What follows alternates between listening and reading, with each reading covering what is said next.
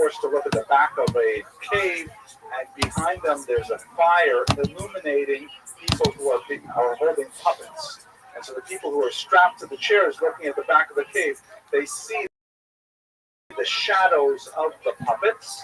And because that's all they've ever seen in their life, they think the shadows are real. But were they to be released from the philosopher and turn around, they would see that the shadows are only cast there by the fire and the puppets, which are more real than the shadows. And if they were to come up onto, level ground, then of course they would see true reality, the sun, trees, and things like that, and all of a sudden they would perceive what is actually real as opposed to what is simply ephemera. So that's kind of like the core idea of Platonism. Aristotle, who we won't discuss today, but we will have to get into in later classes, because he had a huge influence on Maimonides in particular.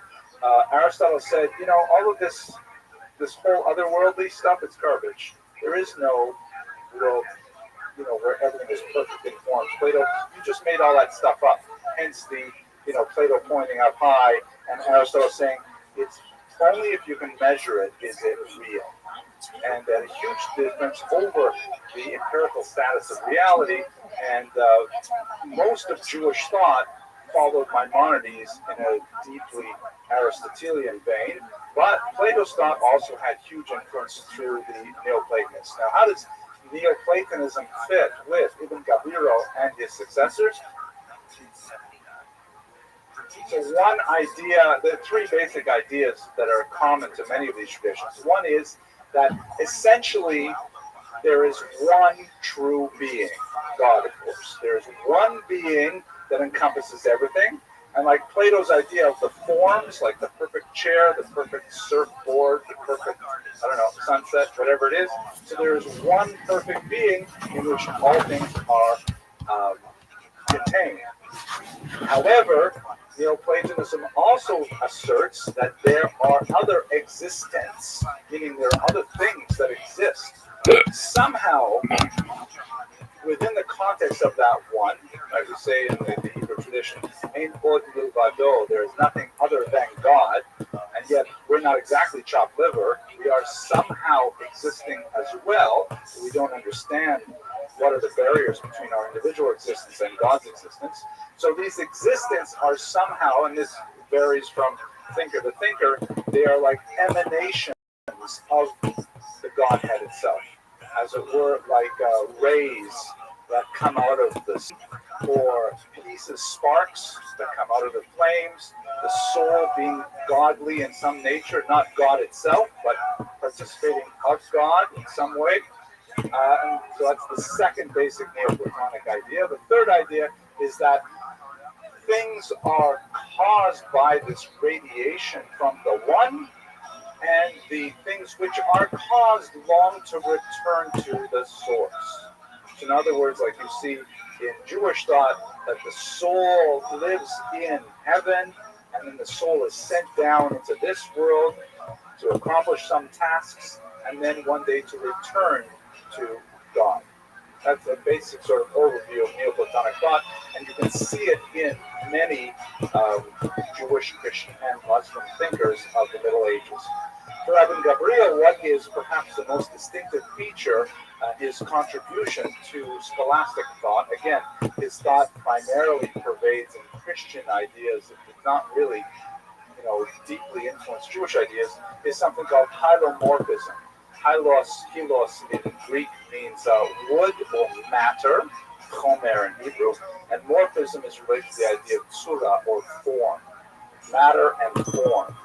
For Ibn Gabiro, matter is kind of like the essential emanation of God, that all creation is created by God, like from 6 days of creation, but it is formless, like we say in Bereshit a few weeks ago, tohu vavohu, it's void and without form.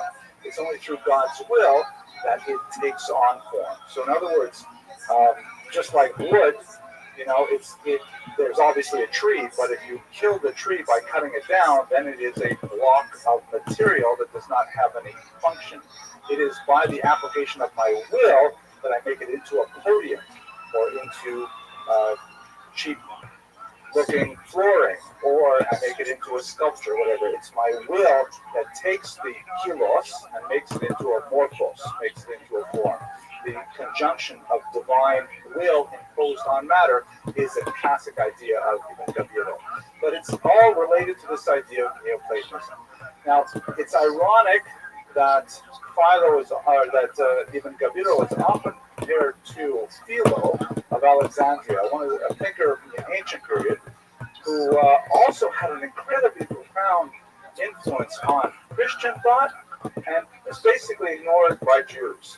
Philo, we won't go into any much detail today, but just he's basically living in Alexandria, Egypt, in the Temple period, around the turn of the millennium, really, and he is essentially writing Greek commentary on the Bible, which is accessible to Christians who can read Greek, but occasionally he kind of goes off he goes off the reservation with some of his ideas, borrowing certain midrashim or changing their meaning in such a way that the rest of the rabbinic world is not comfortable with Philo. So Philo becomes a core commentator on the Bible for early Christians and is ignored by Jews. He's considered like the greatest of the great among these early commentators by Christians, and yet Jews have no time for him. Ibn Gabirol similarly heavily influences scholastics, but he's ignored by Jews. So it's kind of an ironic situation. Now, he also wrote, besides his metaphysics, which talks about, the large ideas of what is the universe made of, who is God, how do we relate to God, these kinds of very, esoteric ideas. He also spoke to a topic that's much more germane for Jewish thinking, and that's his ethics. Metaphysics is all about beyond physics, the construction of the universe. Ethics, also a preoccupation of the Greek philosophers, is how we humans interrelate. And that's really important for Jews who spend a ridiculous amount of time and energy on rabbinic thought on ethics. So this book actually did survive. Jews did continue to recopy it in Ibn Gabirol's name, and we have it to this day. It's called Mivchar HaPninim, which means the choice of pearls. And it's essentially a sequel to his Makor HaChaim, saying, okay, if this is how the universe is constructed, what are the implications for human behavior? If this is the way God designed the world with matter and form, what's the outcome? How does that change my life? And in this complicated book, he gets into a very detailed analysis of how the structure of the universe actually determines how we should perfect our own character. Now, I don't know how good your Arabic is, because he wrote this in Arabic, but I have an English translation.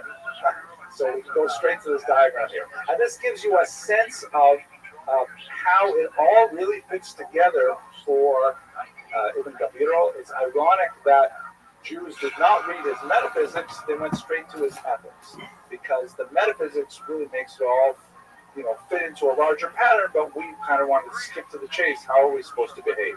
So he basically talks about 10 different character traits, the midot, and how they relate to the four elements and the four humors. This is kind of also Greek thought that was adopted by many Jewish thinkers of Galen, and trying to figure out how we can sort of ideally position ourselves within the overall scope of the universe for ethical perfection.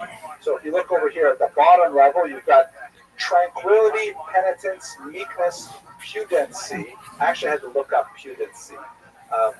We only know this word. I only know this word because of the opposite, impudent. Impudent means like brazen, bold, or to use the Latin term, chutzpahdik. So, or mercy. These characteristics are alike in respect to coal. That all of these things, according to Ibn Gabirol, they kind of are all about coolness, all about not getting too upset, not getting too hot. On the other hand, if you look at the top, alike in respect to heat, you have to read upside down.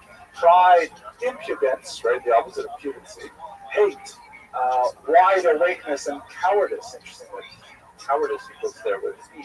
But that's like the opposite set of characteristics dealing with the opposite type of temperature. Over here you have moistness. Now, if you're moist, you have valor, joy, love, liberality, and goodwill. And if you are dry, then you have wrath, jealousy, niggardliness, also they're great words, grief, and hard-heartedness. And the whole map, which is central to this book, Midbar Paninim, talks about how if you have a certain kind of personality that is leaning towards, let's say, dryness, which is, by the way, associated with earth in terms of the four elements, and black gall in terms of the four humors, then you've got to definitely work on developing a little bit more moistness. And maybe you'll get some white gall or water in there, and that can sort of like pull you over to this side. But try to avoid getting too cold in it. Make sure you've got enough heat in there. And the idea is to somehow bring yourself to a technical center. A very complicated metaphysical understanding of the entire physical universe, the matter, and how to align it with will or form in order to achieve a balanced personality. In the sense of it got real sophisticated, complicated thought. The metaphysics informs the ethics. And when you go back and read something poetic like Keter Malchut, then you see that, oh my gosh, he's taking all of these complicated, weird ideas and bringing them into a poetic expression. It deeply enriches the understanding of his poetry. He was really, in my humble opinion, a philosopher first and a poet second. It's ironic that we know him primarily as a poet. Okay, so if we think about his legacy, let's look at some of his great quotable passages again, because he's got a very sharp wit, and he's taking these ideas and his expression in poetry, and they translate really well. I've chosen 4 of them. The truth is, if you look up Ibn Gabriel on the web, you'll be assaulted with tens of quotations. For some reason, perhaps it's because he was so popular among Christians, and he received early Latin translation that there's more of this kind of like pop wisdom associated with Ibn Gabriel. He does not have anywhere near this pride of place among thinkers in the Jewish pantheon, but nevertheless we get a sense of his personality in these little pithy quotes. The test of good manners is to be patient with bad ones. Very nice. Again, ironic in the sense of what Moshe Ibn Ezra has to say about him, but a useful one. And Ibn Gabriel also took the photograph that goes behind these two. Yeah, I made that up. Okay. If you want to keep something concealed from your enemy, don't disclose it to your friend. Right? I remember when I was studying in England, they told me there's something called an Oxford secret. You've heard that expression, Oxford? Apparently, an Oxford secret is something you only tell one person at a time. Right? I mean, it's not a secret at all. But if you want to keep something concealed, don't disclose to your friend. Okay, here's another one. A wise man's question contains half the answer. From the question itself, you can understand half of what's going on. And then finally, man is wise only while in search of wisdom. When he imagines he has attained it, he is a fool. But yeah, that's kind of an odd quality. I agree. Okay, so it turns out that even with my jokes, I've spoken a little bit faster than I anticipated tonight. We come to the conclusion of the lecture. Ibn Gabriel is one of these fascinating characters. He died very young. There's a comet that streaked across the sky. His poetry, which he began to write at a very young age, had a phenomenal influence on liturgy, particularly even today among Sephardim. His philosophy, ironically, is basically lost to Jewish thought for about 900 years, but was picked up by the Christian scholastics, most notably St. Thomas Aquinas, and it is there that he achieved a fame that far eclipsed his stature among Jews. Nevertheless, the value of his extremely powerful poetic expression, the depths of his remorse and his tshuva as expressed in Keter Malchut and other poems, continues to influence the liturgy today, and I think he's definitely a very fitting individual to include in our pantheon. Next week, we have a figure who looms very large in the Musar universe. We're going to look at Bachya ibn Makuda, who was also a contemporary of Ibn Gabiro. They lived roughly the same time, and they lived in the same city in Saragossa, and they borrowed a lot of ideas from each other, as we shall see. But Bacha is known most prominently for a very famous work called Chobos Halevavos, the obligations of the heart, a tremendous classic of Jewish thought that I'm looking forward to learning with you next week. Thank you once again for your attention and your endurance, and we'll wrap it up for the night. Hello, everyone. I hope you enjoyed that lecture. I had a lot of fun with it. The internet version is a little bit shorter because I told too many jokes that I regretted, and I decided to cut it out. So you have to come here and visit live. And I want to say a special shout out to that couple that came all the way to Koa, Israel to hear the lecture live. It was great to have you in the audience. Anyways, I want to close with a couple of calls to action. First of all, if you have been reading my book, I'm really grateful to all of you who have written nice things to me privately, and I'm especially surprised that so many have actually read it in one sitting. That makes me a little nervous. Maybe I should write bigger books. This is quite large enough if you can read it in one sitting, but I'm glad that you're finding it meaningful. Here's the thing. If you're sending me personal words of congratulations, things like that, and feedback and corrections, that's fantastic. But maybe consider writing a little review, like on the Amazon site. They give you an opportunity to put reviews there, or testimonials will help get this book into the hands of people who appreciate it. And I certainly would be, really very happy to see other people reading the book and learning from the Torah and the possession right. Second thing that's kind of cool, I just got an email today, and there's a shout out if you're watching it right now, from a Spanish language publisher who wants to translate some of my stuff into Spanish, which I think would be especially great for Sephardic Jews. I'm not going to divulge the name and things like that yet until we actually agree on things, but I am very excited. I think that would be absolutely fantastic. And well, that's about it. Okay, next week we have a fantastic lecture on Rabbi Rothschild on Chobos Halevavos. Oh my gosh, what an amazing book, nice and safer. And I look forward to that. Have an excellent week. Prayer by their religion, by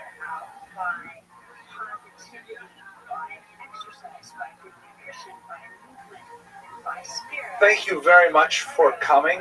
We have an amazing topic tonight, something that, I know about these things for a long time, but I never get around to really studying them until I prepare for these classes. And I'm just so amazed with the range and depth and breadth and fascinating elements of Jewish history. It really is tremendous. Tonight's topic, we're going to look at the incredible Rabbeinu Bachya, also known as Rabbi Bachaye. We'll talk about the pronunciation of his name shortly, who is the author of a classic, a very creative and pioneering work in Jewish history, the Chobos Halevavos, the duties of the heart.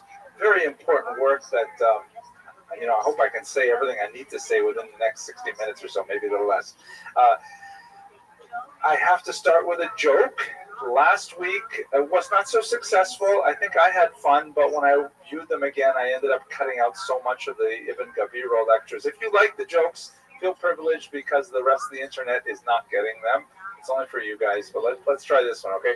This is actually a joke that I've told maybe 3 or 4 times, and I never managed to get it right, although I have to say it is probably one of my favorite jokes in the whole world.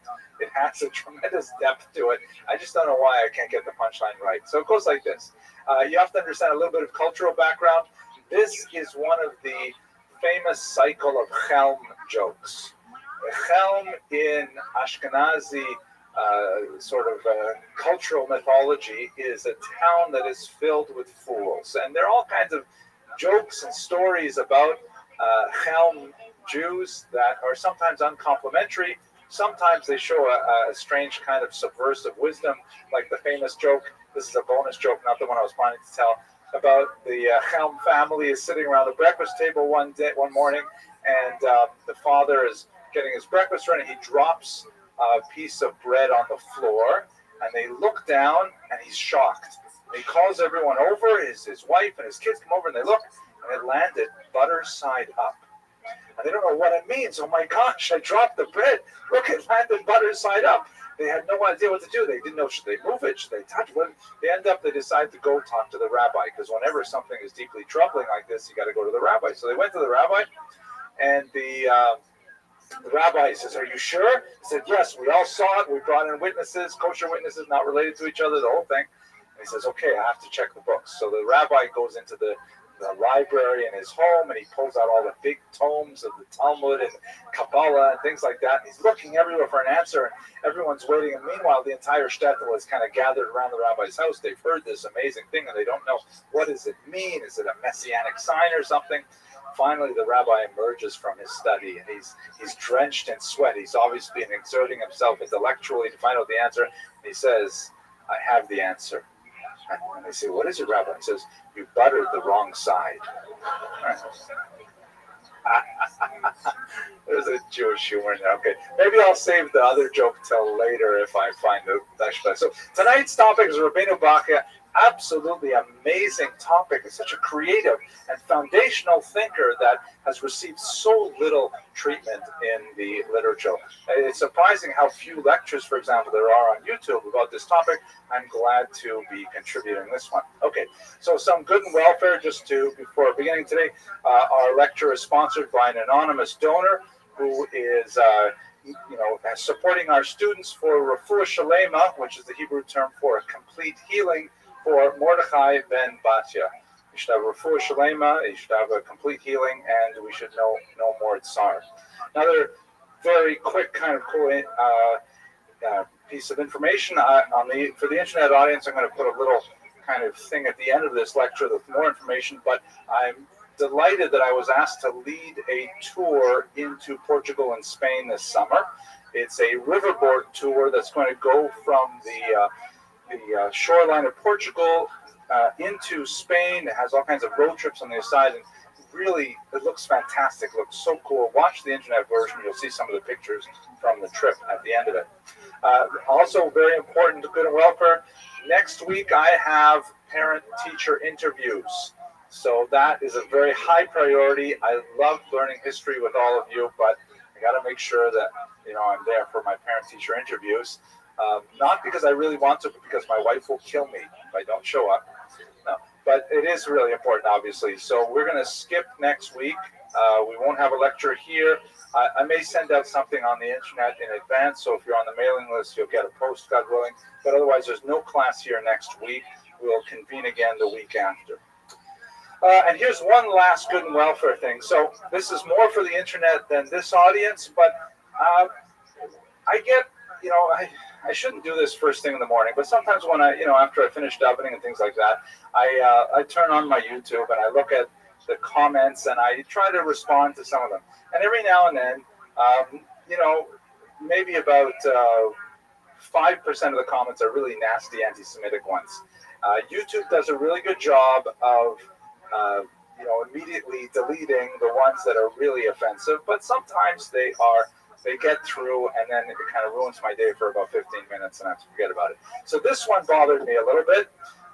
This one was in last week's lecture. I've wiped out the name. It says, since most Jews in the United States, rather Ginos, I had to look that up. It stands for Jews in name only, and it's based of a part of a really bizarre, complicated anti-Semitic myth that today's Ashkenazic Jews are actually descended from the Khazars, who we've talked about in previous lectures.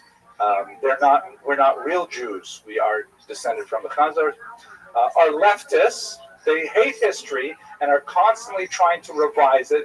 This makes it hard to raise money for true history. So I'm not exactly sure what he's getting at, but I think he's throwing a little jab at the fact that we have not met our $100,000 goal for scholarships yet. So the way to deal with these guys, I'm going to delete him later. But in the meantime, support our students, all of you on the internet. It doesn't matter how much. Go online and deal with people like this and say that we don't care. We want to keep learning, and we will help our students get through their undergraduate degree. Okay, enough good and welfare. Let's go straight to the actual material. So who was Rabbeinu Bachya?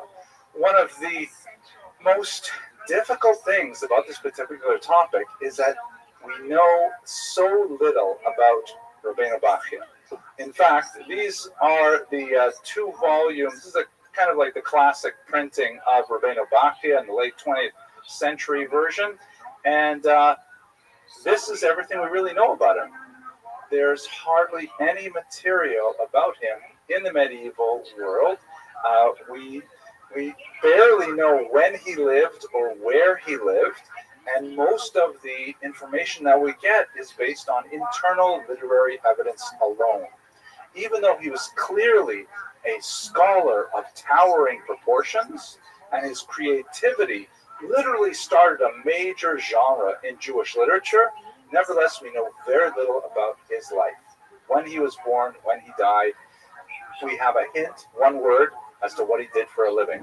Let's have a look at what we do know, most of which can be expressed on just the title page of this one book. Let's check it out. So this is the Hebrew title page, Toras Chovas Halevavos, which is a beautiful title. The word Torah, of course, is used here in the sense of teaching. Right? The word Torah comes from hora'ah, to instruct. So the teaching of the obligations of the heart. In Hebrew, it's in plural, but in English, it's like hair is plural and singular in English.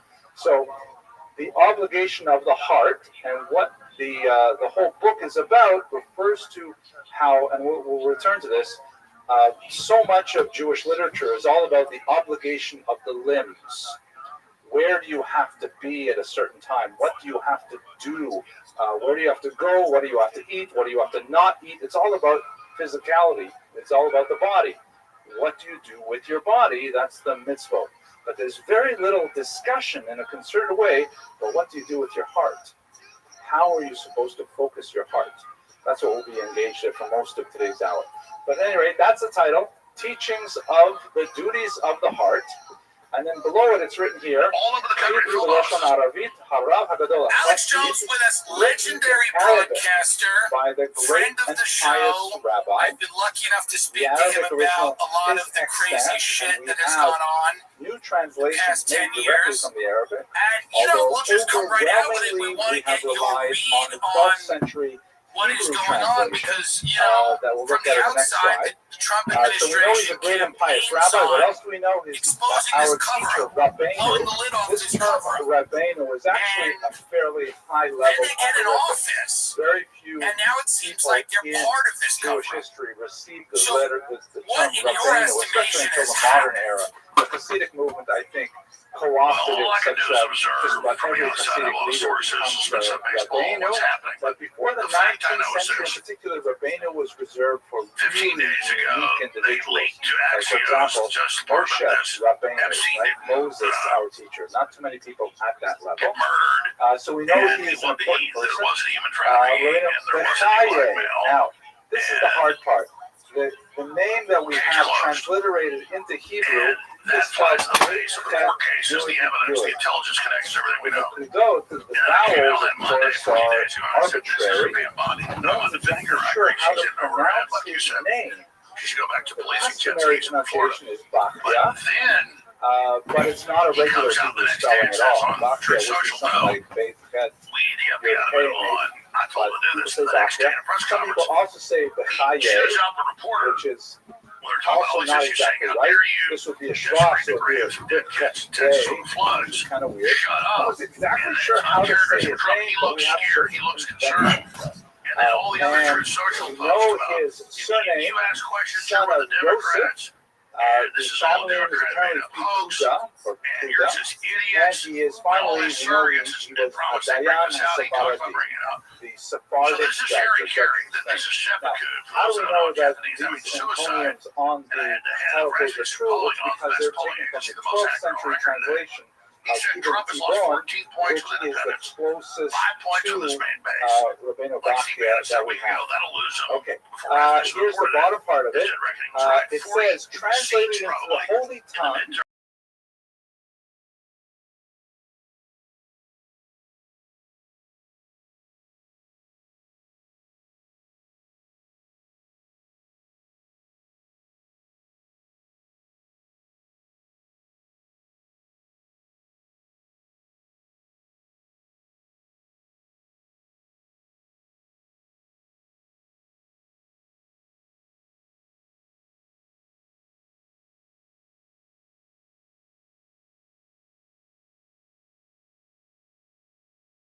persecution of the kind of cosmopolitan environment. And so Arabic readers are fleeing from Spain, including Maimonides, we saw before. Yehuda Levi leaves, and others. The Alfasi, ironically, moves to Spain at this point.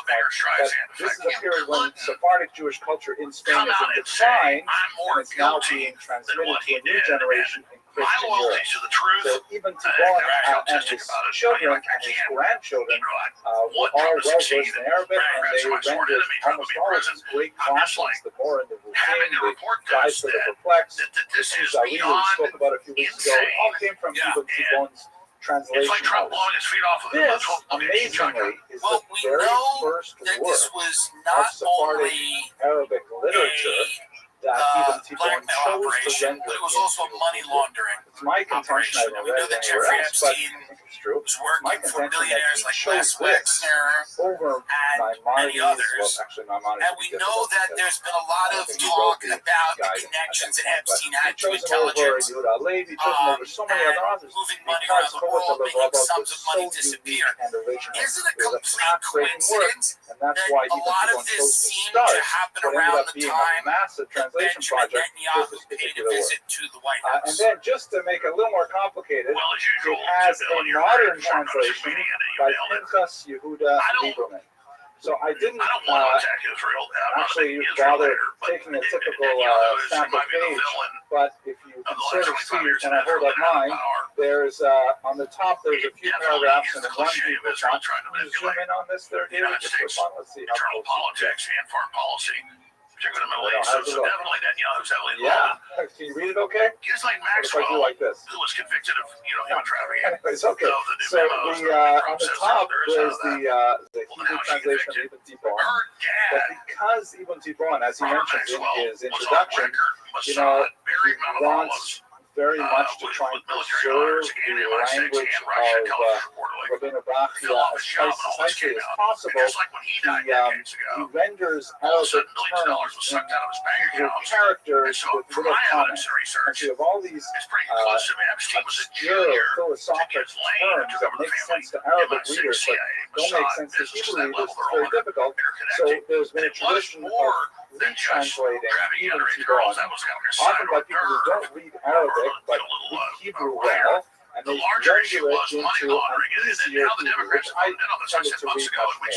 It takes a little longer because it takes more words to explain the concepts, but the more modern Hebrew, in this case the 20th century translation, is just a little bit easier to access. There is also a very fine English translation as well. It's been published by Belltime. Another edition that I consulted online, an English edition. But that's the problem with working with a translation, is that 5.5 years ago in New York, translations themselves are already a step back from the original. But that's how we access Kobo Kobo. And that's where I should go on to the next slide. So where did he come from?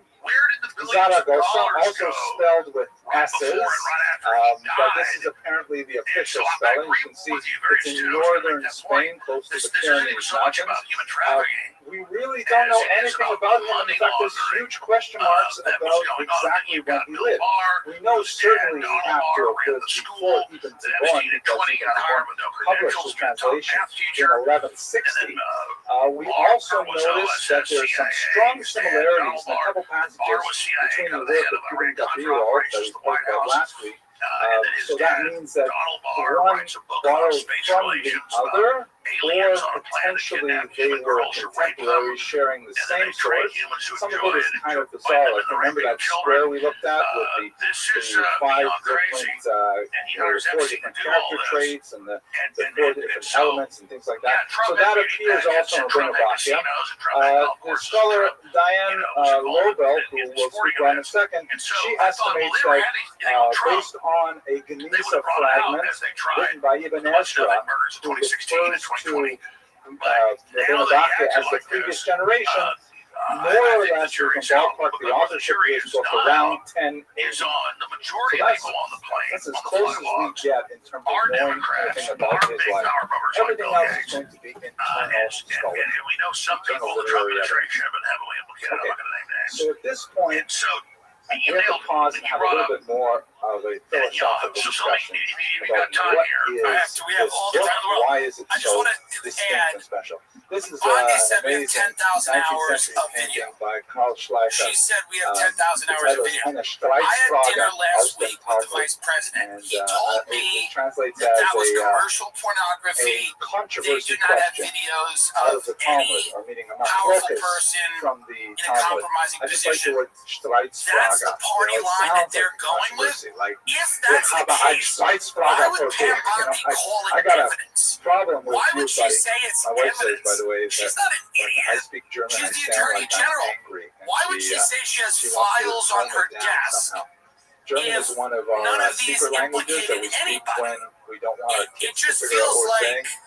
They figure it they're all out. covering They know everything. something for Anyways, sure. okay, so this is a picture my grandmother, Rabbi Shalom, used to own, And I feel like I always they're liked it when telling I a was a kid story, because it shows and the rabbis story engaged doesn't in make a any Talmud sense. discussion.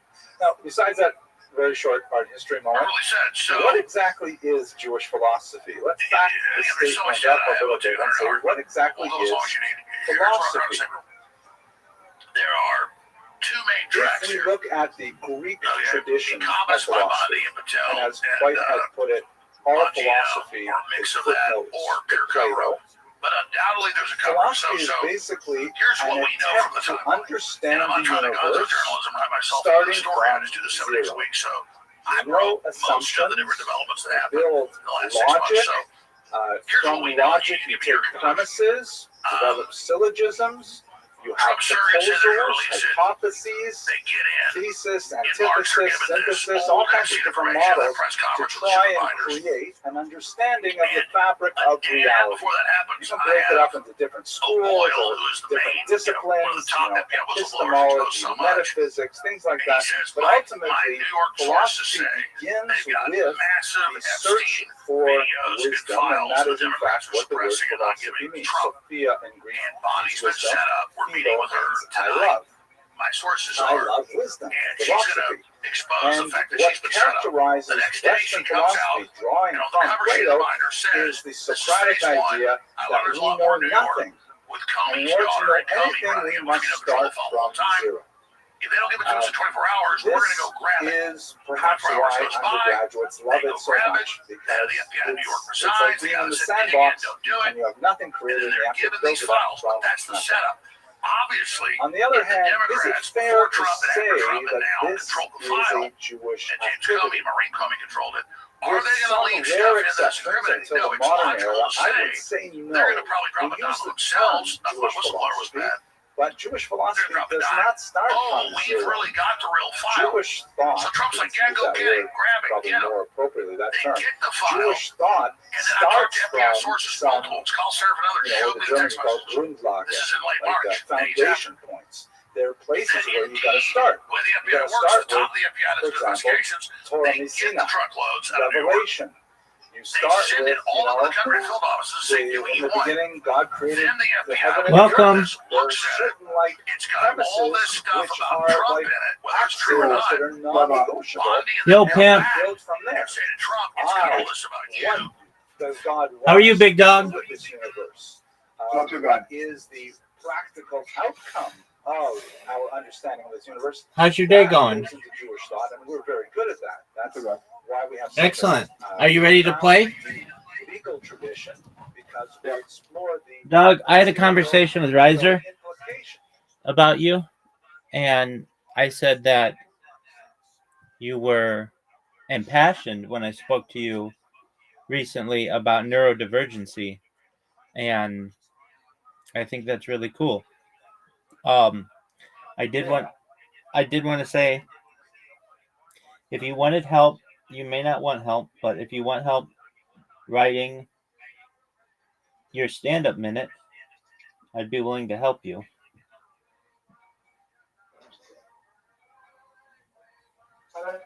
I don't need help right now. I just Okay. want to go on my own. Okay, I respect that. Are you ready to get your ass For kicked? now. Are you ready to get your ass kicked? Yeah. Okay, that's all. Yeah. That's really what I wanted to know. Oh, fuck. That's Monday night. Rabbi,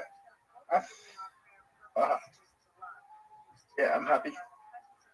All right, cool. Am I sending it to Zoot 1 or Zoot 11?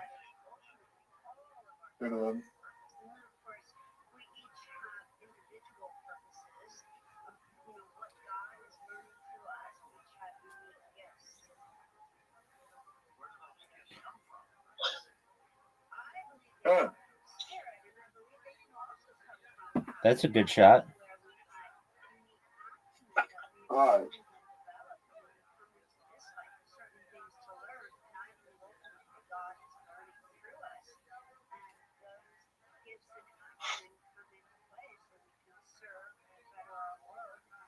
Almost.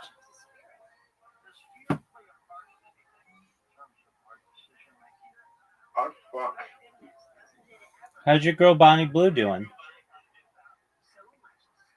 10. Dude, she fell back to 10? No, she's 5. Sorry.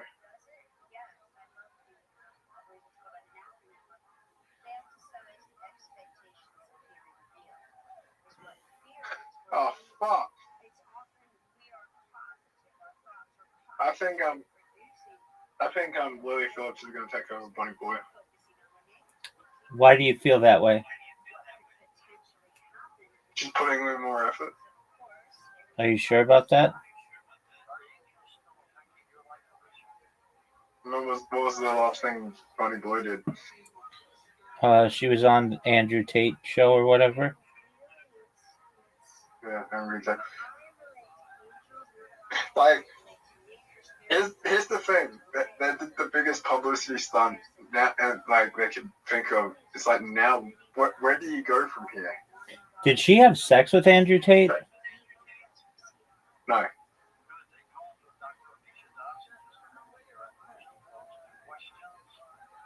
Where do you go from here? Like, where do you go from here? From your career? I don't know. She could have a podcast or be a talk show host. Well, yeah, she could travel the world.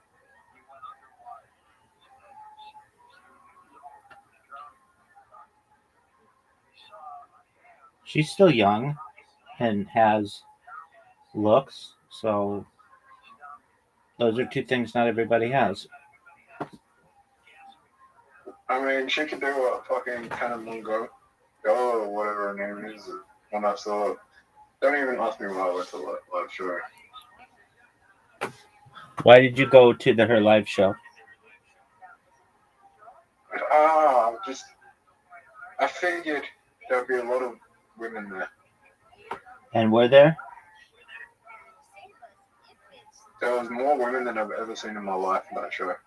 No way. Like the woman to man ratio, the woman to man ratio, I'm not even joking, it was about 98% women to men. That's amazing.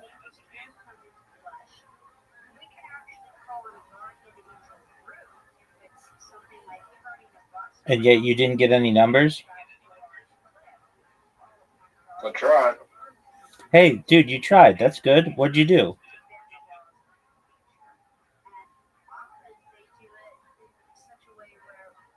I talked to girls on the tram on the way there and the way back. Were they going there as well? Yep. Oh, cool. And what'd they say? And then I had to sit there.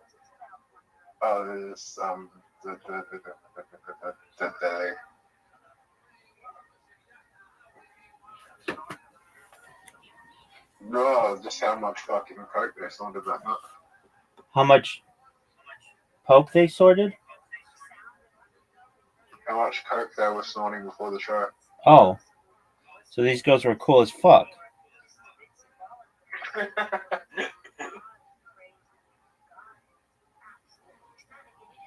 And they asked me where to get like drugs and stuff, and we're just like, I have no idea.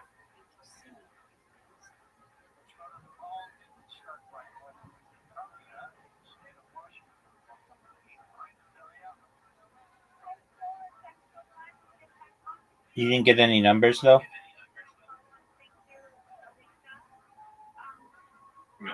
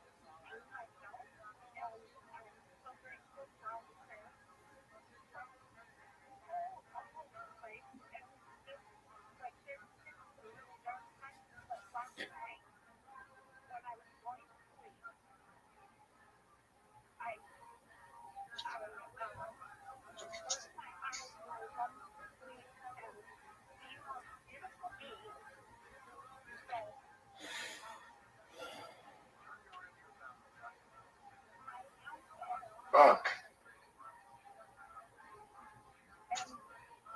Rabbi, Yo, pimp. you ready to lose? Yep. You know this is like one of my worst souls. They're all your worst souls, dude. No, statistically, this is like my worst soul.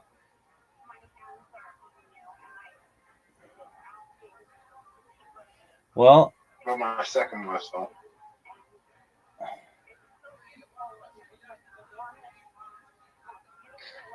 I'm in a better position than you. yeah, you are. If I just go like this. Fuck! It's so hard to make it through there.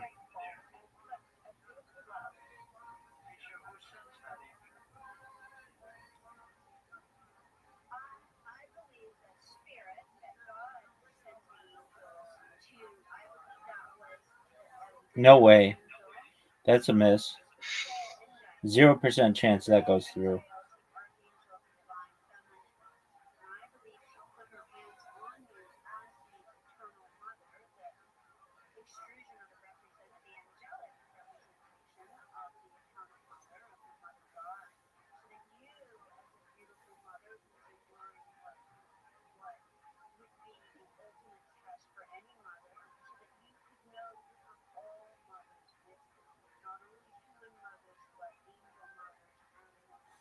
Dude.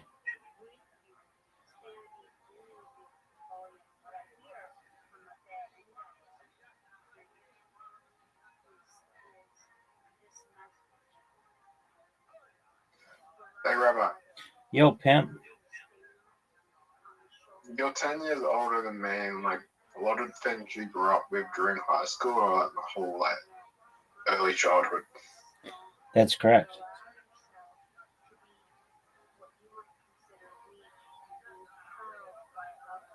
What are your early? What did I miss out on in your early childhood that I didn't have? Sure. When there wasn't an internet and How no, old were you when the internet came out? 10 years old? 8 maybe. 8? Yeah. And nobody trusted it. Why did no one trust it? Well, because you could only got your news from like at that time you only got your news from like newspapers or the television, and newspapers and television could tell that the internet was going to be competition for them. Good job, dude. And so they sensed that it was going to be competition. So in order to avoid the competition, they just told you that nobody was using it and it was just going to be a fad, and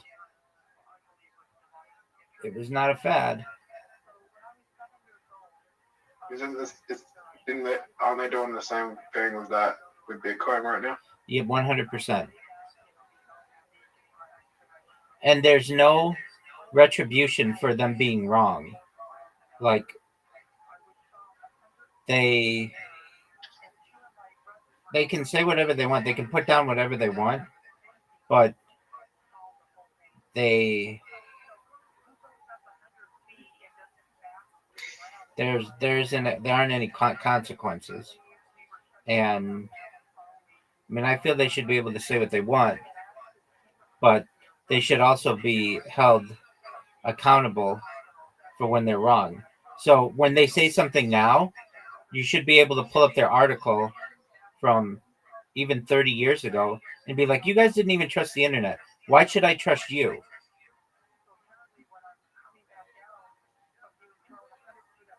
So I remember the days of no internet, and it was much different. There were like hints at the internet, meaning they would talk about like maybe in the future colleges might be able to be connected, or you might like the big thing, fax machines were a thing. And so people talked about like fax machines being everywhere, and the cell phone was not really a thing. I mean, they had it in like Wall Street. They had it in Wall Street. What'd you say, Zoot? I gotta turn my Wi-Fi on. Hang on. Well, turn your Wi-Fi on then, baby. They talked about like maybe you saw cell phones in the movies or you saw the internet in the movies, but that didn't mean that it was necessarily being used like that. Even if you had a cell phone, they didn't have cell phone towers. They didn't have cell phone towers. I think everything in most of the United States. Everything gets talked shit about until people start using it. You know? That's true. I mean, they talk shit about Bitcoin and coining like before 2021. They were talking so much shit about Bitcoin and because they were buying it. And the same fucking people that were talking shit were buying it. Even like JP Morgan, he was like saying, no one. If anyone in my workplace buys Bitcoin, they'll be fired. While JP Morgan was buying like shit tons of Bitcoin when it was going down. You mean Jamie Dimon? Sorry? Do you mean Jamie Dimon? Yeah. Right. We didn't really have cell phones, but people had car phones. I remember my parents had car phones installed, and that was a big deal. Just being able to talk to people in the car. Yeah, I meant to say Jamie Dimon, not JP Morgan, but yeah. That's fine. The owner of JP Morgan. Yeah. He doesn't own it. He's just the CEO.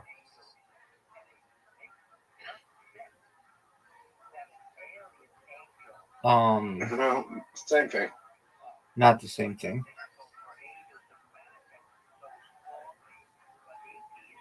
How's it not the same thing? He doesn't own it. He's an employee.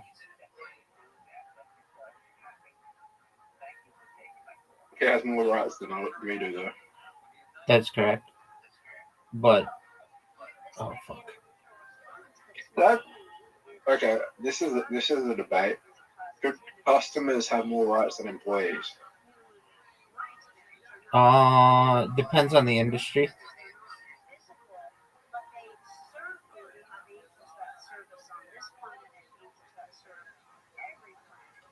Like a major government is a company of a defense contractor.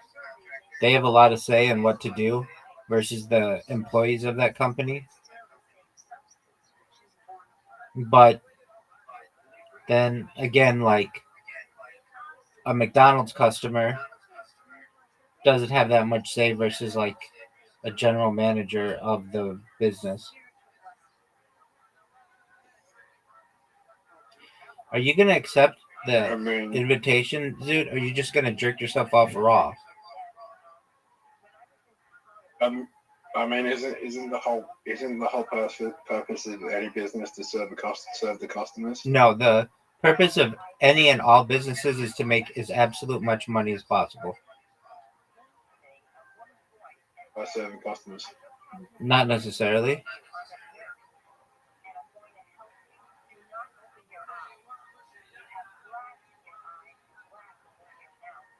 Like a company like Citibank used to do retail banking, which means like, or perhaps not even like, let's just take Chase, JP Morgan.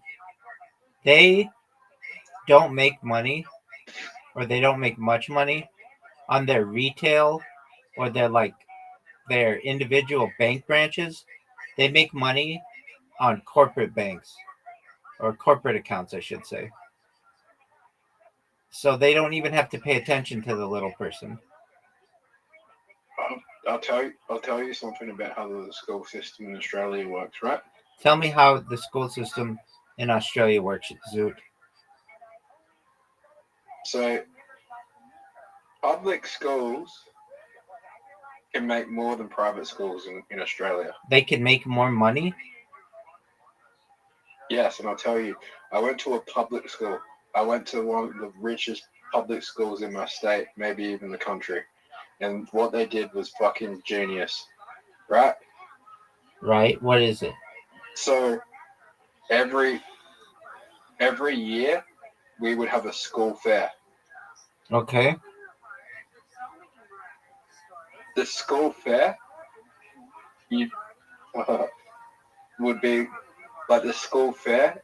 All the money from the school fair would go back into the treasury of the school. Okay. And the school marketed themselves to be like the best, like, fair in the area. Like we got like known as like the best school fair, and like everyone started coming to our school fair, and the school made like millions over the course of like 15 years from all these school fairs, because every school fair just kept on getting better and better. What is a school fair? What is a school fair? Right. It's an event that's held on the weekend. Okay, what do you do? Like rides, Oh, so show bags. I got you. So it's like a carnival. Yeah. Oh, okay. So it's a fundraiser, and they just did enough on their fundraiser that they developed. Yeah, over the course of 15 years, they made like millions. I could see that. You can't do that in public school either. Private school. You have to do a public school. Why can't Public schools are like, Why can't private schools have school fairs? because they would have they like raised the fucking prices so much that it was unaffordable for most people.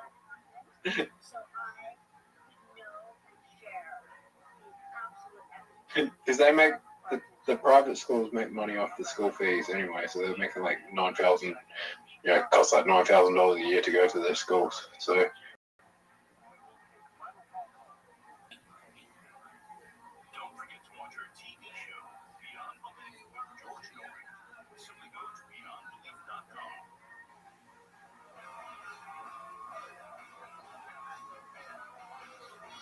Have you ever known anybody to wrestle an alligator or crocodile?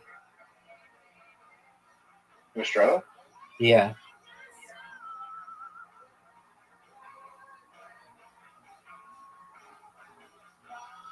not personally.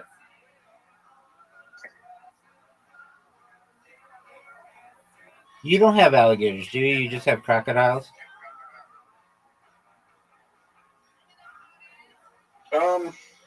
What's the difference? They're different animals. They have different snout shapes. They like grow differently. They're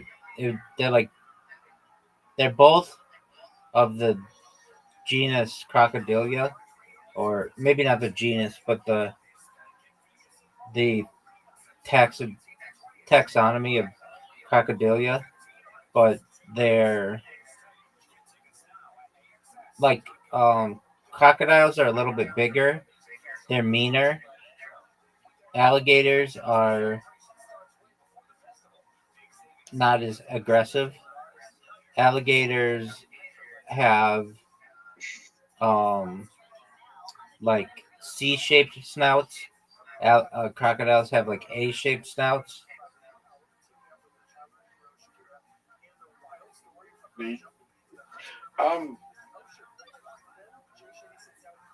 I think we do have alligators. I don't think so. I think alligators are only in like Florida. But I'm gonna check that. No, we have alligators. All right, do you?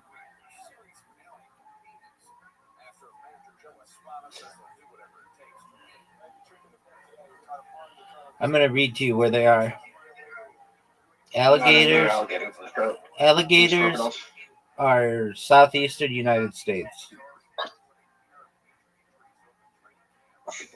Are the alligators in Australia? No. No, you just have crocodiles. Crocodiles are fucking. I'm scared of crocodiles.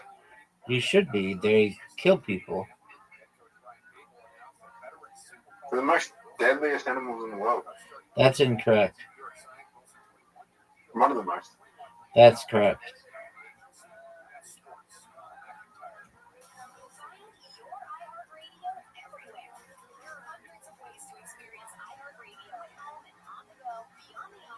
What's the most deadly animal in the world?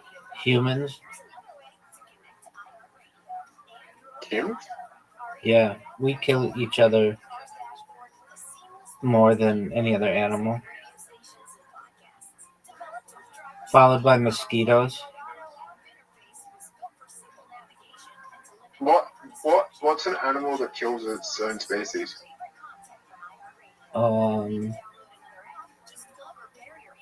Lions.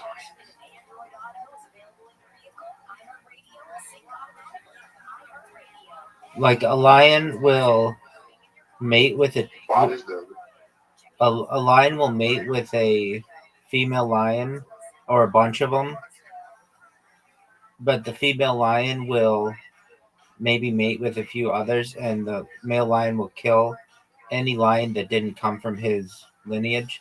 Are you gonna go? I've sent you an invitation, Zoot. Did you know that bears are known for killing each other? I did not. Zoot, did you know that I sent you an invitation?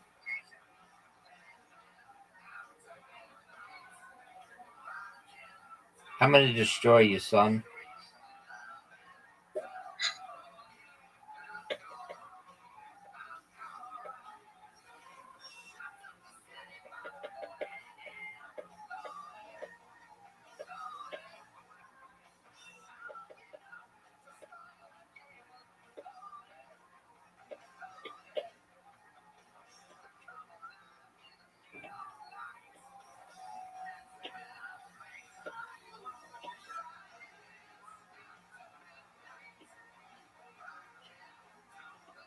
Did you know that Malcolm Jamal Warner died?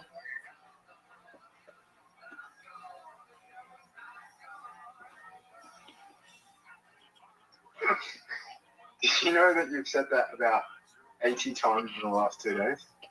I want to make sure everybody knows. Did you know Audie didn't know that Ozzy Osbourne had died? Oh, that's sad. Word, dog. I swear, like, Rabbi, the only people that know that he is dead are you and him, and he's dead. I don't even think That's funny. He's dead. That's funny.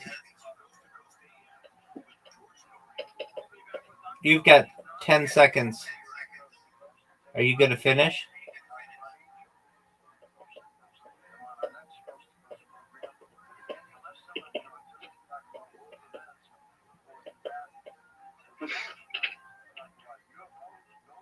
How did he die?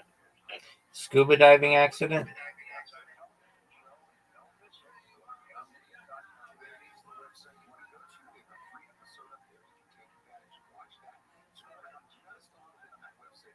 I don't even think the scuba diving instructors know he's dead. He died in Costa Rica. The only people that know he died is the person who like took the paycheck from TMZ to say that he's dead. That could be. Nobody else paid attention. Yo, are you going to accept the invitation? I sent you an invitation. Zoot, you've never beaten me in basketball. You've only tied me. That's a miss. That's a miss. If you died right now, how long would your like stream go before it turns off? Maybe like 12 hours or so. Okay.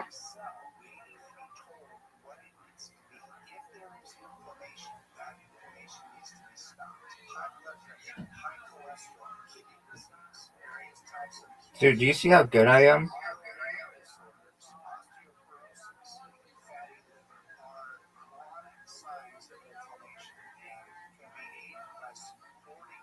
Do you just want an invitation? Do I just want an invitation to what? Who's the most famous person to die on the live stream?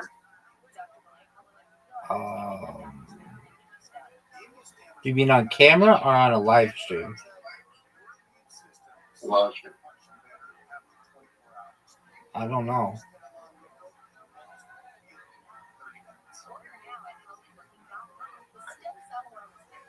It would have been maybe Donald Trump.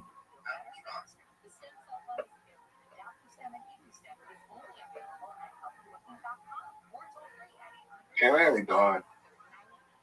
What'd you say? I mean, John F. Kennedy died on TV, right? No, he did not.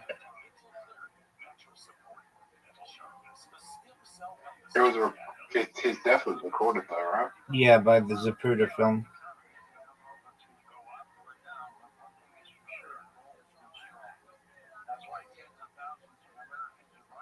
Dude. Who's your favorite? Dude. You're going to take the lead. You tied. All I have to do is make one shot. I dedicate I'm not even playing. Yeah, you are. What game are we playing? Basketball. I'm not in basketball. You just played, dude. Are you sure that's me? Oh, no, that's Riser. No way. Oh, wow. You're absolutely right. What? Dude, sometimes I get you guys confused. He was online. Is he playing against you? Yeah, he did. And I thought it was you. That's hilarious. And then you're like, I'm not even playing right now. I'm like, yeah, you are.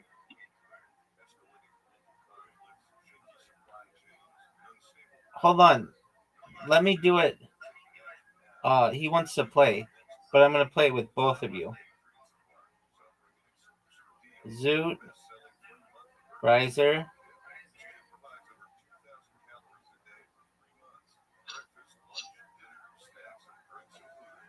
He joined. Now it's your turn to join. There he is. Zoot. Join, dude. Join. Zoot. Zoot. Zoot. Zoot. I'm joining. I joined. Excellent, dog.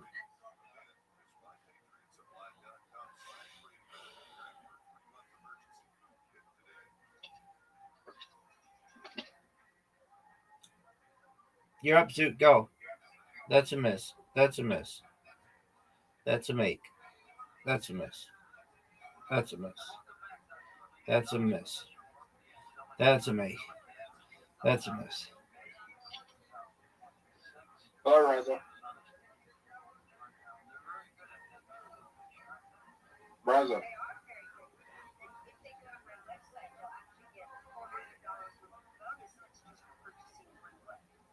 Are you sure that's Riser? It's not Riser. That's cool. Dude, he just had a big round. What the fuck? It's Miss Aquarius. It is Miss Aquarius. What the fuck is Riza doing? Why didn't he even do it? No one knows.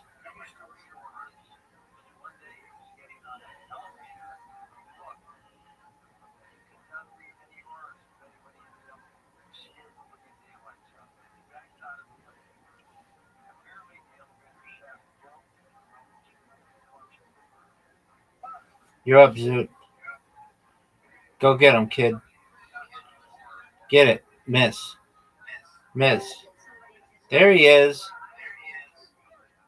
How you living, pimp? Good.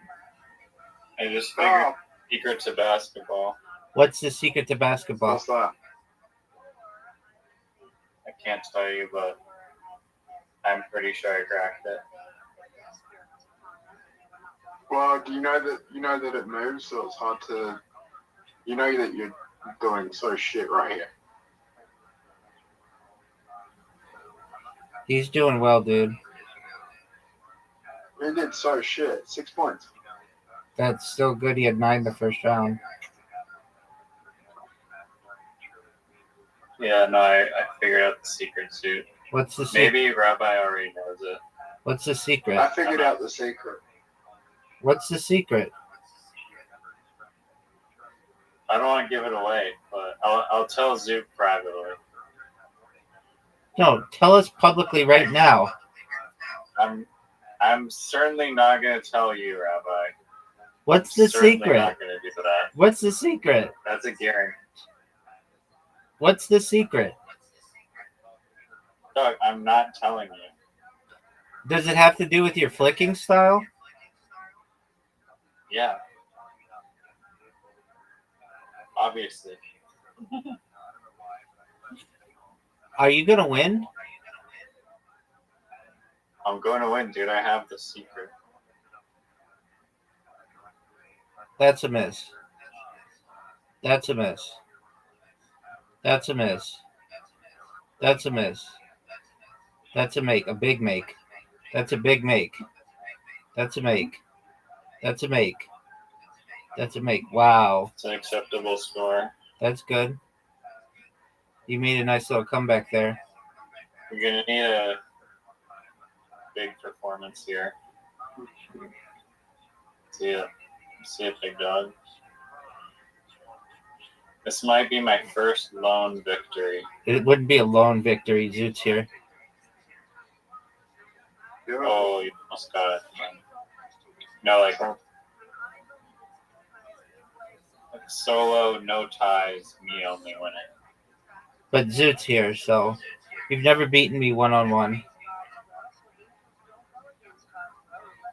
Okay, Did you know Zoot got a new account? we do that game. Did you know Zoot got a new account? Zoot. On Play-Doh Yeah, or Discord? both. Zero.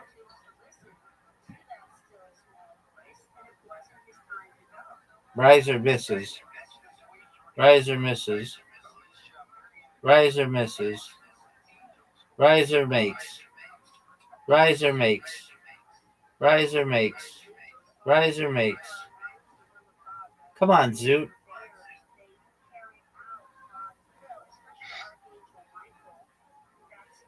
So you changed your Discord picture. 1. Get it, Zoot. I want Zoot to do well. 2, I never 3, changed my Discord picture. 4. You did. It's a 5. Scroto now. You can't change your profile picture you can't change your profile picture if you're not on the account. No one knows what that means. It means I have another account. My other account I didn't change the profile picture. So you're using another Discord again?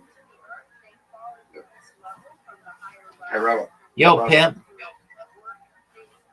Sorry, Robert. Yeah.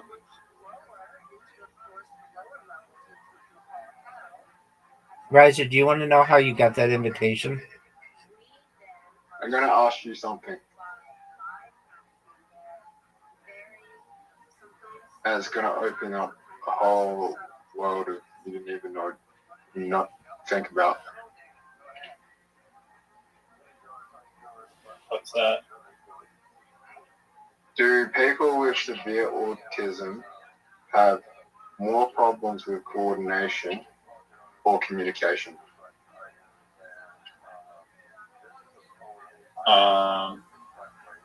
Yeah, probably. You didn't answer the question. Just pick one. Just pick the people with severe autism have problems with coordination or communication. I mean, I don't know the answer, but based on what you said earlier, I believe so.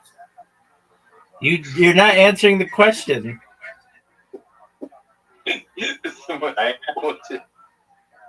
He's asking, do people with severe autism have more issues with A, communication, or B, coordination? Oh. That's anybody's guess, really. Get it, Zoot. Get it, Zoot. Zoot's got the lead. I guess you haven't met anyone that's like severely autistic then. No. I mean, I didn't really know about like the coordination thing. I thought it was just like mental stuff, not like physical coordination. Because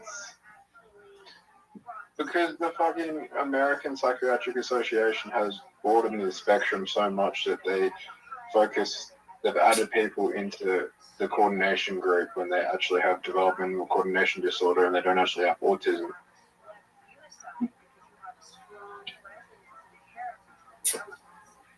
I didn't know that was a thing. Because developmental coordination disorder doesn't get as much awareness as autism, so they put everyone in the autistic category. It's more profitable when they actually have developmental coordination disorder.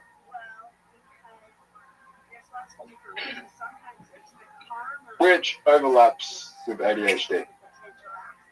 About 50% of people with coordination issues also have concentration issues with ADHD, which makes a lot of sense because the more uncoordinated you are, the less likely you are to pay attention.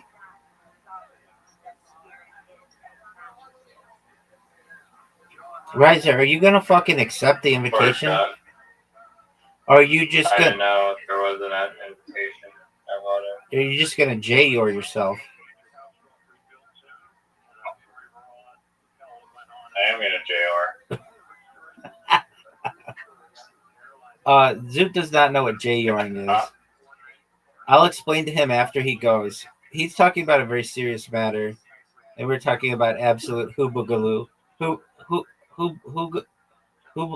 hullabaloo, and all right. So Zoot, whenever we're playing and I'm like, hurry up, what are you doing? Jerking yourself off raw? I'm annoying people with how much I say that, which should be a clue to them that they need to right now. calm down, Zoot.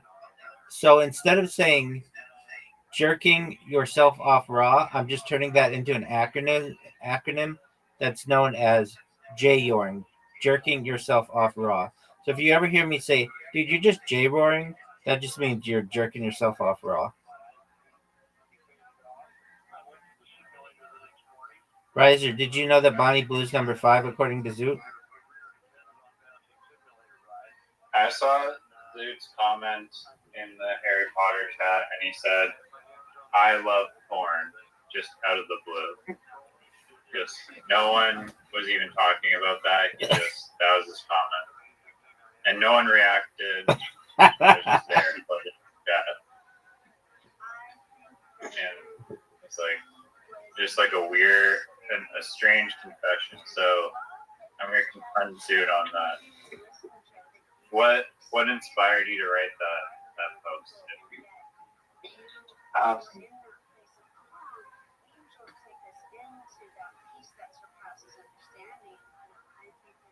I met my girlfriend from a porn site. What girlfriend? I'm kidding.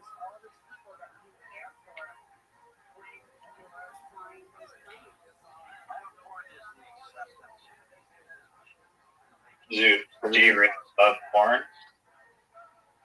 Have you ever tried to find love at a strip club? Doug, hold on. You've been asked a question. Do you love porn? I think it's a bad addiction. Okay, that's not the question, though. The question was, do you love porn? Yeah, I do. Okay. Yeah. How many times a day do you look at porn, Zoot?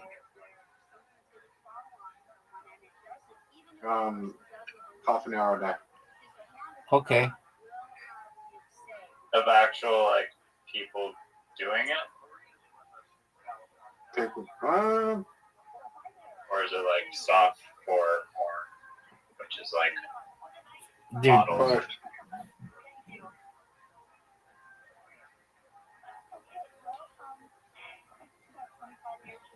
Zoot might win.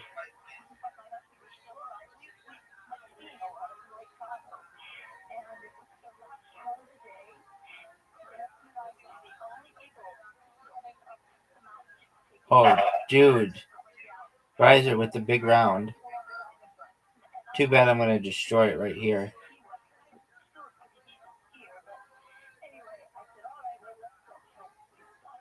Oh, miss. Oh, what the hell?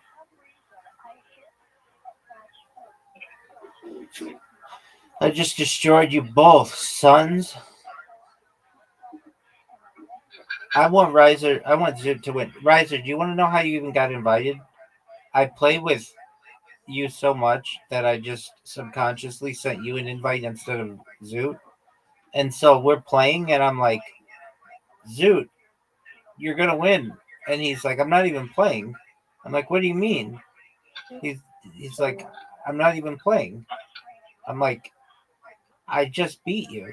He's like, I'm not even playing. It took me like a second to realize I was playing against you. Are you I gonna, just saw the dog? notification pop up and I hit accept. That's what I like to All the hear. time.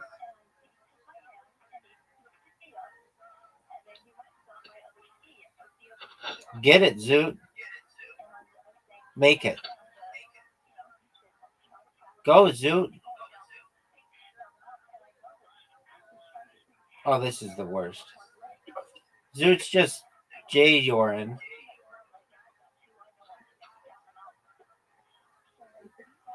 Zoot, why didn't you go?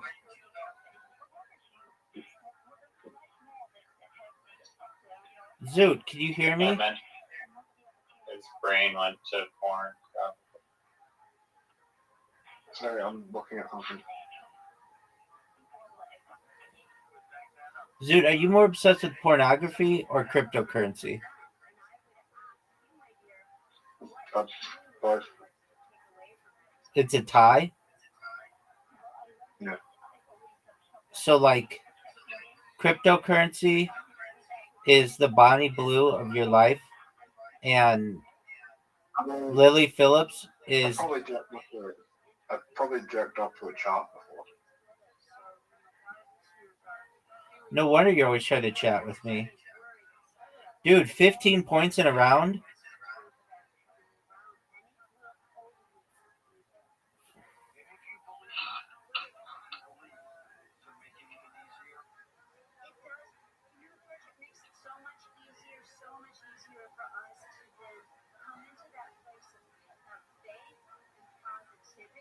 Riser. 10 points. That's good. I'm going to get 10 points right here.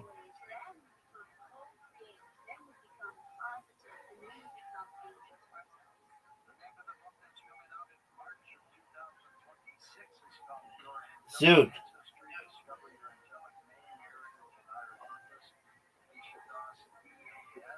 I got 11 points, which is even better. I'm about to hit the record.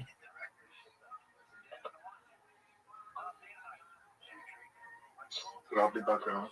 Zoot, don't go anywhere.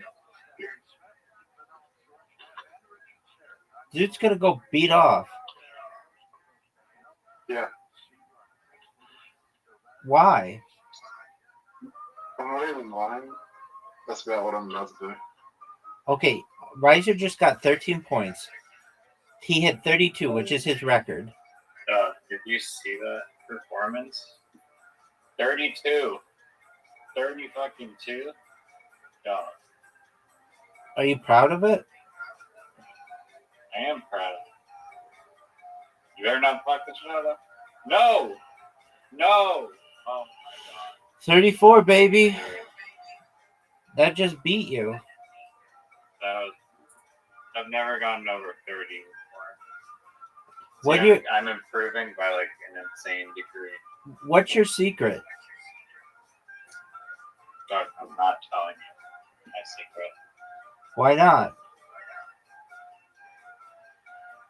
Because you never told me your secret. I show it to you. I'm live on camera. You can watch everything that I'm doing. No, I can't see your finger movements closely enough. Did you watch all kinds of secrets on Mancala? Mancala means to move. Did you know this? And Karam means rebound. Are you gonna go?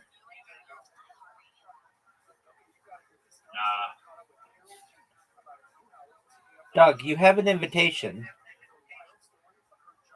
I'm gonna make cookies right now. I'll be back in a little bit. Sounds like a plan, Stan.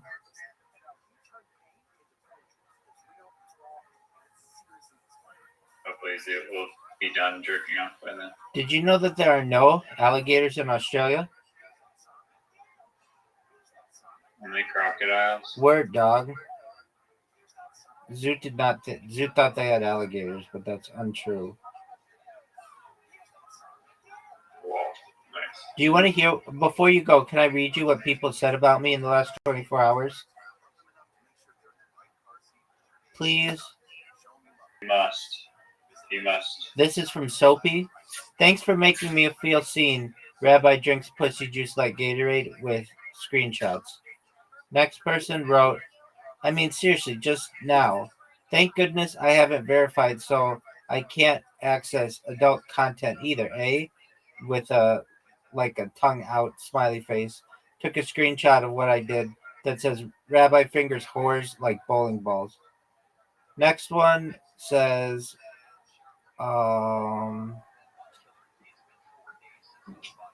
clearly that Rabbi is really someone who has way too much time on their hands and they're now just messing with us. Somebody who had taken a screenshot said he's here to a screenshot that they took of me saying Rabbi drinks pussy juice like Gatorade. Next person said,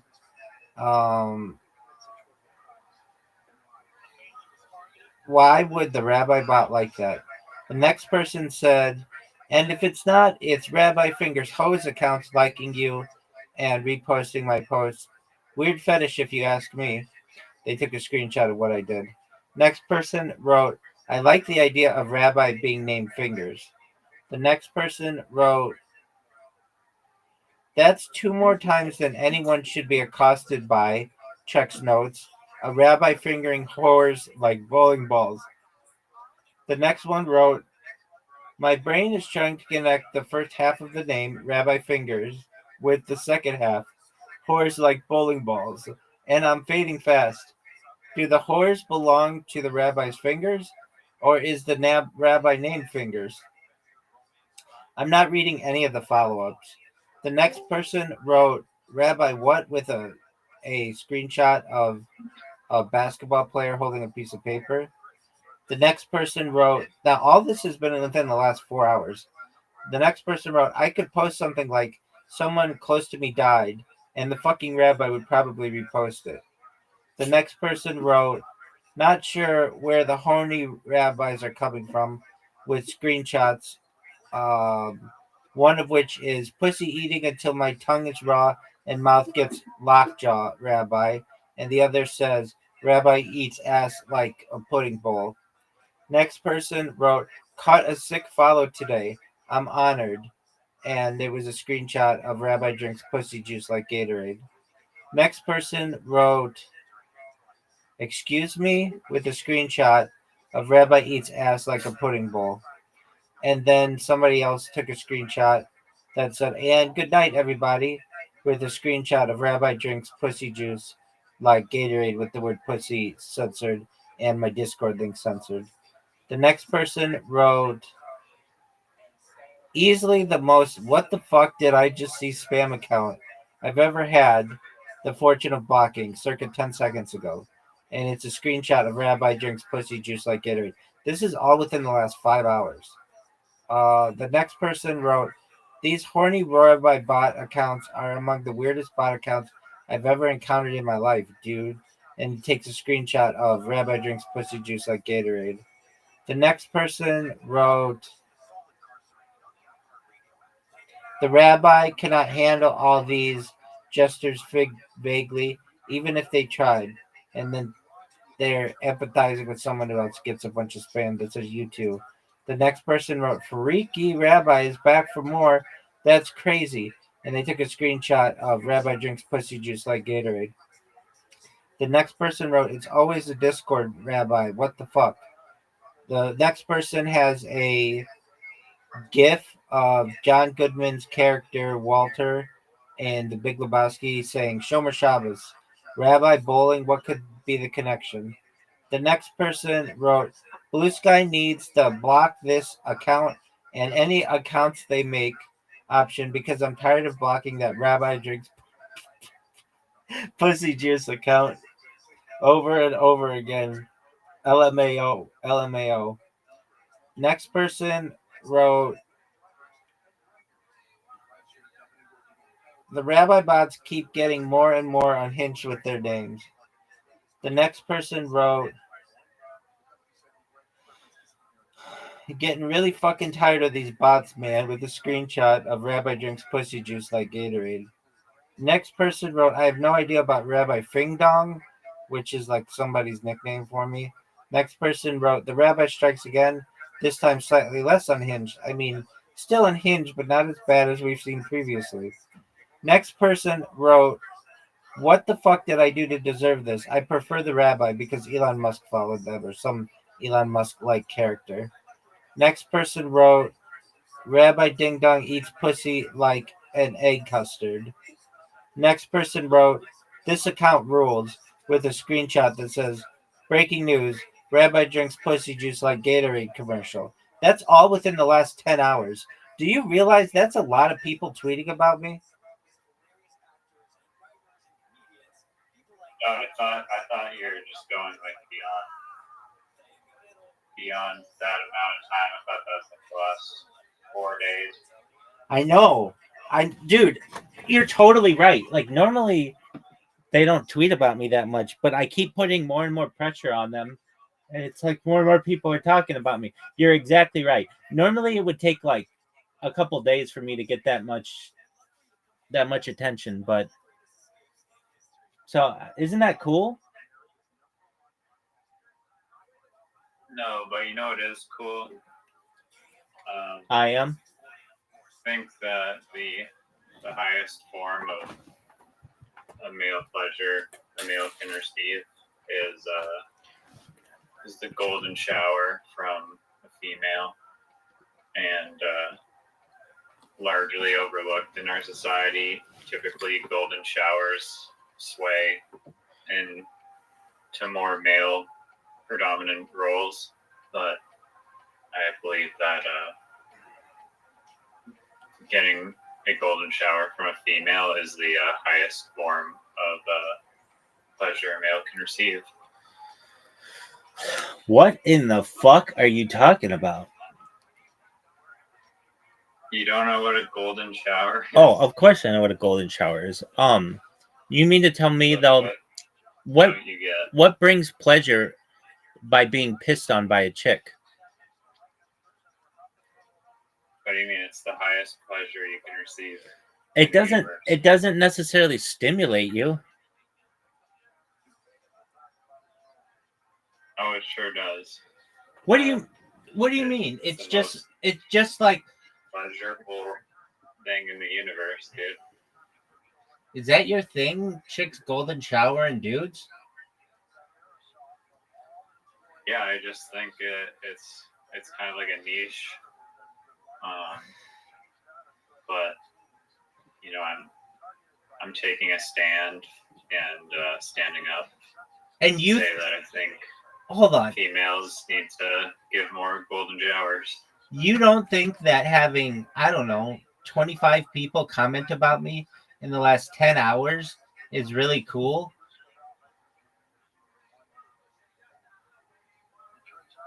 I didn't say it's not as cool as the female getting a golden shower from a female. That's all I was saying.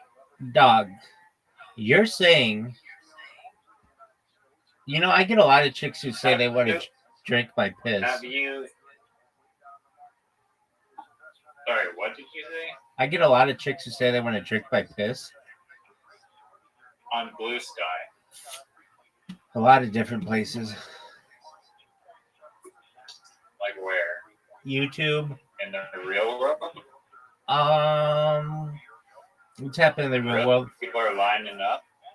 No, I mean, not currently, but it's happening in the real world. Just bitches who say they want to fill their mouths up with my piss and swallow it. Like Bonnie Blue stuff that Zoot pussied out of? Yeah, so let's talk about him for a second. I volunteered to help him with his stand-up comedy. And, well, first he came in and I was like, dude, I could tell that you were impassioned by neurodivergency. And that's cool. And I know that you want to do stand-up comedy on Monday or whatever. Or, like, I know you want to do stand-up comedy. I volunteer to help you if you want help writing jokes. And he's like, no, I'm just going to do it on my own. And he's like, shit, that's like on Monday. And I'm like, yeah. And he's just like, oh, wow, that's coming up soon. So he doesn't want help writing jokes, which is cool. I don't know what he's going to do, but whatevs. He seemed to be in a good mood today, and that's good. He seems extremely horny, which is his thing. Don't you think it's amazing? Back to me before we get back to your golden shower discussion. Don't you think it's amazing that all these people know who I am on Blue Sky?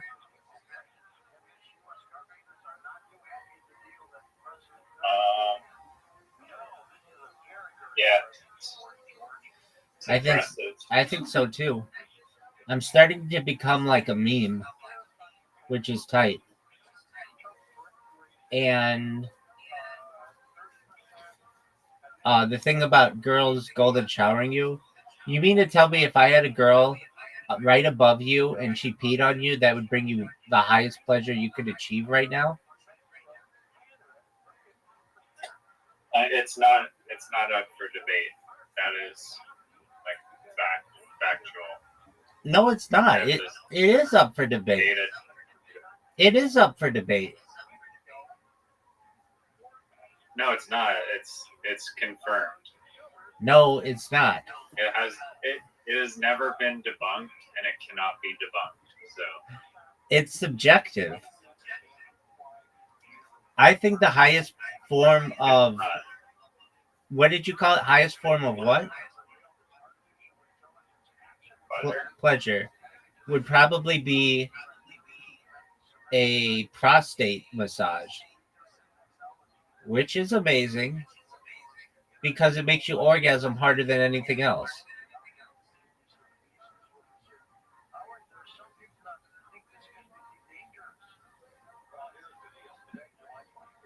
It brings a lot more. Yeah, but it brings a psychologically, it's not stimulating.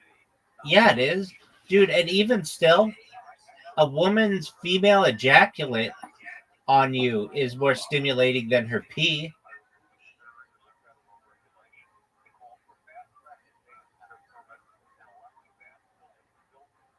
Yeah, I mean, I'm just memeing here, but I just think it's a funny meme to be really obsessed with getting a golden shower.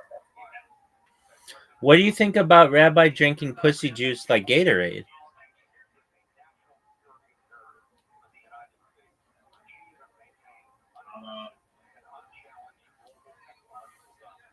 Like the more you spam, I hope you switch up those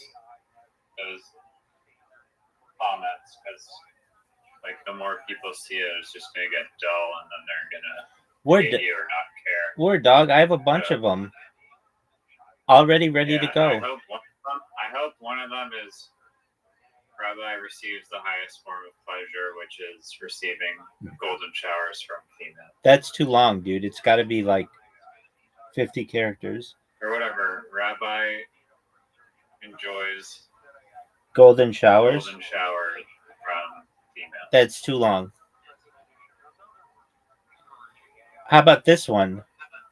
Right characters. Do we have? Okay, if you want to get into that discussion, just one moment. 64, right?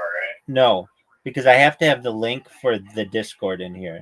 So it's got to be. I'm going to give it to you right now. Bear with me. This is going to be one of the most enjoyable. Okay, here we go. It's got to be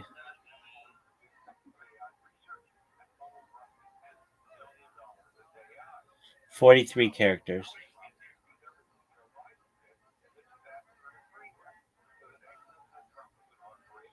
What about this one? What do you think of this one? Rabbi Cream Pie's milks. Rabbi Cream Pie's milfs like Little Debbie. Like Little who? Little Debbie? No one's ever heard of that. You've never heard of Little Debbie, the company? No. Is that like some food company? Yeah, they like make something called cream pies.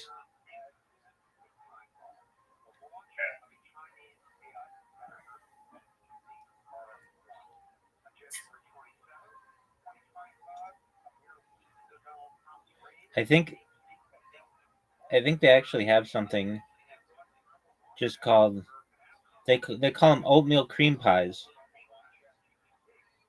by Little Debbie. What are your feelings on What are your feelings on oatmeal cream pies?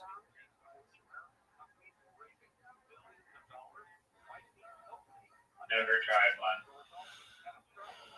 Why not? We don't have that in Canada. Let's look. Little Debbie cream pies, Canada.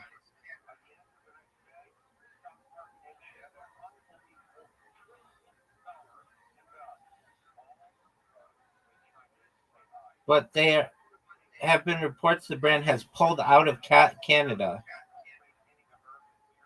What did I tell you? Yeah, dog. You didn't believe me? Little Debbie pulls out of Canada. No more oatmeal cream pies. That's just very sexual. That's subjective. All right. You want to hear another one? Rabbi Cream Pie's milks like Krispy Kreme. The Rabbi gargles MILF pussy juice. Blue Sky moderators masturbate to Rabbi. Rabbi eats pussy until lockjaw ensues. Rabbi fists MILFs like boxing gloves. Ghislaine Maxwell masturbates to the Rabbi. Rabbi sucks MILF titties like cow udders. Congratulate Rabbi on Pimp of the Year. Now, if you want longer ones, breaking news, Rabbi is the pussy-eating champion of the world. Rabbi licks pussy like ice cream cones. Rabbi treats pussy the way wood splitters treat logs. No more. I've heard them. I heard. All right. What do you think of yurts? Yurts? Like the thing that Mongolians sleep in? Yeah. I think they're tight as fuck, dog. Did you know that they maximize the surface area of the dwelling because of the circular shape? I could see that.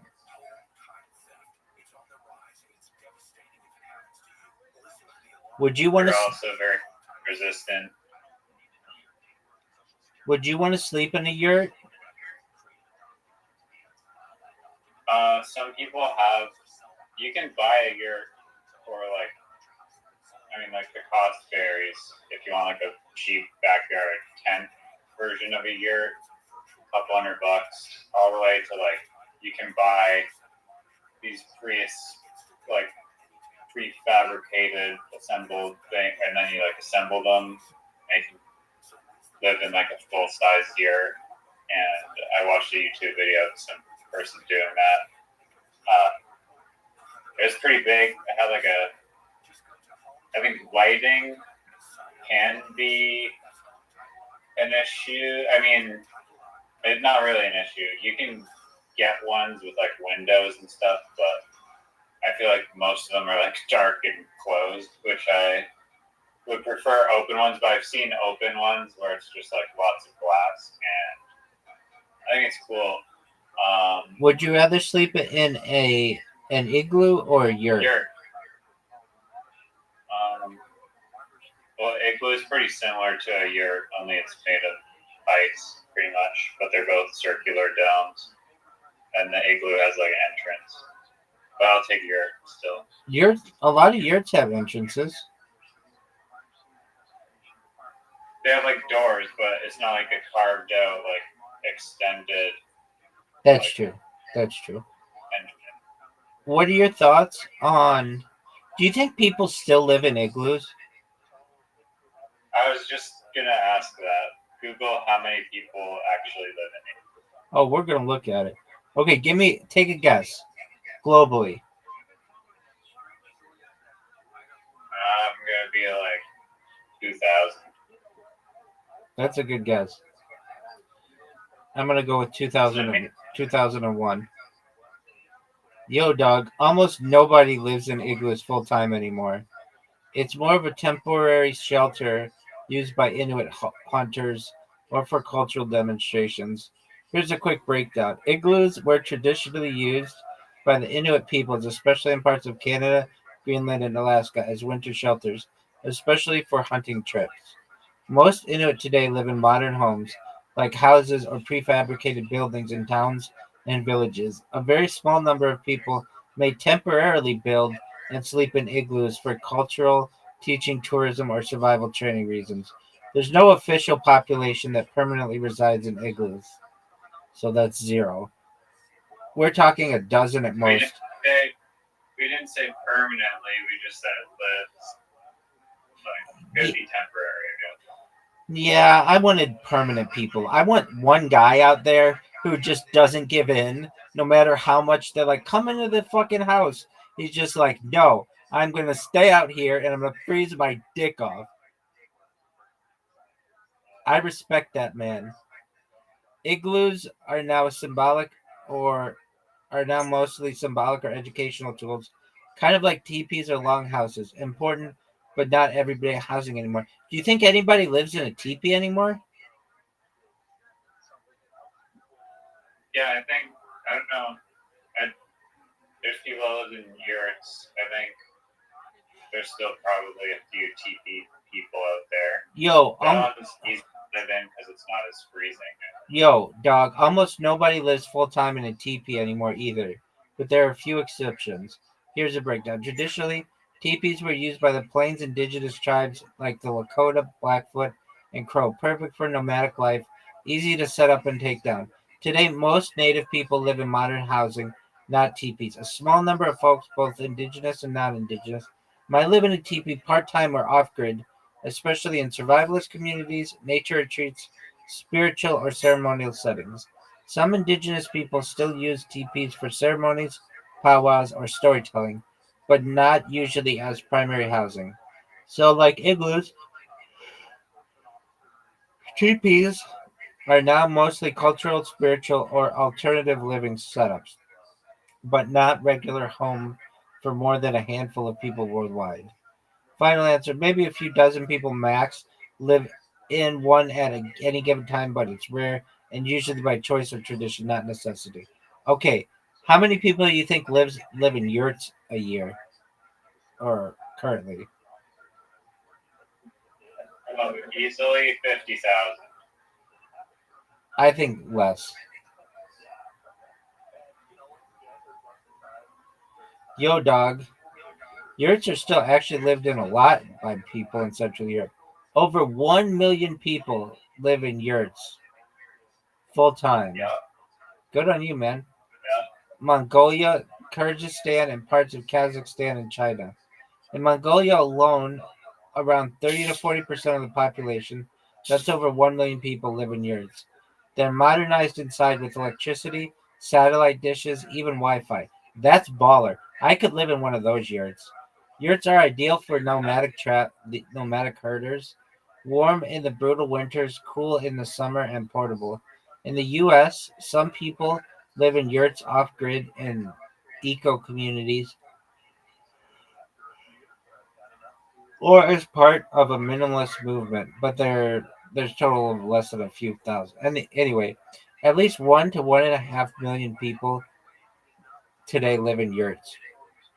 That's tight. I don't know why I was thinking less, but I figured, well, if nobody lives in teepees anymore, nobody lives in igloos anymore, maybe a yurt is just a thing of the past. But no, that thing's still being used. All right. Do you think people live in? How do people in Africa? What do they live in? They live in like small compounds, like mud walls and shit. Like the tribal people? Yeah, I think maybe they have their own version of like a TP yurt potentially, but Okay, the most common thing is a hut made from mud, clay, thatch, wood, grass, dung, or a mix. Circular or rectangular with conical or thatched roofs. Common in East, West, and Central Africa. Compounds. Often a group of huts within a fenced area where an extended family lives. Seen in Western African communities. May include granaries, cooking areas, and animal shelters. Rondavels. Circular stone or mud brick homes with a thatched roof. Popular in southern Africa among the Xhosa, Zulu, and Sotho peoples. Nomadic structures. For tribes like the Tuareg or Somali pastoralists, homes are portable, like tents made of hides, woven mats, or palm fronds. Modern and hybrid housing. Real talk, traditional homes aren't just primitive. Okay, cool. What do you think they live in like indigenous people in South America?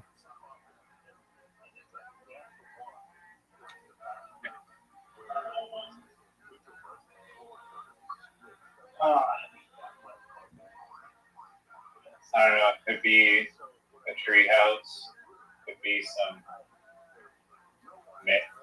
makeshift tent, Okay, so maybe like a hut.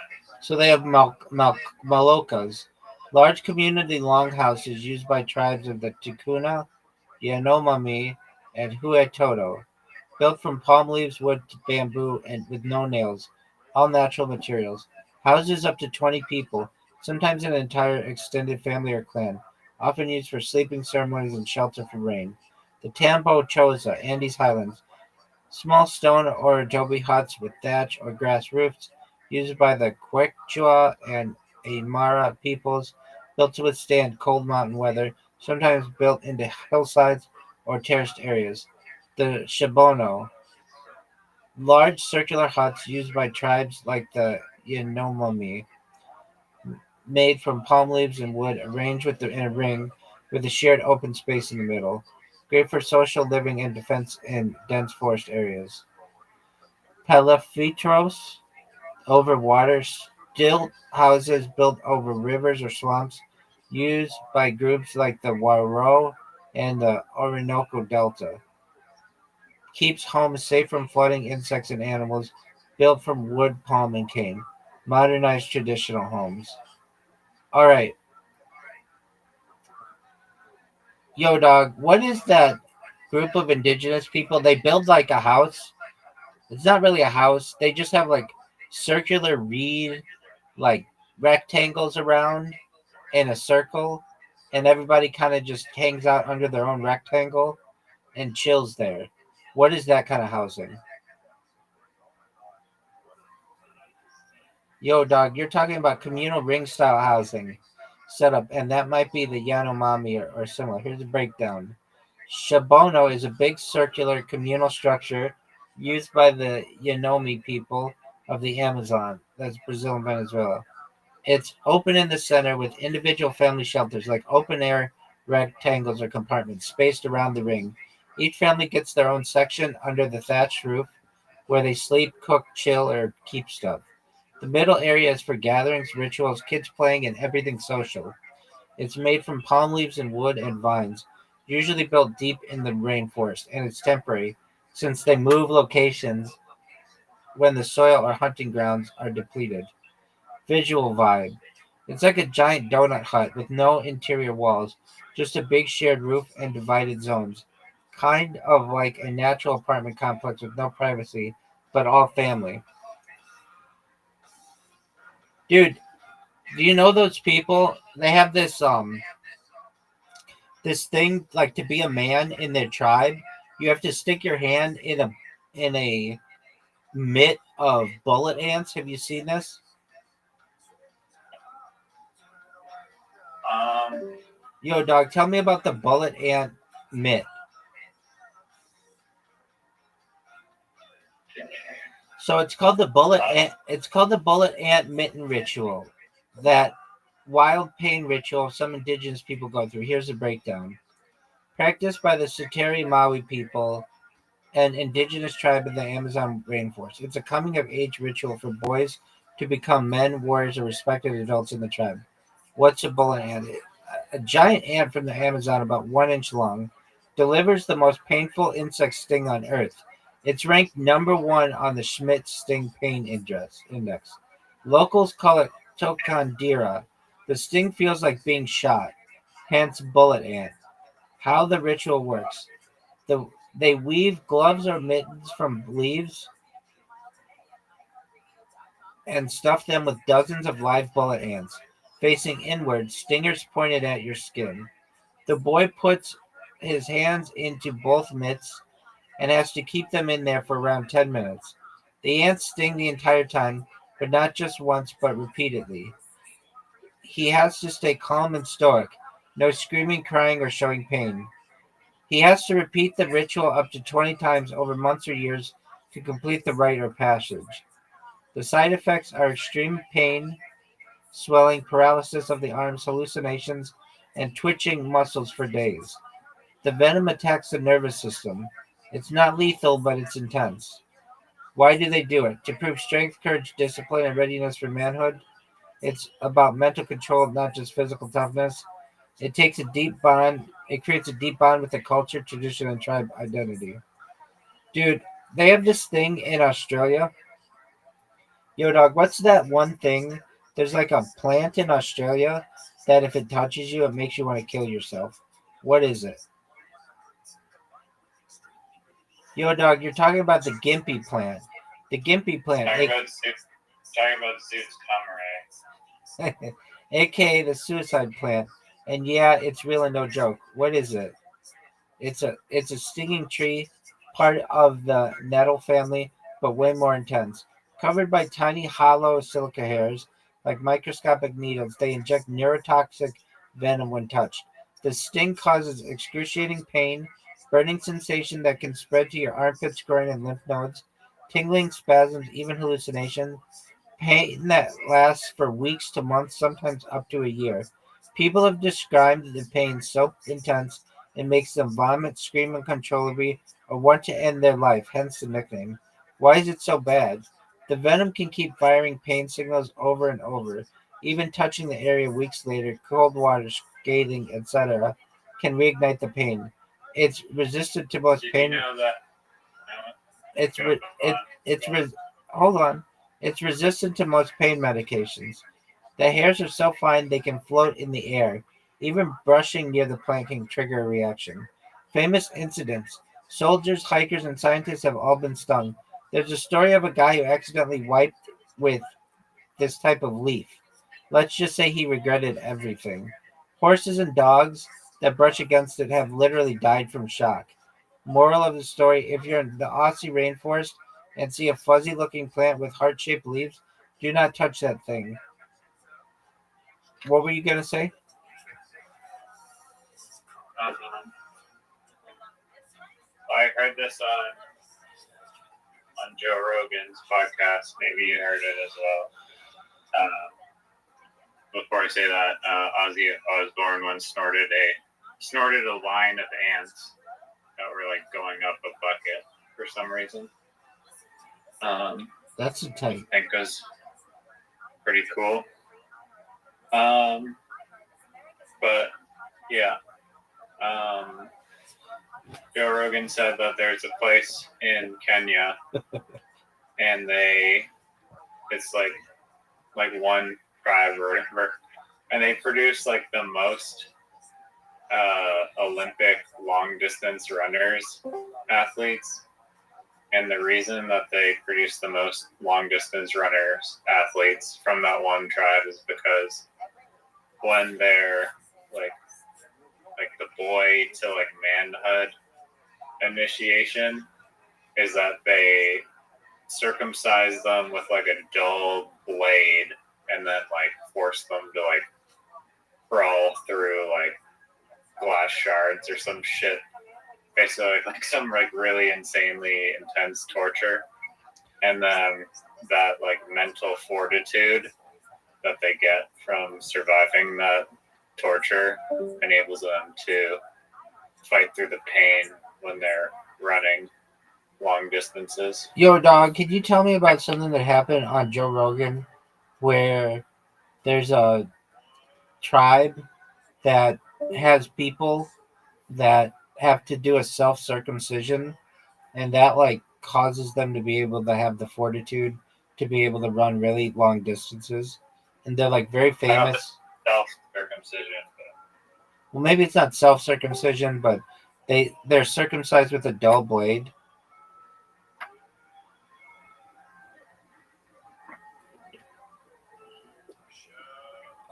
So there's a Zosa Ulawuka initiation ritual. This traditional rite of passage among the Zosa and some Miguni boys. They're circumcised with a dull blade, left to heal in isolation, often without food or water, and expected to display remarkable stoicism and endurance. The focus is more on proving courage and becoming a man in the cultural sense, not an athletic performance. Then there are Kenyan running tribes, the Kalenjin, famous for world-class distance runners not because of circumcision, but due to high-altitude living, daily running habits, lean physiques, and strong cultural encouragement. Their initiation, which does not include circumcision, isn't credited to their incredible running abilities. Joe Rogan conversations, blah blah blah blah blah. That's wild, dude. There's a You said that there's some like documentary called Cut and Run, but I looked it up on the internet. I think it was a podcast, but I believe I couldn't watch it or something. Like it wouldn't let me. okay. But supposedly it's out on the internet. It's called Cut and Run. What land animal, including humans, can run the longest distances, even if they have to take breaks? Like that's fine. What animals can run the longest distances? And give it to me in a chart. Oh, they should have like the Animal Olympics. Okay, here we go. Humans can run the longest. We can run up to like 100 to 150 miles. Horses are 75 to 100 miles. Dogs are 100 miles per day. Camels are 60 to 70 miles per day. Wolves are 40 to 50 miles per day. African wild dogs are 30 to 50 miles per day. This is one of the theories why humans became like the alpha species of the world is not because we're strong or anything like that. It's because we can run longer than anybody else, so we could literally chase down our prey due to exhaustion. Pronghorn antelope 25 miles at a stretch. Elephants 20 miles per day. Honorable mentions: cheetahs short bursts only 60 miles per hour, but only 20 to 30 seconds. Bears can move long distances, but not built for endurance training. Deer, good stamina over short and medium ranges, 10 to 15 miles. Why are humans number one? We sweat instead of pant like dogs, which means better cooling. Upright posture means less sun exposure. We store fat for energy and regulate pace mentally. Ancestors ran animals to death while persistence hunting in the heat of the day. Do you like that story? Now that's an interesting theory that I've never heard before. Well, now you've heard it. I have a tough time believing that if it was like a competition between a wolf and a human, that the wolf is not going to be able to run further in a day than a human. Like a Kenyan would be able to run. I mean, like an ultra marathoner can run more than a wolf. Are you sure? I mean, are they saying that like the wolf does like regularly go like 40 kilometers a day, but that's just like trotting around from, not like maxing it out. Just like the average human goes like maybe 10 kilometers a day walking, maybe. Yeah, but if you're like hungry and you're motivated, it says that a human can travel like 150 miles in a day. Really? I mean, I guess. Word, dog. Like a dog, like a husky, like a sled dog, could make it 100 miles. But a human could make it 100 to 150 miles.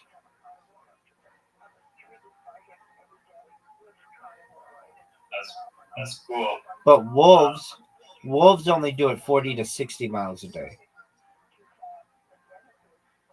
And African wild dogs only the 30 to 50 miles per day.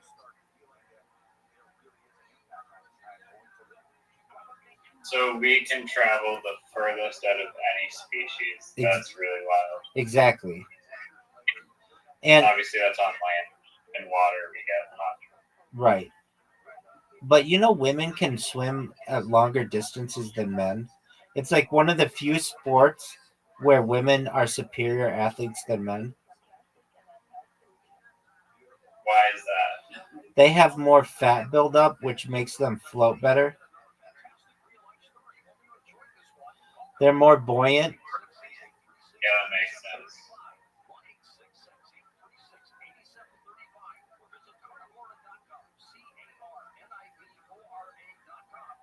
Has anybody ever swam around the world? No.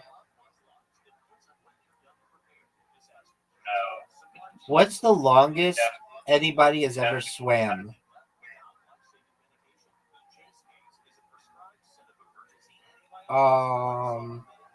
Okay, Martin Strel. He did it 3,000 miles. He swam the entire Amazon River in 2007. Wow, that's fucking scary as shit. Wait, you didn't get like this little like fish that swim up your dick and then like make you piss blood and shit? You mean piranha? No, they're like little leech fishes things that will swim up your pee hole if you ever go pee in the Amazon River. At least that's what the Device documentary said. Let's learn about this. What are the fish in the Amazon rainforest, Amazon River, that will swim up your urethra? Yo, dog, you're talking about the notorious creepy fish in the Amazon that can literally swim up your urethra. Here's the breakdown. They're called kangaroo, a tiny parasitic catfish, about 2 to 5 centimeters long, known for swimming into bodily orifices, especially the urethra, attracted by urine flow. The danger is high. Urban legend partly, but rare, but documented cases. What's the deal? Kangaroo fish are attracted to urea and ammonia in urine and can follow it into a water stream. They are slender, tiny and slender, making it possible for them to enter the urethra if someone pees in the water. Actual verified cases are extremely rare and often debated, but the fear is real. Myth versus reality. The story is famous and scary, but confirmed medically documented cases are very few. But I mean, that's confirmed. It's been done. Most incidents involve fishermen or locals, not tourists. Kangaroo usually parasitize gills of bigger fish, not humans. Safety tip. Avoid urinating directly into Amazon waters known for kangaroo presence if you want to be extra safe. That's baller, dog. Well, I didn't know somebody swam the entire Amazon River. That's fucking wild. Let's That's re- how let's to get a kangaroo in has a urethra. That's crazy. has anyone ever swam the entire distance of the Nile River? And if so, why not? Is it due to crocodiles? Oh yeah, you're getting cropped out there. Yo, dog, swimming the entire length of the Nile River, that's a wild idea, but here's the real talk on why it's never been done. Has anyone ever swum the whole Nile River? No verified record exists of anyone swimming the entire Nile. It's like 4,000 miles. The Nile is the longest river in the world, running through multiple countries with wildly varying conditions. Why not? The major obstacles are crocodiles. Now, crocodiles are large, aggressive, and very common. They pose a serious threat to anyone swimming. Hippos, another dangerous animal that aggressively defends territory. Water quality, pollution, parasites like schistosome, schistosomiasis, and dangerous bacteria make the long swims risky. Currents and rapids. Sections with strong currents, rapids, and waterfalls, like Murchison Falls. Political instability. The Nile passes through countries with conflict zones and border controls. Logistical nightmares. Coordinating support boats, supplies, and safely across regions so many regions is almost impossible. Fun fact, some parts of the river have been swum in sections or for charity, but nobody's tackled the whole beast in one go. Yo, dog, can you tell me about the guy who swam the Amazon River in 2007 and what kind of ball of shit he saw?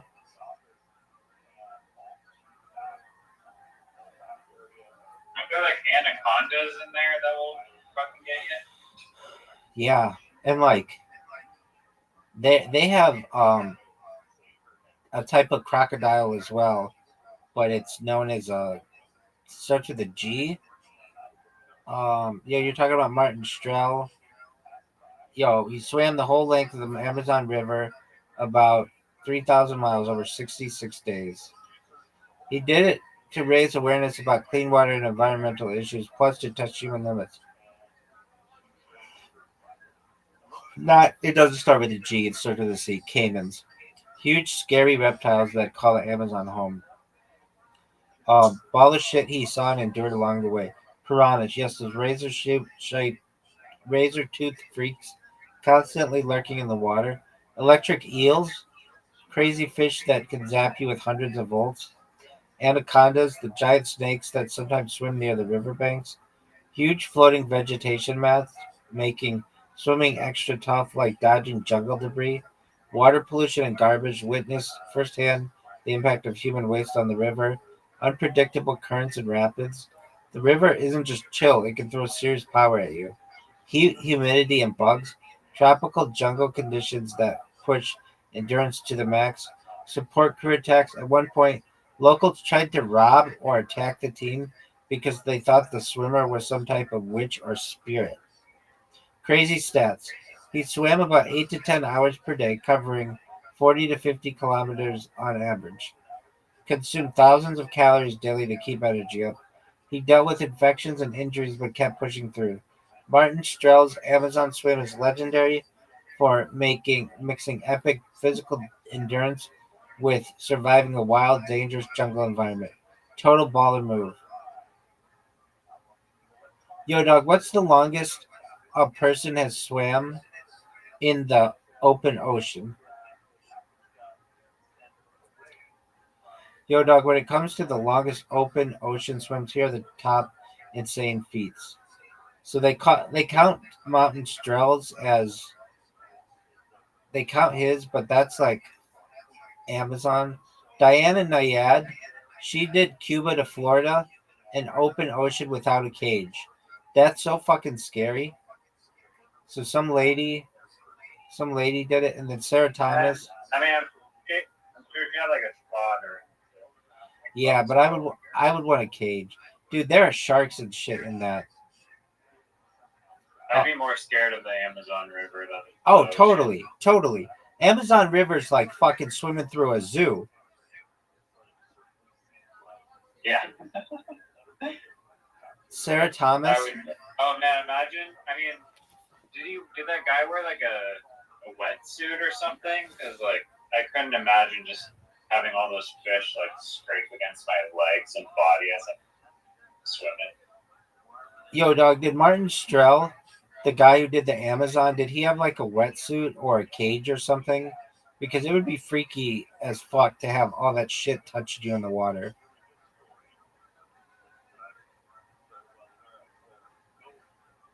Yo, dog, he didn't roll with a wetsuit or a shark cage in his Amazon swim. He went raw and real, straight up in the water with just his swim trunks and some goggles. Here's the rundown of how he managed all the wildness without fancy gear. He did it no wetsuit. The Amazon's warm water means no need for thermal protection, but that also means there's zero barrier from piranhas, electric eels, or parasites. No shark cage. The Amazon has no sharks like in the oceans, but it's packed with other dangerous critters like piranhas and caimans. Protective measures. He used Vaseline and other natural barriers to reduce parasite bites and infections. Support crew. They stayed close in boats, ready to fend off animals or pull him out if things got dicey. Mental toughness. Dude had insane focus to keep swimming through bugs, stings, and freaky encounters. So yeah, he was basically in the water with all that crazy wildlife. Total badass status. It took him 66 days. Word, dog. How much? Imagine doing that all for like clean drinking water and like just no one cares. No one's ever heard of this motherfucker until we just said his name. No one, yeah, literally no one knows. I bet. Yo, dog. Who's more famous, Martin Strel or Malcolm Jamal Warner? Oh, obviously the dude on. Martin Strel. Yeah, Malcolm Jamal Warner, way bigger. Verdict. Malcolm Jamal Warner is way more famous. But interestingly, he died swimming. It was even doing like, yeah, he didn't even have to spend 60 days in the. Yo, dog, can you tell me, is there like a documentary on Martin Strel? Because that sounds like a baller feat, and I would love to see a documentary on that.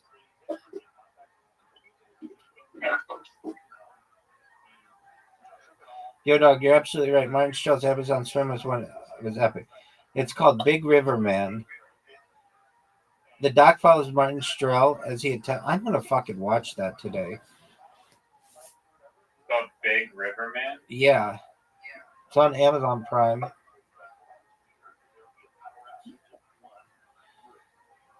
It's called Big River Man, 2009, and won the Excellence in Cinematography Award. It's a 2009 Sundance Film Festival. When did he do the swim? Was it like 2007? 2000? Oh, okay. So they might have actually filmed it and they had cameras and was done in like 60. Right, they didn't just film it, they made a whole documentary. It's called Big River Man. That's it. I can find the stream for it and we can go watch. Big River Man. Just be on YouTube. Somebody put that shit on YouTube. Dude, the movie poster for it is baller as fuck. Okay, it's like this big post. There Is it it choking out a Honda? no, it just says there is a man who has swum 22,000 of the world's deadliest waterways. A man that laughs in the face of crocodiles, piranhas, and giant anacondas. Caimans. Cayman. No, it says crocodiles.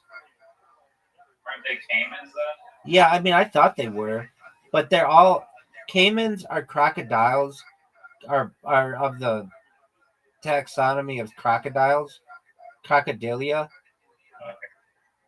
but it says crocodiles.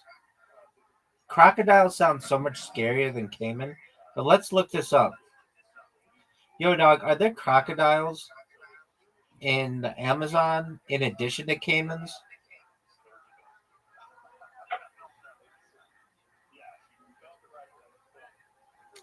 Crocodiles in the Amazon.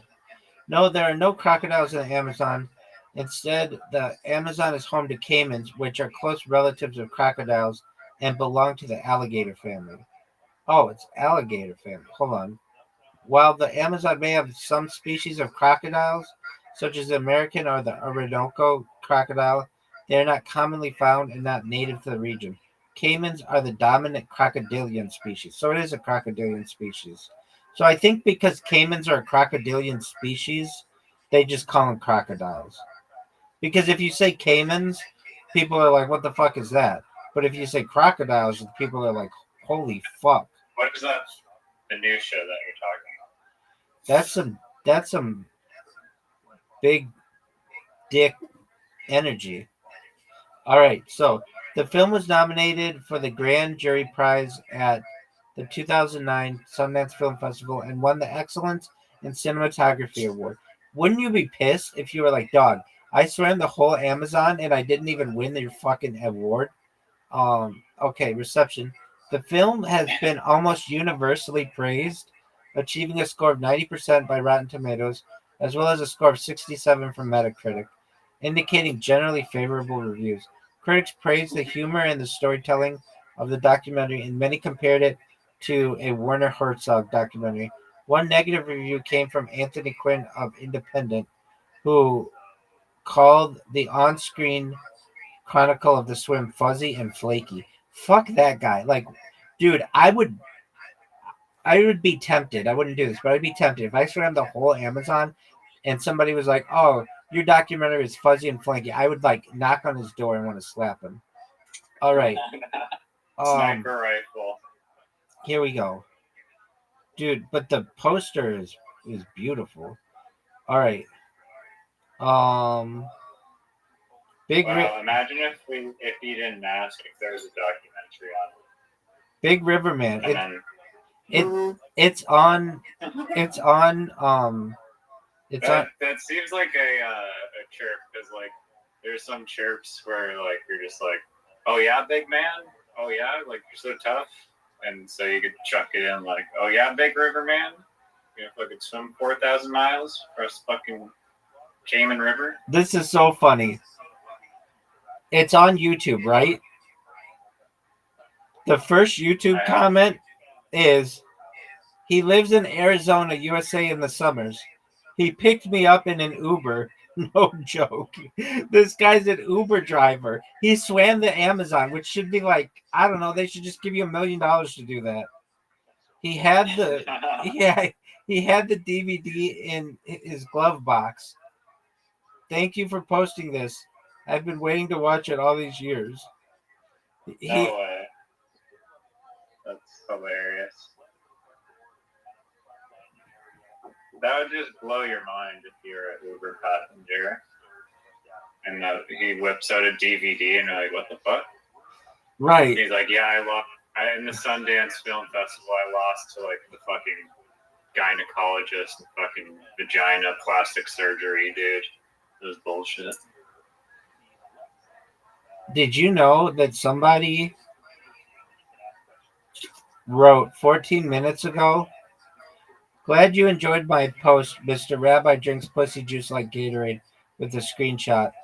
And then 31 minutes ago, somebody wrote, the rabbi supports femboys and hates Matrix. This spammer is kind of based. Is that not baller as fuck? While we learned about different tribes and igloos and swimming the Amazon, people were posting about me. Isn't that baller? Amazing. It's the beauty of the modern age. I'm kind of sad that nobody lives in igloos anymore. I want there to be like some crazy uncle. Somebody who's like, yeah, we've been living in houses for like 45 years, but my uncle refuses to come inside. I mean, they live in them. It's just temporary.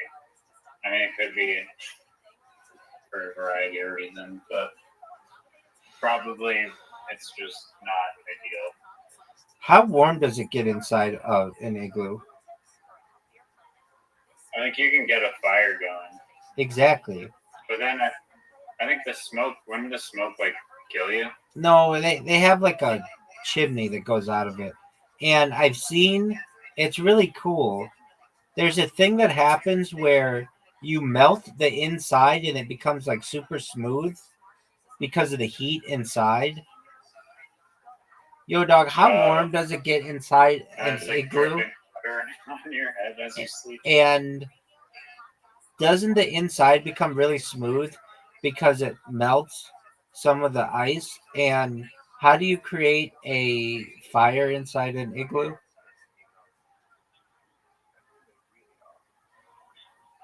Yo, dog, here's a lowdown. How warm does it get inside an igloo? Even when it's like negative 40 degrees Fahrenheit or Celsius outside, the inside of an igloo can warm up to around 32 degrees Fahrenheit to 60 degrees Fahrenheit. That's 0 Celsius to 15 Celsius, just from body heat and maybe a little lamp or a small fire. So it's surprisingly comfy compared to the freezing cold outside. Does the inside get smooth from melting? Yeah, the inside walls do get a bit smooth or even slightly wet because the heat inside causes the snow blocks to melt a little, but then the moisture quickly refreezes, making the walls kind of hard and icy but still solid. Hey, Rabbi, are you there, Rabbi? I am, but I'm reading. This actually helps the igloo stay structurally strong. How do you create fire inside an igloo?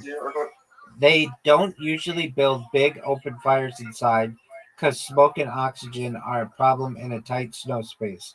Instead, Hey, Rabbi, dog, I'm reading right now. Can you not hear me? look, this is very important, okay? Not more important than what I'm reading. They might use it. And you were going, I was like, because you were talking about world peace. How was those videos about world peace?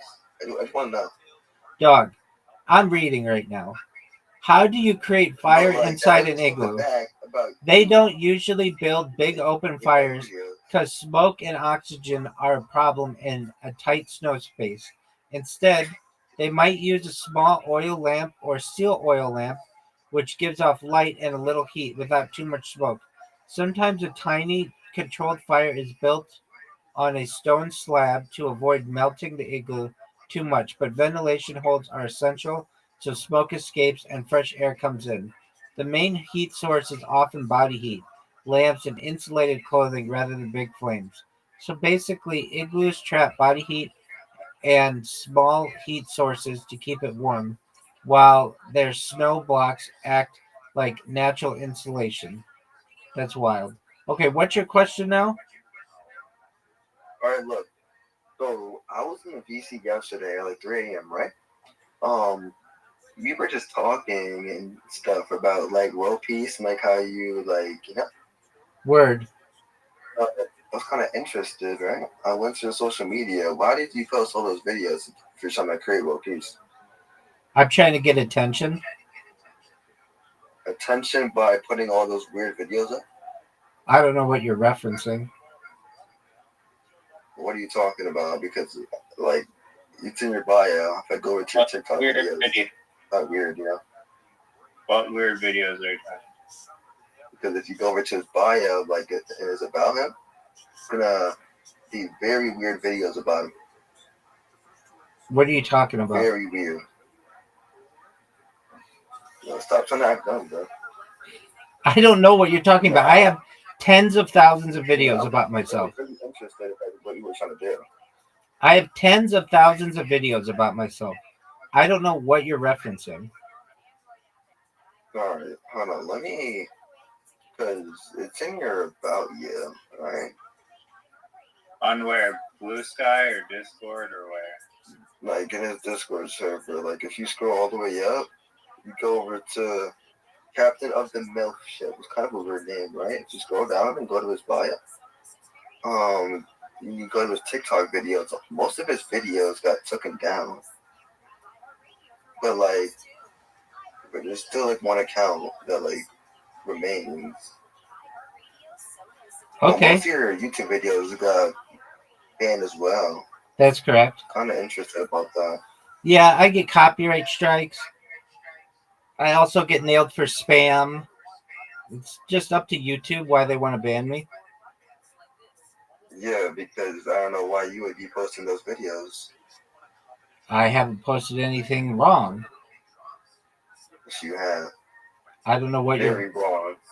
I don't know what you're referencing. Come on, man. Like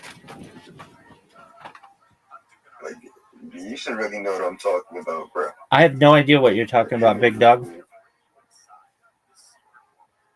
Tell them what you're so concerned about. What I'm so concerned about? Yeah. I'm kind of confused why, because like me and my friend yesterday was wondering why you wouldn't set up an eco server, and I thought it would be fun to like check you out and just like interview you, right? Yeah. And I was like, I go over to your TikTok videos because I just want to see what you post about, right? That is just not what I want to see. Like really not what I want to see. You got to reference it. You got to reference what you're talking about. I don't know what you mean. Like I go over to your YouTube live stream, right? I see you in underwear and shit. Yeah. Like, mostly just like sleeping on the ground.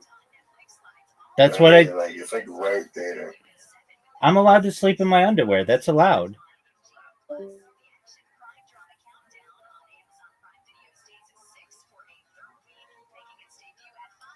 Hello? I left. Anyway, I don't know. I have tens of thousands of videos. Some are more interesting to people than others.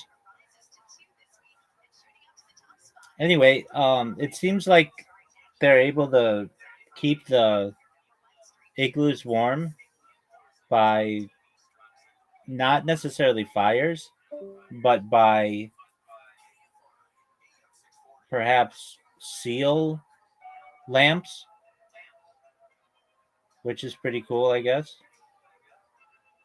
They burn the blubber or whatever, or the bat oils and the seals. Word. Fuck yeah.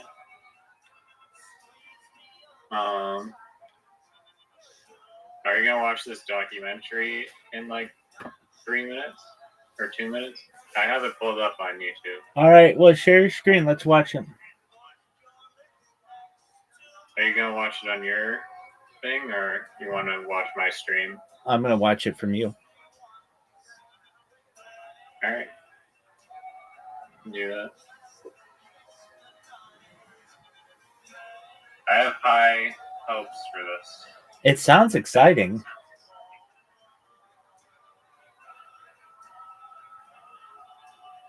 Yeah, I love documentaries. Documentaries are my favorite genre.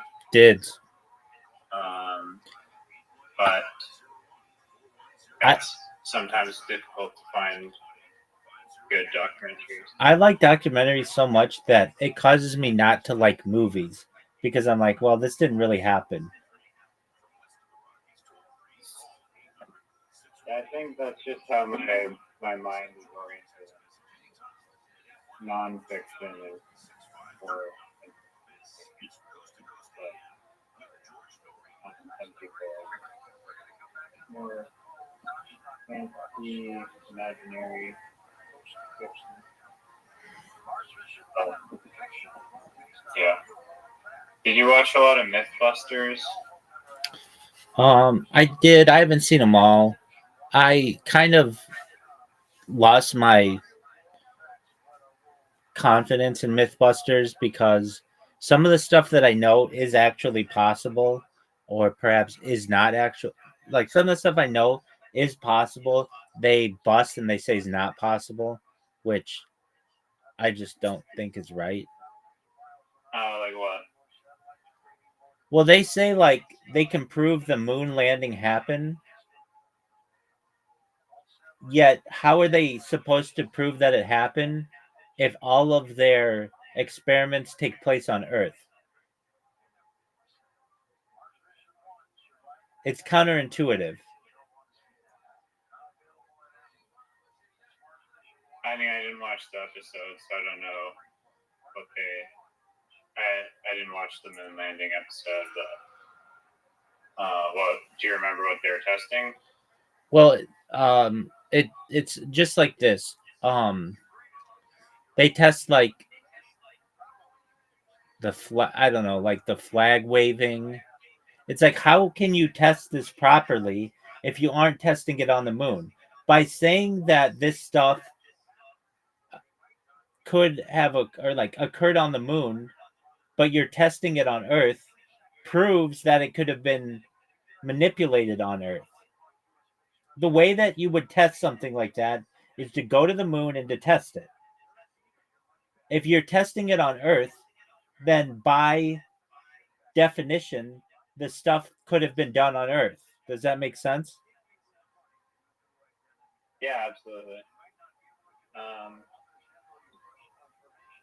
Yeah, so there's another one. I mean, like the flag waving one's pretty like obvious. Yeah, that whole thing's a joke. Here's the biggest one. I think they're probably paid by NASA though, because they like use a lot of NASA facilities in their videos, like hangars to test like the folding paper thing. Exactly. Here's the biggest one. Do you know what the computing power of the Apollo program was? Like 4 gigabytes. Way less. 64 kilobytes. For like the like onboard computer. Everything. I'm talking everything. Houston, everything. It was so minute that's just like. Oh yeah. What year was that? Like you were telling me the other day that like 1960. In order to load a website, in order to like download a LimeWire video, it would take like 3 years, right? Exactly. 1969. Right. And so that was way before that. So yeah, the computers were shit. Dude, I'll just look it up in ChatGPT. I mean, did they have airplanes? They had airplanes in '69. I'm imagining. Yeah. Probably. So I mean, they had the ability to fly around. Airplanes are not transmitting live video.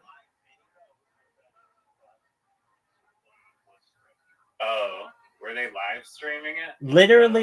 Literally on July 20th, 1969, on the stream or on the video, it says live from moon. Oh, that's funny.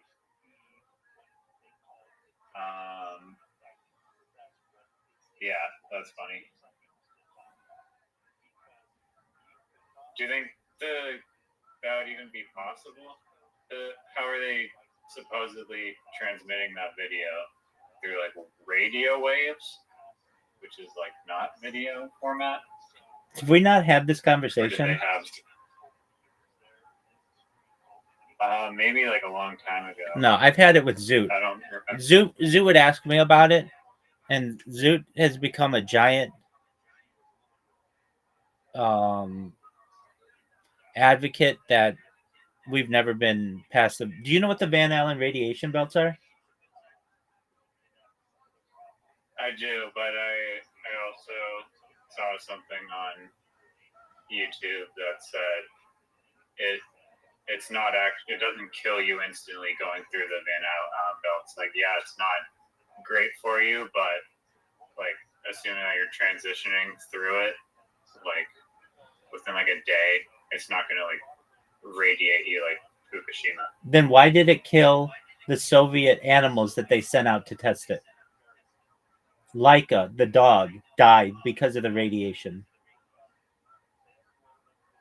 I mean, it goes through, depending on the time that they go, it's more.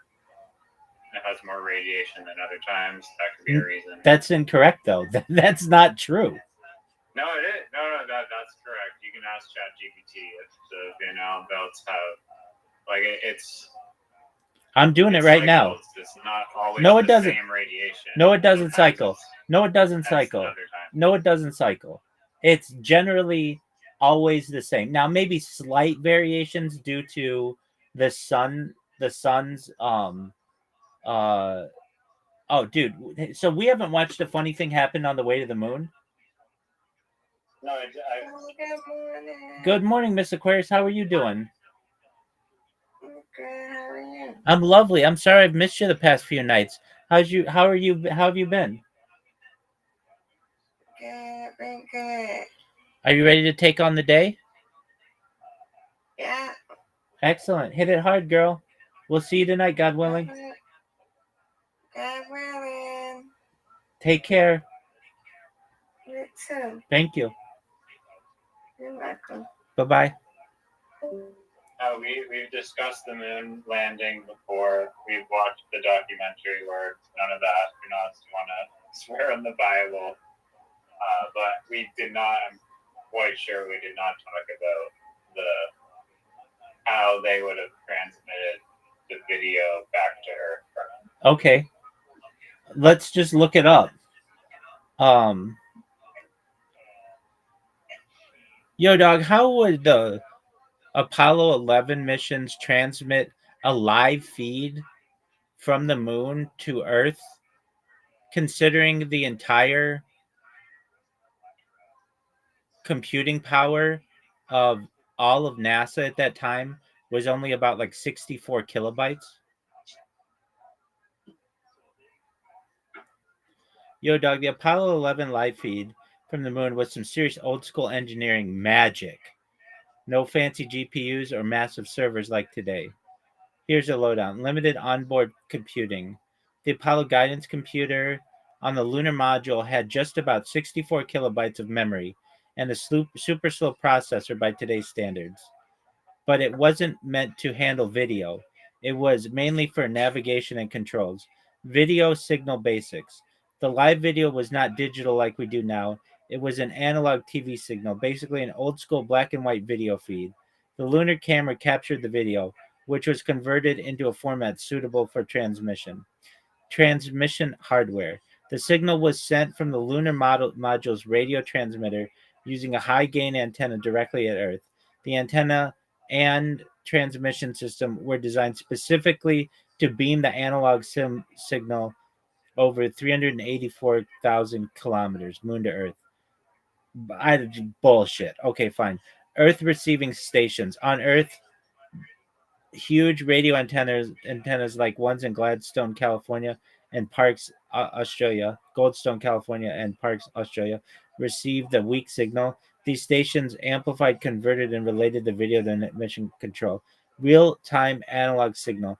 Because it was an analog and not compressed digital video, it didn't require heavy onboard processing, just converting light to electrical signal and beaming it out. The computers back then weren't involved in video encoding. Okay, so it was an analog signal, not a digital signal, which I understand. Okay, so how about this? What is the total computing power of all of NASA in 1969? Yo, estimating it. So the IBM system. So I'm putting it all together. Hold on. Can you compare all of NASA's computing in 1969 to a Casio watch? Okay, NASA's computing about 10 million bits per second. So a Casio classic digital watch, that's old. That's old. How about just like an iPhone?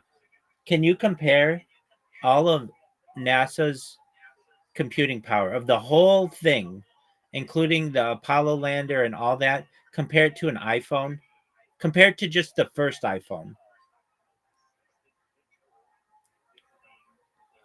Okay, so here we go. So NASA in 1969 had 5 megahertz. The first iPhone had 412 megahertz. So already the first iPhone is like 200 times faster than what they had in NASA. The instructions per second, NASA had 10 million. The first iPhone had 400 to 600 million. So that's again 40 to 60 times more. A modern iPhone has billions to tens of billions. So literally in my hand I have more than what they had in 1969, and they did those missions flawlessly and no one ever died. Yet when you look at SpaceX, which isn't even going into low Earth orbit or outside of low Earth orbit, they can't get that thing to land properly 50% of the time. Really? They've been crashing it? Yeah. I didn't think. Where's the crash videos? I've only seen the success one. Oh, there are a ton of them. Just type in YouTube SpaceX crash.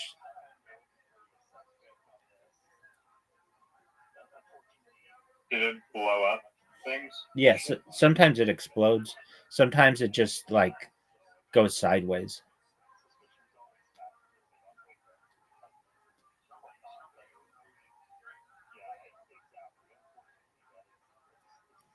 Didn't the spaceship allegedly like open up a parachute or something? Land in the ocean? Which one?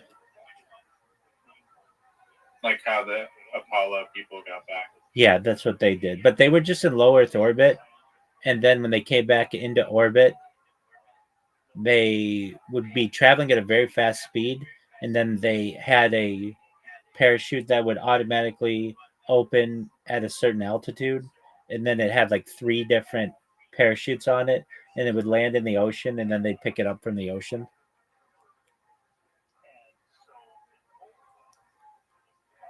Or ask GPT about the Van Allen belts. Okay. Yo, dog, are the Van Allen radiation belts generally consistent in how much energy they output, or do they sometimes fluctuate, being less powerful than other times? Yo, dog, great question. They are mostly stable.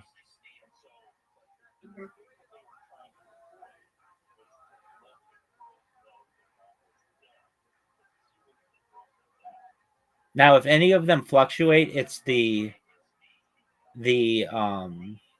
exterior belt, but the interior belt is mostly stable.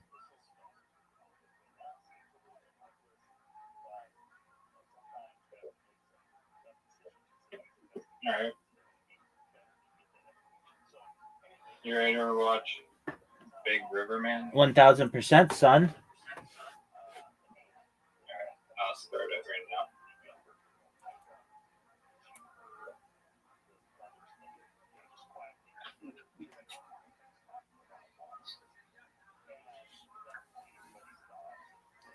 This has the potential to be the greatest documentary in the history of mankind, humankind, peoplekind.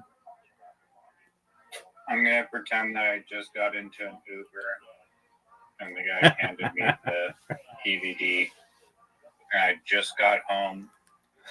I'm popping it in the Blu-ray player. It said DVD though, So it might not have even been I know. released on Blu-ray. Yeah, I know. I was just wanted to say Blu-ray.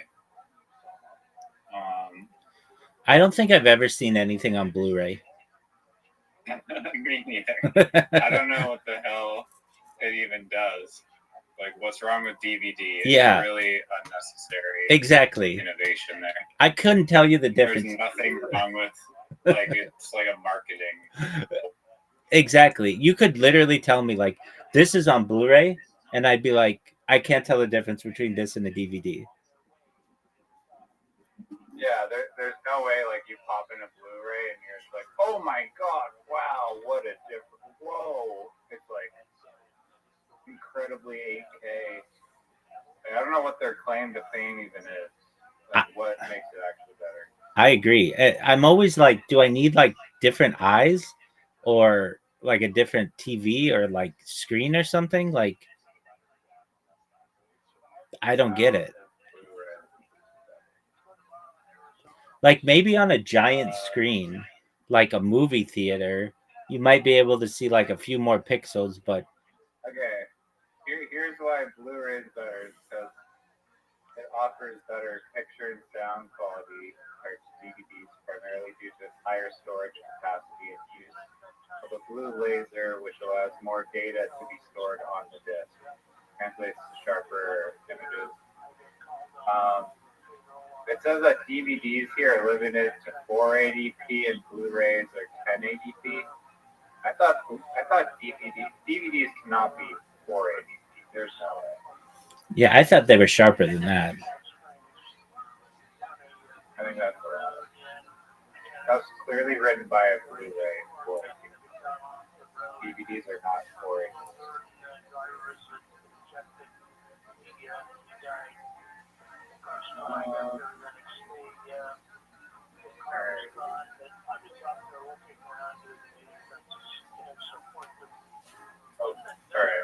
Big River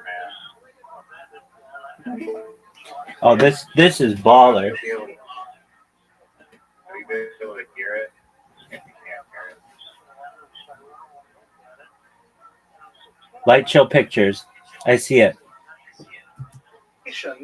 Of the foundational principles with which we were given. I'll tell you a true story. I heard this from a student who's at a particular law school in the Midwest, and it's near a local yeshiva. And every year, No, that's a good point. Okay, so I don't want to get nailed for copyright infringement. So what I'm going to do is watch it on my phone, which allow me to watch it better. And I'm going to watch it. I'm going to watch your stream, but I'm going to log into. I'm going. There won't be any background noise. There won't be any background noise. Just one moment.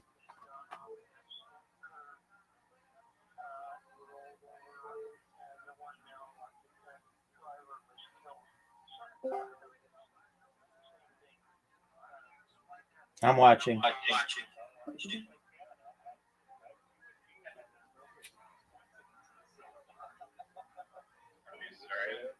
Yes, sir.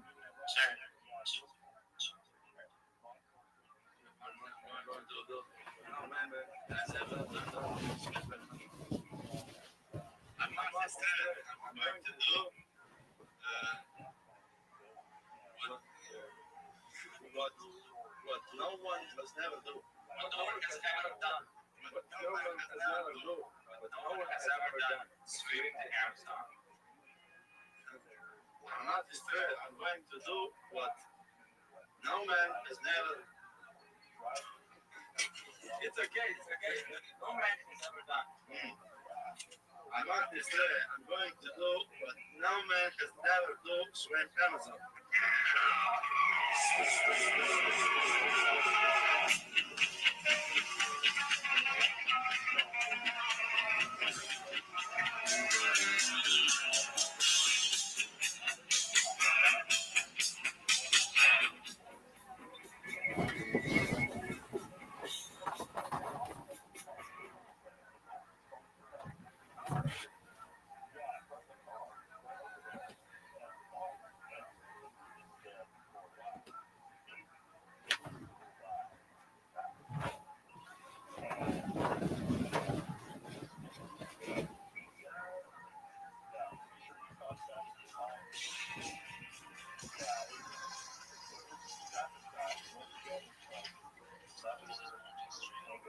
He's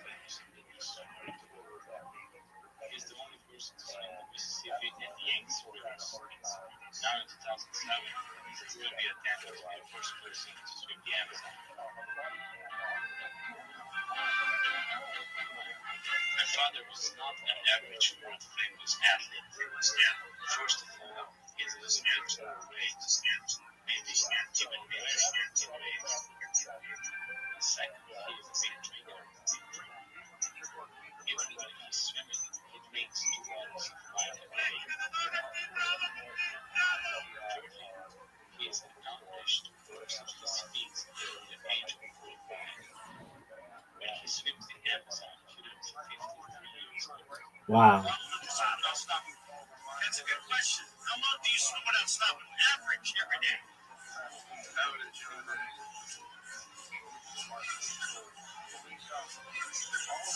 50, 60 miles. 50 miles without stopping. Wow. 50, 60 miles without stopping. Without stopping per day. Yes. What's your name? You would think he'd be ripped. I was just thinking that.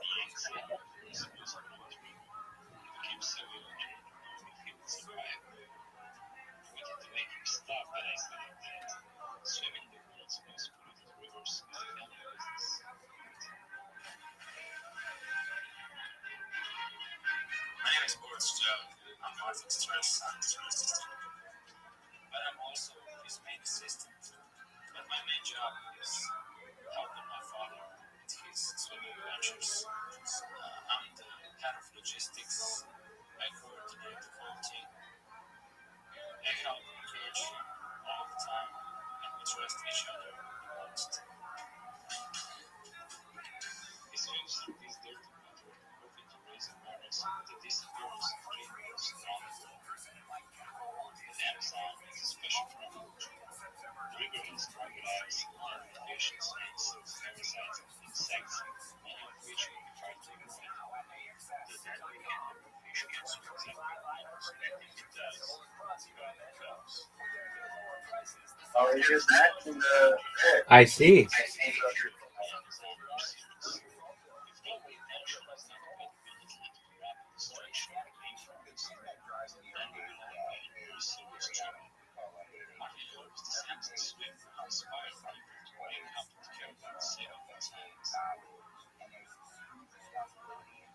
I don't know how I feel about this.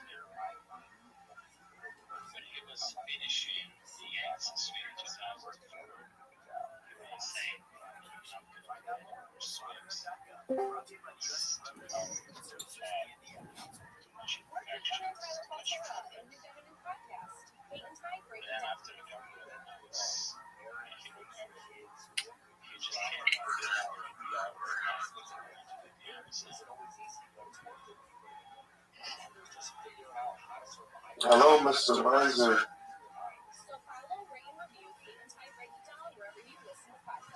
We're watching a documentary. Feel free to watch it.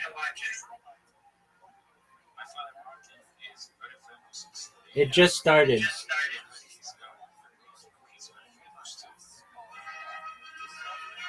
It's the story of a man who swam the whole Amazon River.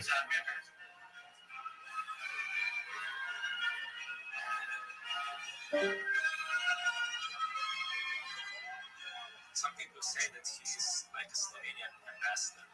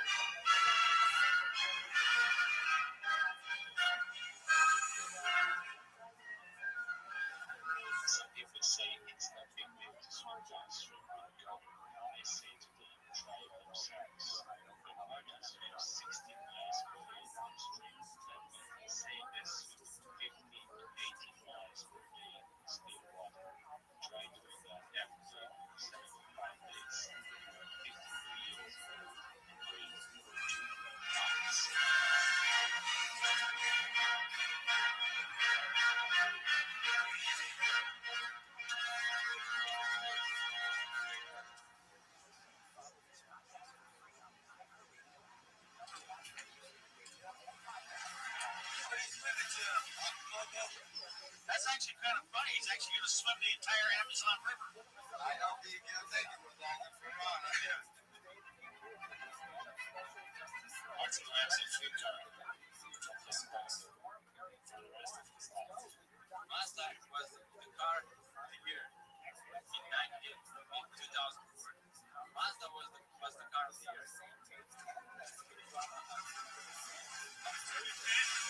I have to be Martin Parks is Mazda 66 wherever he wants. Nobody can stop him. By myself, I can't take it right away.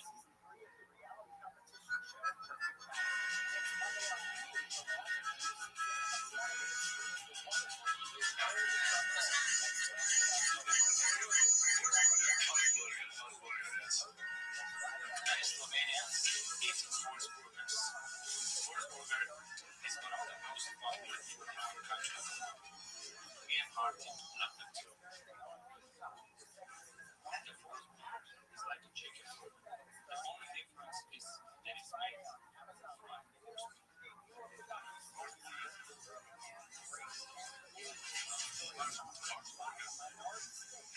Food bread. Do you think you'll make it all the way through the Amazon? How far? I don't know. Not as far as made it in Mississippi. You made it all the way. You don't believe always everything. Number 7 on the countdown. Furthest swim. The mighty Mississippi River. It measures over 2,000 miles. In 2002, endurance swimmer Martin Strell took it on. He swam the entire length from Minnesota to the Gulf of Mexico. Along the way, Strell battled strong currents, deadly whirlpools, and vicious storms. 68 exhausting days after starting his record swim, Strell reached the Gulf of Mexico. Besides being swimming, I thought of his day job as a guitar teacher.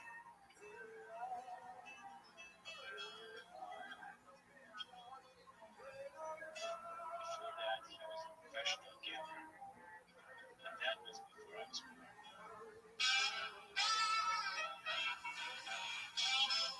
Martin likes to say the same things over and over again. One of these is, if you work, you get money. If you don't work, I've been professional. Yes, but if I stay here all night,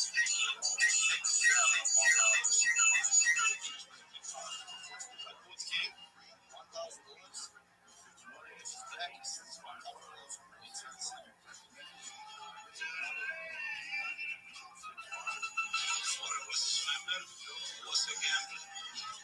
Now I'm gambling with my life.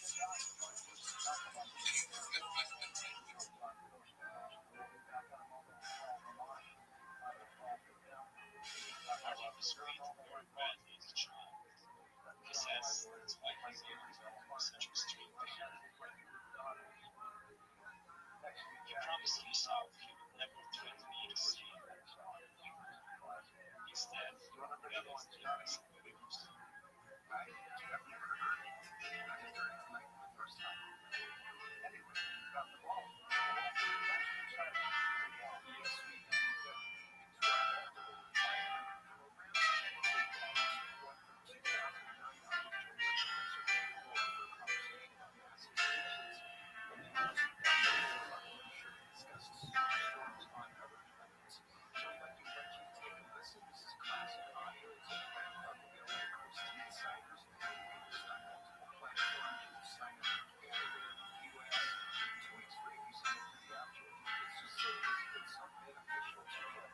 To swim the Amazon covers 1,000 miles more than decades. It will be the longest and most dangerous swim in history.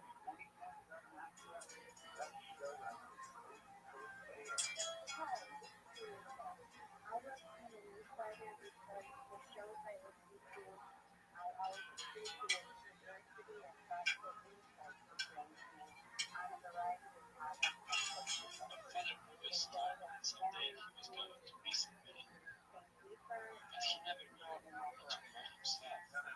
If people would remember his name, I told him, you are Martin Strell, you are a big river man.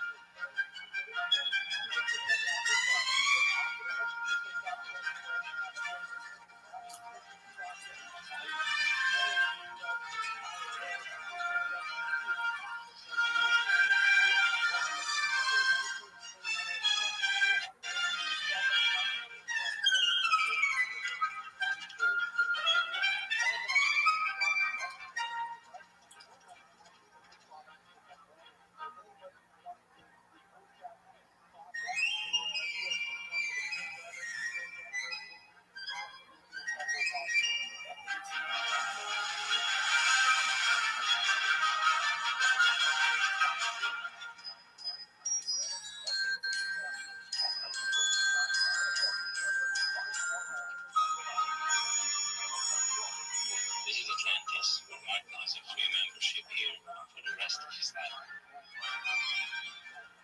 He's the only person in Slovenia with this, and in really the whole world. He's like a mascot for him because of his extreme achievements, goes with the fact that Atlantis is the largest indoor water park and is walking the whole Europe. This is where you can find Martin almost 5 hours every day.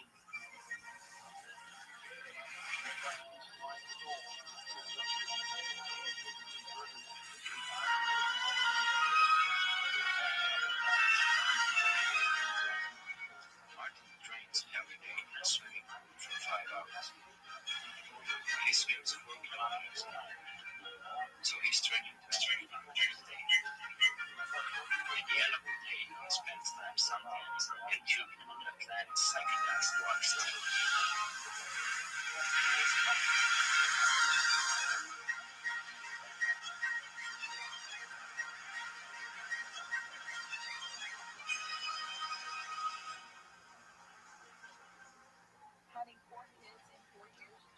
Martin's physical figure is very good, but his mental trainer must be really good. This is why Martin has been spending the whole summer. He has a special password for his phone to enter into a giant cave. He just typed in his email and the door just opens.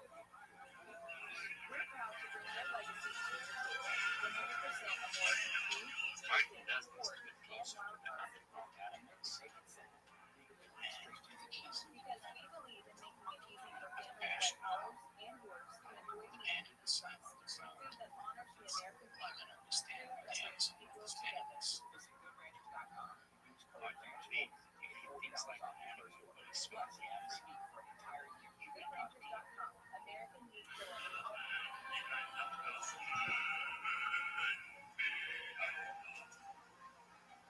Slovenians like to do many things at the same time. Finland is going 100 miles an hour, proposing 2 types of training. He's power-driven, which is good for his lungs. And he's also learning English.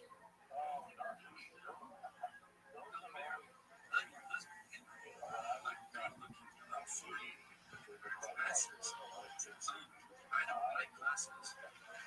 You just do? What did you do? I'm drinking.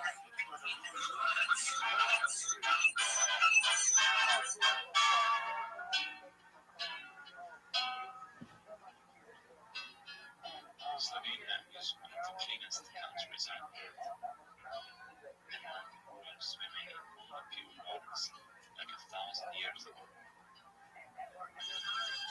But it was also communism and everyone was very depressed.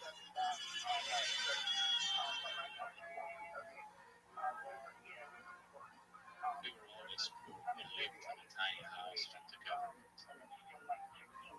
So Martin would drink and shout and say goodbye, I'm going away for a few days. When I asked him where he went, he would say, I just went to Italy to relax.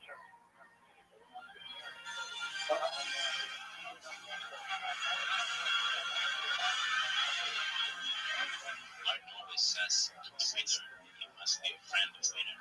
He knows a lot of them. One of Martin's favorite winners is American ambassador to Slovenia.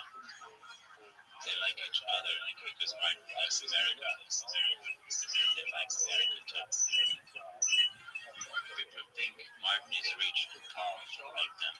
It's really me and Martin are trying to save money for Amazon Swim. Show was a modest provided. Okay, thank you. Thank you very much. Good presentation. Bye-bye.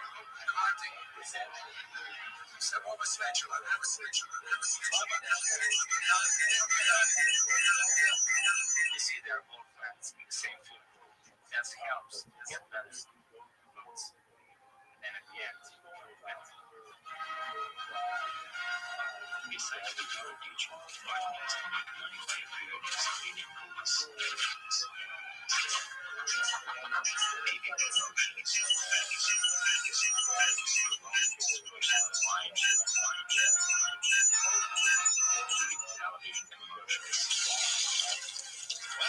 monster makes me feel totally negro.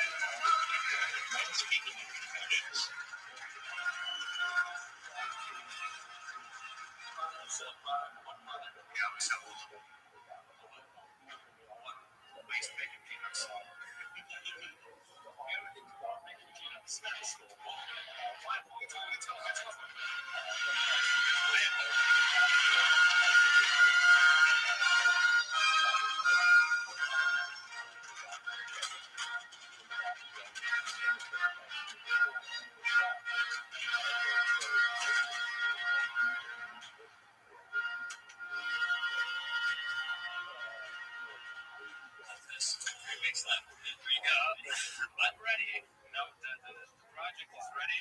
It's ready. It's ready. We advertise projects.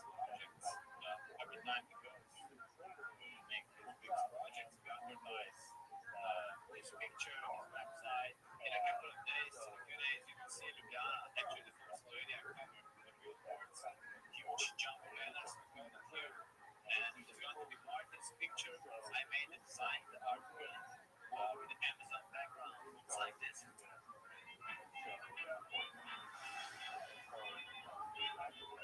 His picture looks like he's living in a foreign country.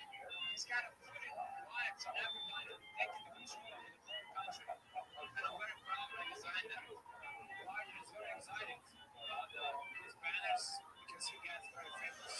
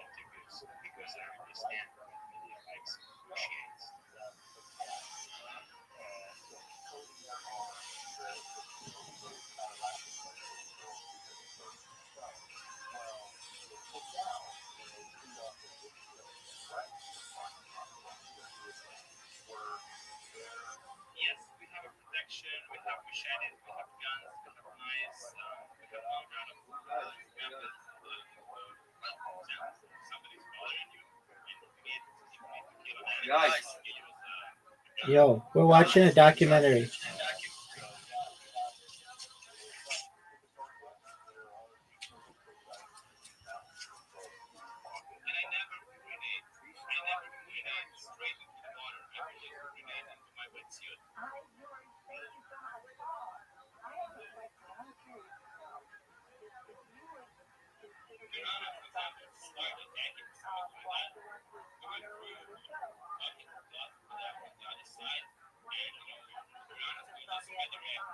Nigger! Nigger! Nigger!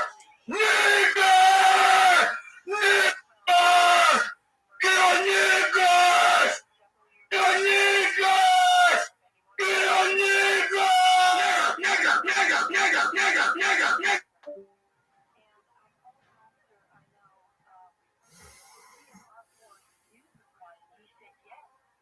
What the hell is that?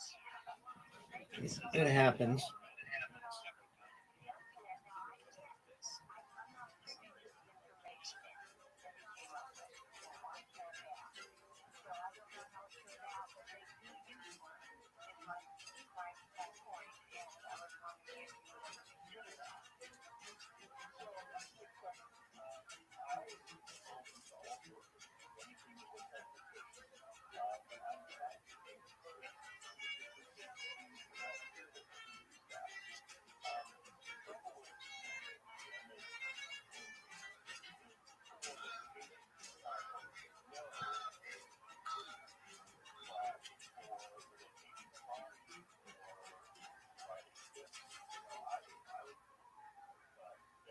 What happened? Oh, you're there. Yeah. I thought you were sleeping. No, I'm watching. They're like putting Vaseline on him. It's fascinating.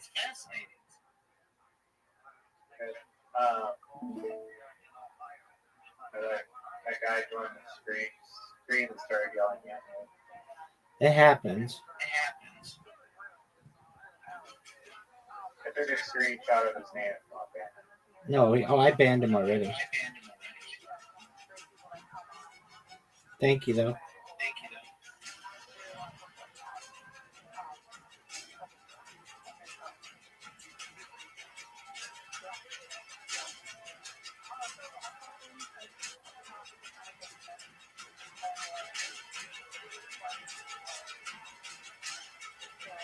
So he did wear a wetsuit, but like that's not a big deal. We originally saw, and they said he didn't wear a wetsuit, but he does wear a wetsuit. Yeah. I mean, still respectable. Oh, totally. This guy's fascinating. He's like my favorite Slovenian in the entire world.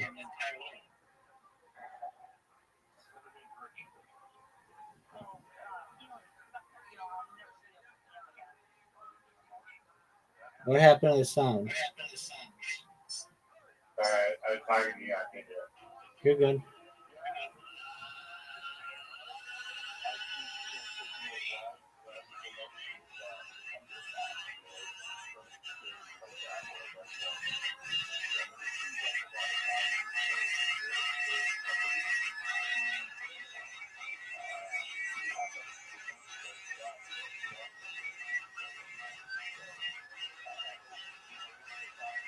After 1100 days of preparation and training,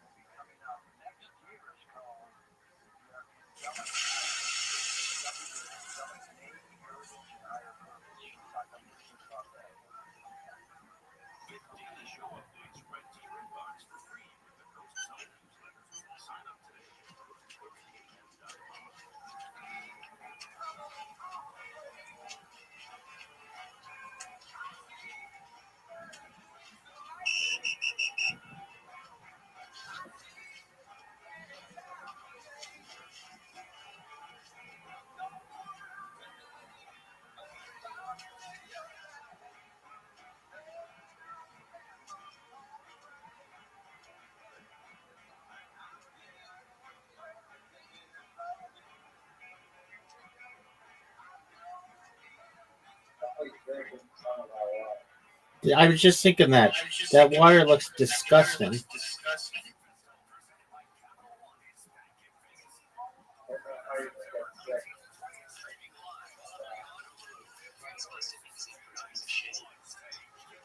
How could you forget the machete?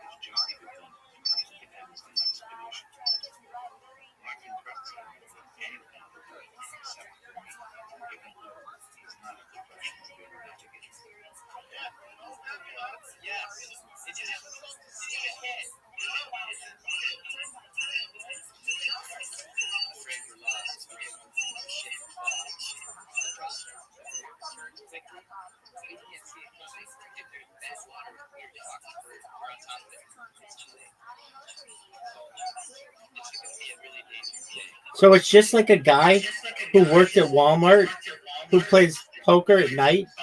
Is his like lead navigator? Doesn't hardly knows. You just trust them for whatever reason, and like that's everything about. And forget the machete, like with one drop. Don't fucking forget the machete.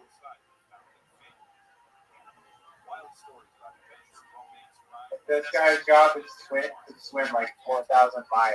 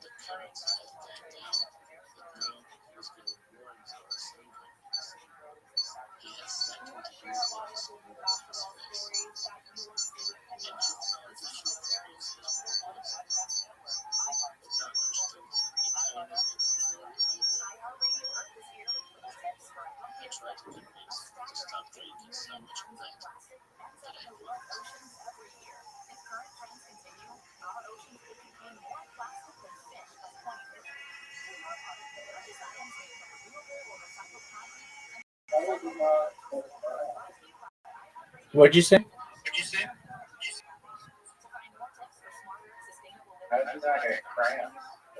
It's a great question.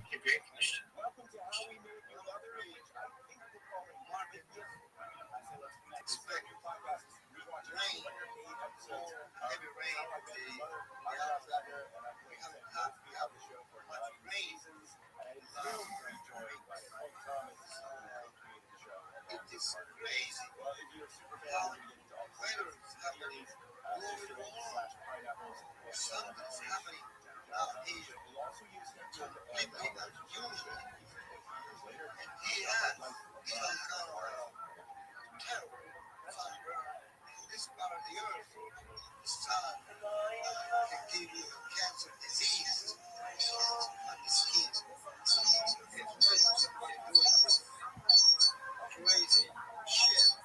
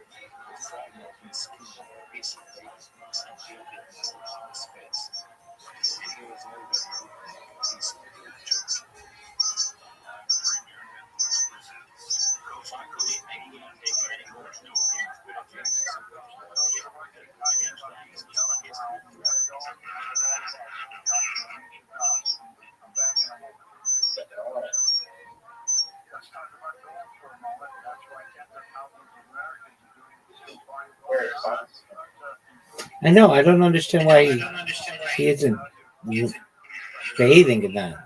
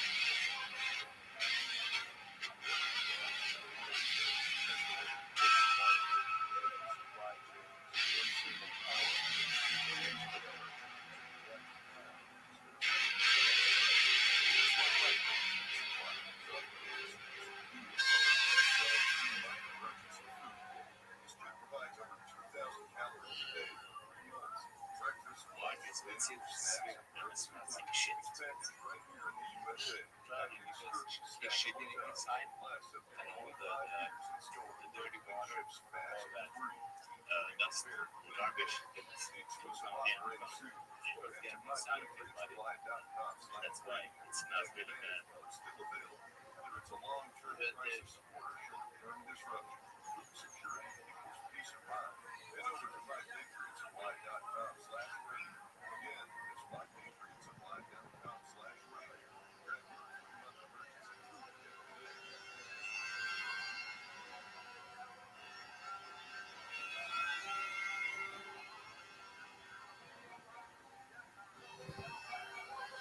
On Yankee, Martin swam in the most dangerous rapids anyone had ever swam in. In the Great Gorge, most naval services on either side of the river. Martin swam alone, class 6 rapids, one of the most explosive and dangerous rivers in the world. The river was so toxic that Martin did not have to be washed every day by doctors. Martin was even swimming past that much.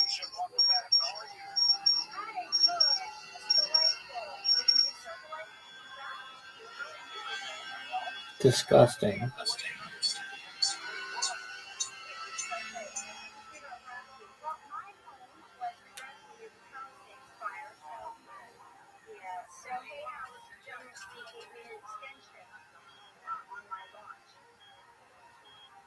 This is Dr. Martin's biggest fan, personal doctor. She's a brain surgeon here to make sure nothing happens to Martin's brain. She's also treating his heart and lungs. But she will need a microscope to see all the parasites and germs that are infiltrating into Martin's body every day.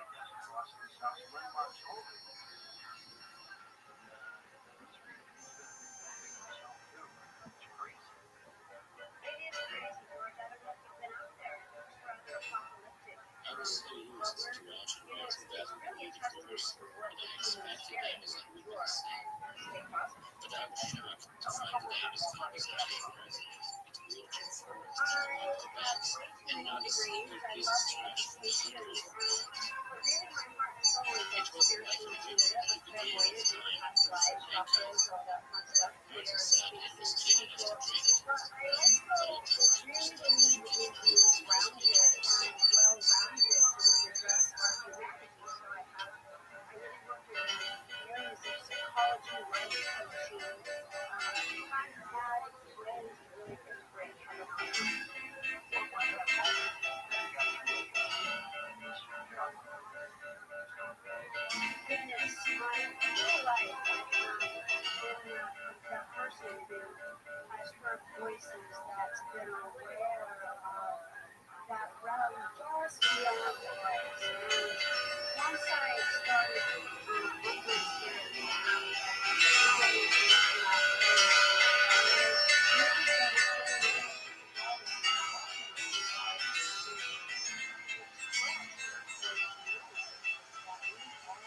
I don't know what can I do. I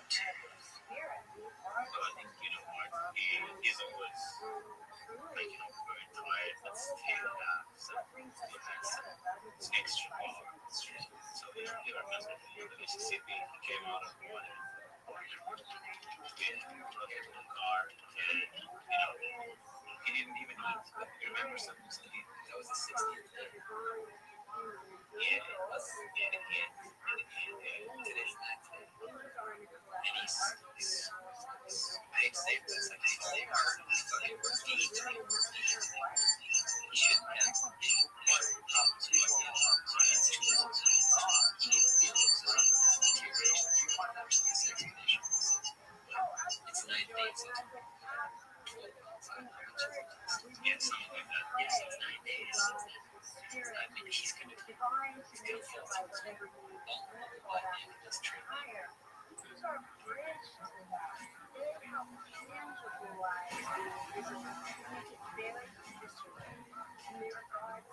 If you ask Martin what the most dangerous things with the Amazon is, he would say people. Martin only believes she tries to communicate with animals and rebels and Indians. He These are the only living beings that can truly understand the Moscow. In the town of Bebas, we swam up to an ancient Indian tribe. They were called the Lagua tribe. My friend said that they are one of the last original tribes on Amazon.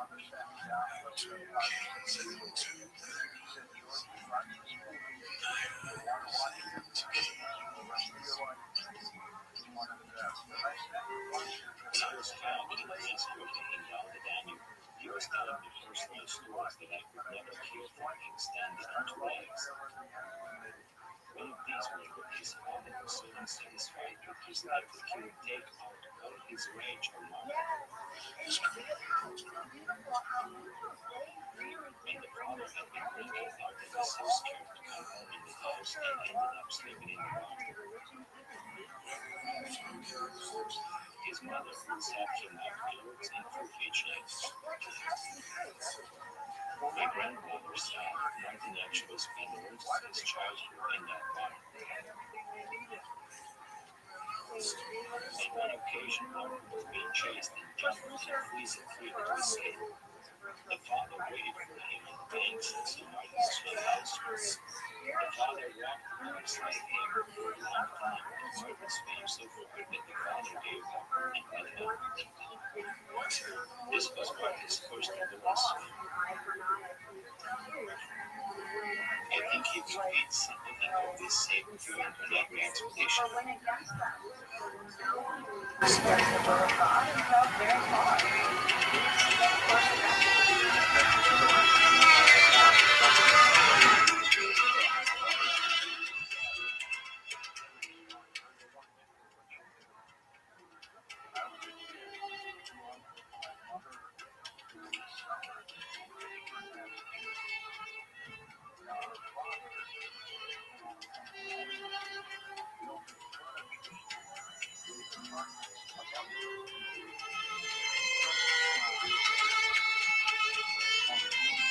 There are many myths about creatures that live in the Amazon. One of the myths is about a wild man who lives in the underground world beneath the river. He is called the fish taco, and if you see him, you see him the house. That is why the Indians never swim in the main channel.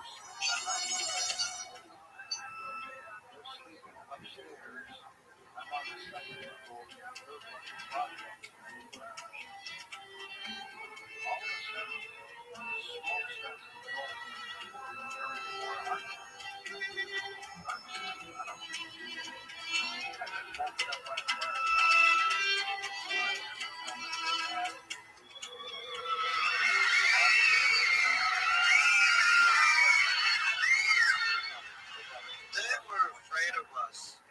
They thought we were demons. Face peelers. They used to skin it, face, take the fatness of the humans that they kill and things like that. And actually, they call it, these people, fish tacos. Fish tacos. And he said it in front of us. I can't stand it myself. You know? They gotta be fish tacos. I'm sorry, looking for another village. But we don't want you to stay here.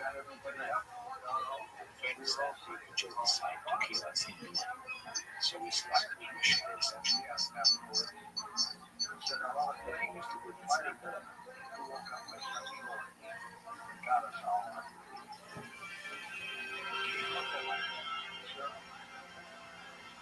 The Amazon is almost as large as the 48th United States. People don't realize that the Amazon is the last frontier on Earth. It is still 80% unexplored. There are rivers that live for 1,000 kilometers that are totally uninhabited. But people who live here are some of the poorest in the world. This is the main problem of Amazon destruction.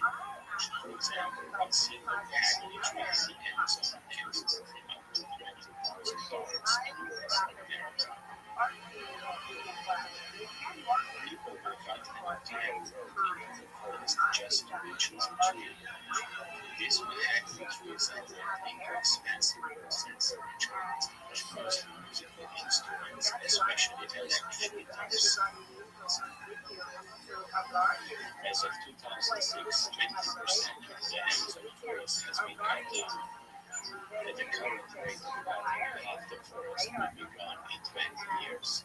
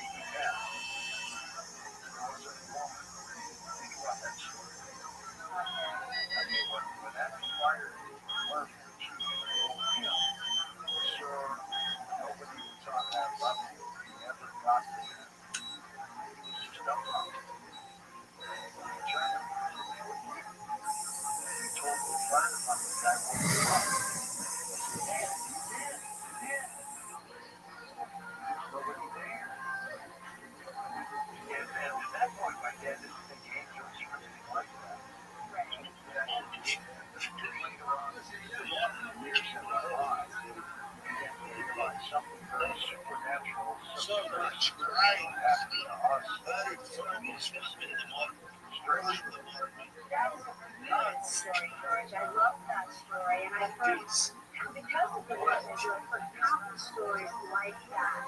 And everyone's wondering about ink or a bridge. I'm a bridge to the East and West. I'm half Indian, half English. Cheese. Look at it. Jews, Christians, Sikhs, Muslims, all believe in angels. The main angel of the movie faith is Gabriel. Also, it's a Christian faith. Gabriel.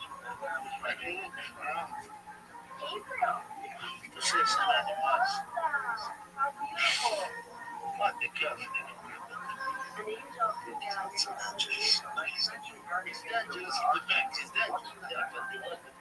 well, I would love to play with you. This is why I tell you a story. Never share it with others.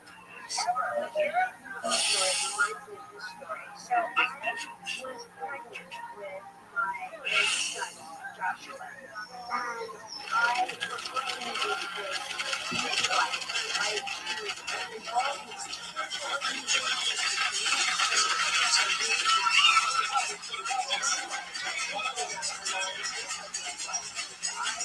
When Martin crossed the border to Brazil, there was a huge party of dancing girls and marching bands. Those days were as an example to children in the Cuban race. I followed with the first person anyone had ever seen described in Brazil for 2,077 kilometers in 22 days. All these people wanted to hear what this man had to say. But instead of speaking of this man's exceptions, this non-Brazilian chessboard player and actors in the group not having a clue how to play.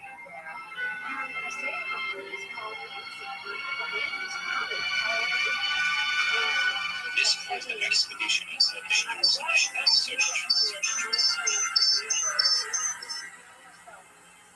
When we finally picked up the big signal, he had no explanation. I had seen this interaction on the day before, and he never had an explanation. The news that there was a dance with a date was spreading fast throughout the city. We were told that about 2,000 were waiting for Martin downstream. We did not yet realize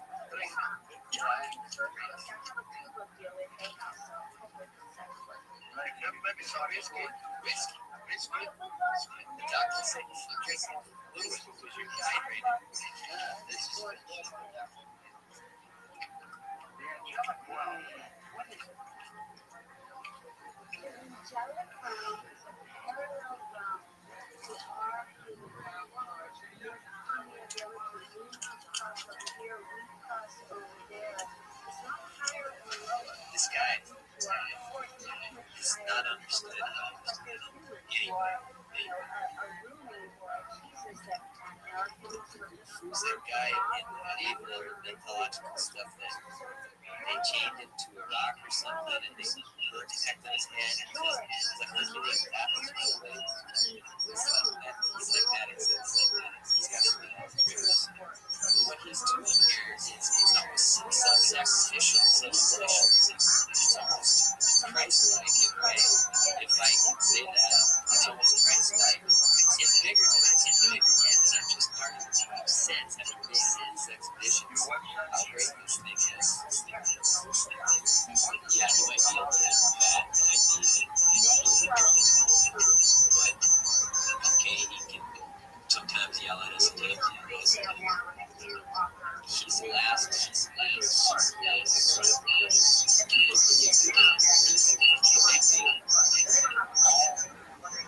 One of the greatest readers in the world, I swing it now, giving zucchini, all the zucchini.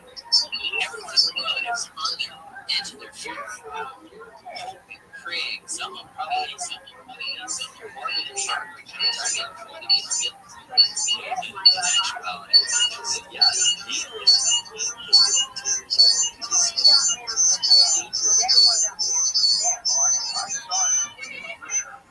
She's the last one.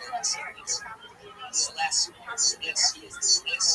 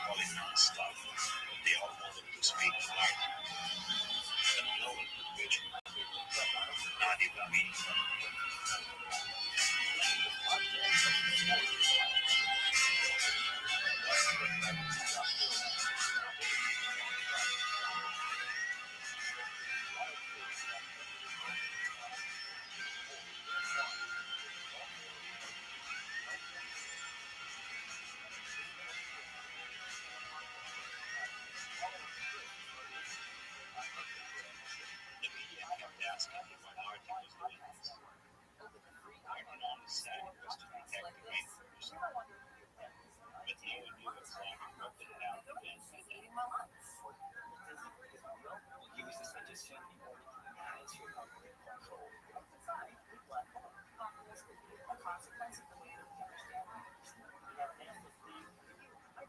is the first city we've seen in 2 months.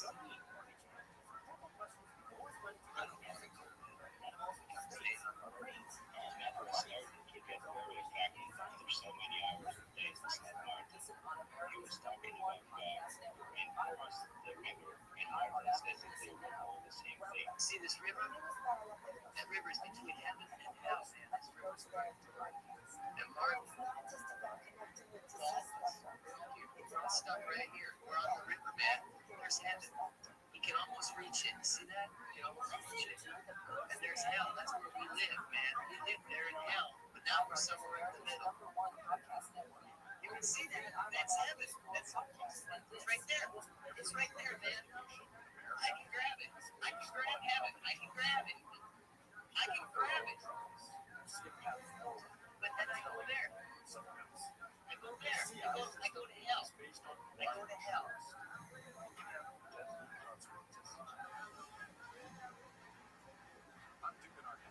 Just 5 seconds of the race there.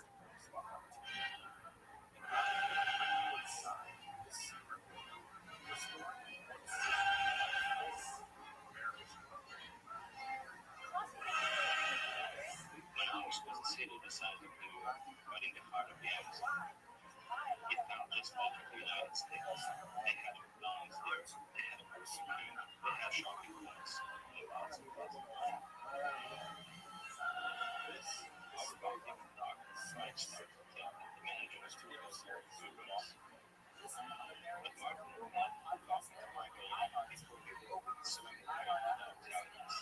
Slovenian endurance swimmer Martin Storm has gone missing while attempting to break the world record for the longest swim in history. I still don't understand why Martin did this. He could not only himself but the entire expedition because our Brazilian boat was not equipped to navigate the river strong and could easily have sunk.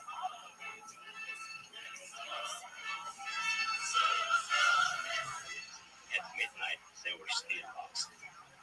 Matt had left his GPS and radio behind, so we had no idea how to find them. We were forced to do another dangerous nighttime search, scanning the banks with floodlights.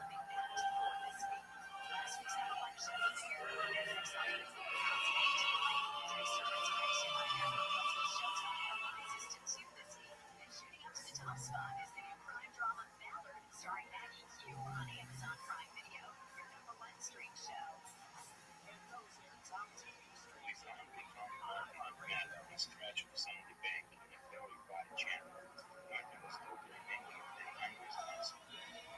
Now, also in a strange state of mind, it was as if they had seen, heard, or experienced something that had transformed them.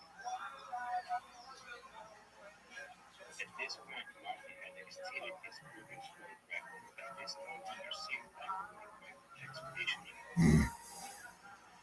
I was very scared because he had over 1,000 miles to swim, and he was obviously very insane.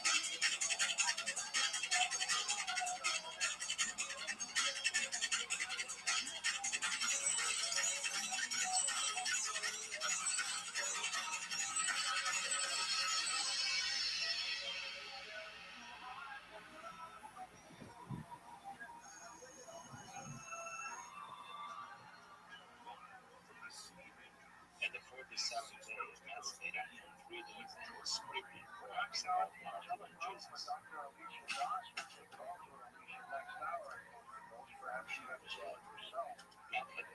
waiting for days to get it on everyone's nerves.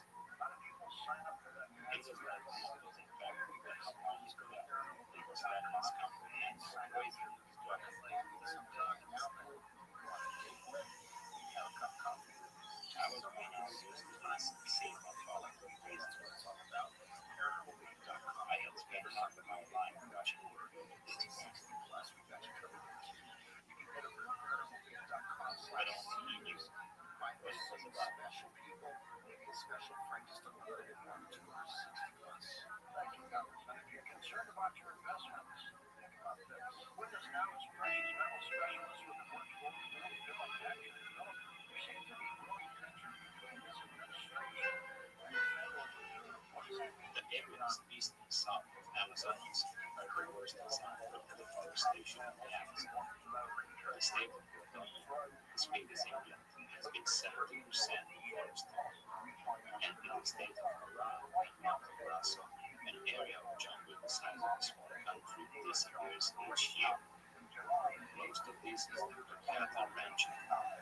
Each year the sky turns black with smoke from months as pristine forest is burned to make way for new conflicts. Countless species of animals and plants become extinct each burn season. This is all simple because of the world's demands to eat meat. Even though the UN released a report saying that cattle production has more harmful environmental impact than all the animals on the planet, the fast food companies are spending billions to promote even more consumption of baby waters. At the current rate, half the Amazon will be cattle farms by the year 2030. And by the end of the century, not only Amazon, but all the world's rainforests will have to be cut down to accommodate the needs of a planet with 40 billion people.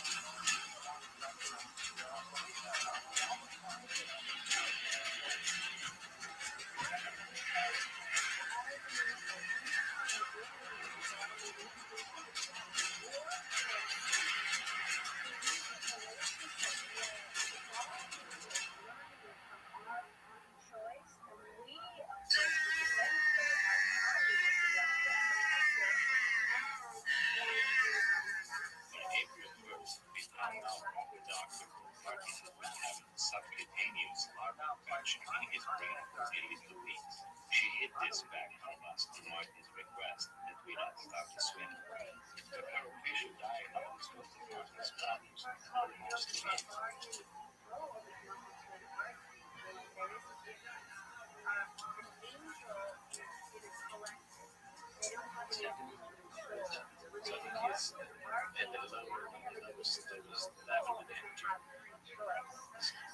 His hands like explode. So it's a really weird reaction. I didn't expect that. Tracking batteries, wires. Yeah, just let him swim. What can I do? What can we do? What can I tell Markstrom? I think you had a fucking mental block. I think you can please stop your own record exposition so maybe you can see the fucking shrink.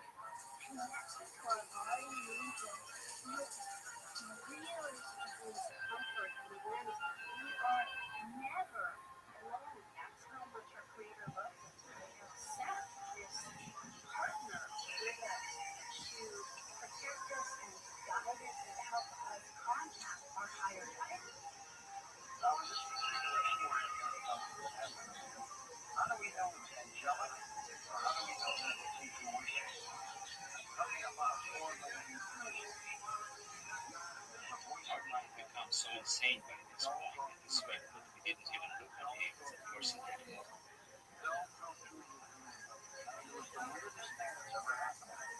It was like he had taken the status of an animal for a monster. He was like Frankenstein, the elephant man, but in the Amazon.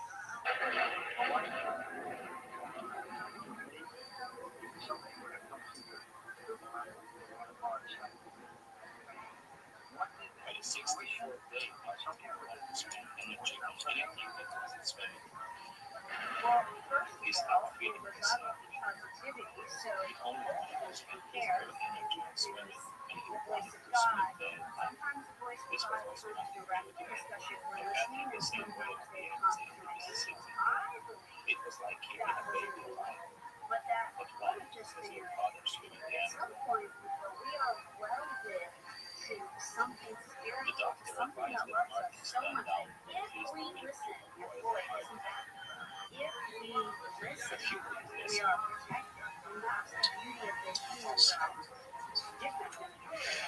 At this point, I was in the water and I would represent against him because he's too weak.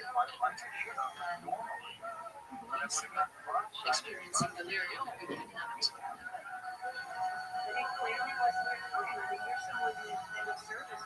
the doctor made Martin sign a paper saying that she was not responsible for anything that happened to him if he swam at night. There were also big concerns about pirates at night.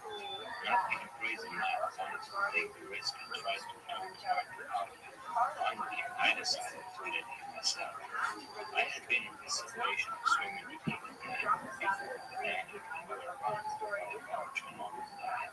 All of us felt like we were doing something incredible for him besides skipping, but I knew that if we didn't go with him, he would swim out at night. Yeah, one life jacket on the boat for 6 men and one gun. One gun, one life jacket, and a skipper that can barely stand up.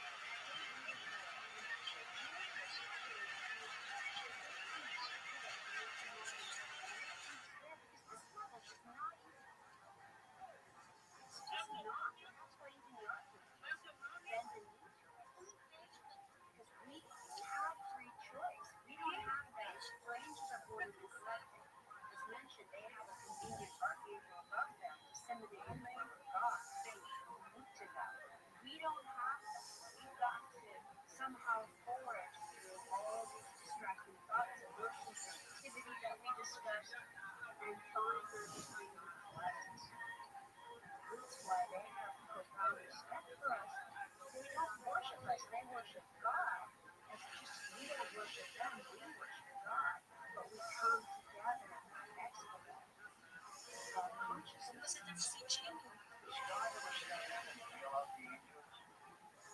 heck yeah. Just like God steps in and bails us out. Thank goodness. And that is all great.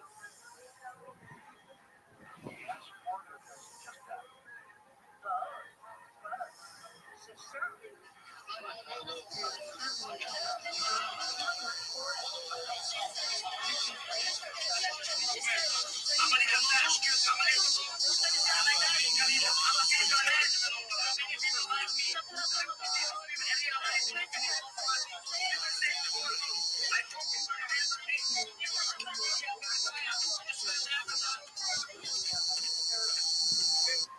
it's tedious to direct our thoughts to the positive when we do our spiritual practice, when we do things that place us in a position to be a force of good, right? That is awful.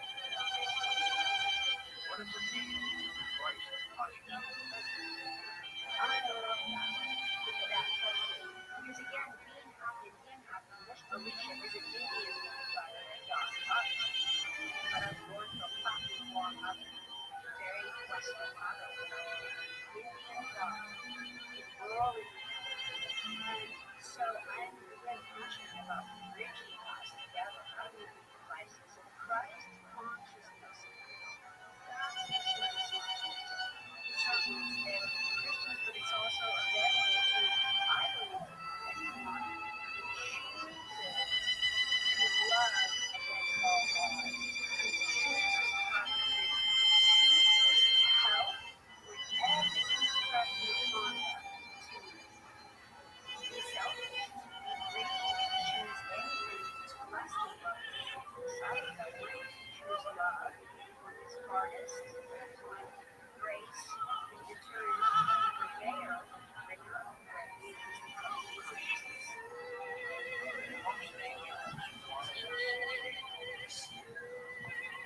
All those that follow want us to succeed. They are part of our success. They take it personally.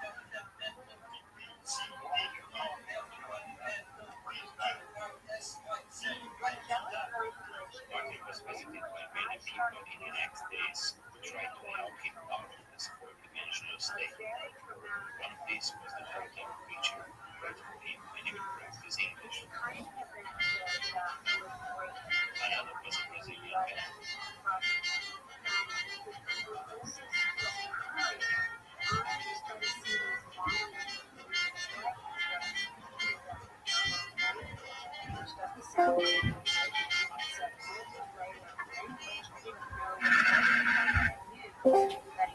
Finally, Martin refused to see anyone, if only about the Brazilian preacher whose name was He was not there to Martin for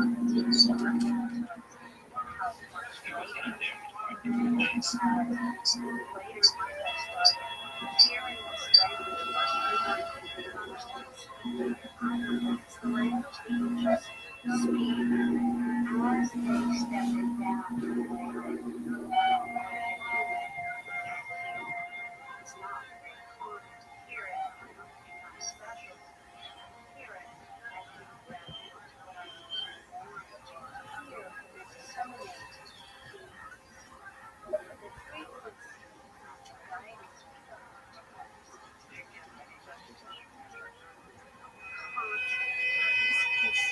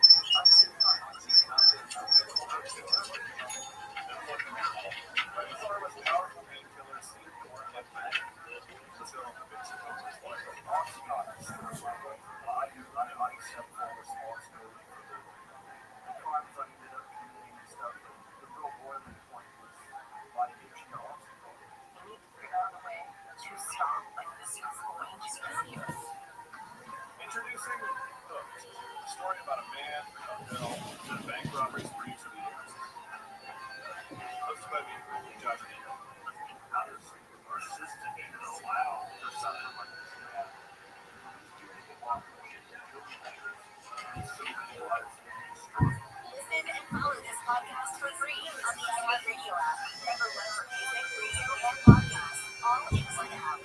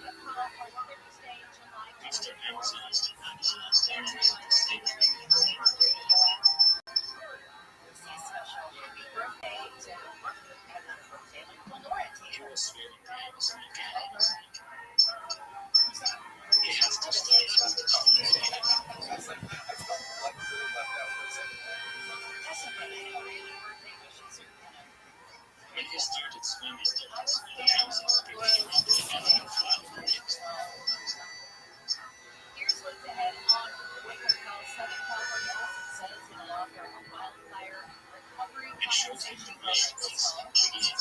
Lost homes, businesses, and rental properties in the wildfire in Pasadena. The investigation caused the fire continues. Some say this is an attempt by Edison to avoid lengthy litigation. A homicide investigation is underway following the discovery of a body in Santa Clarita.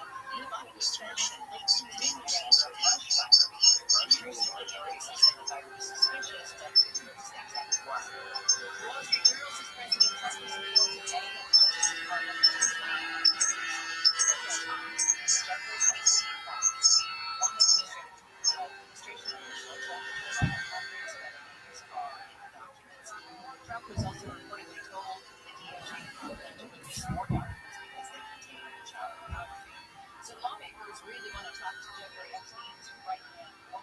Baller.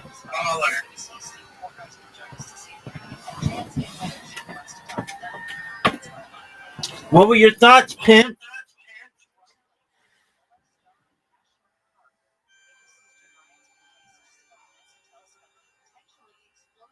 You fell asleep?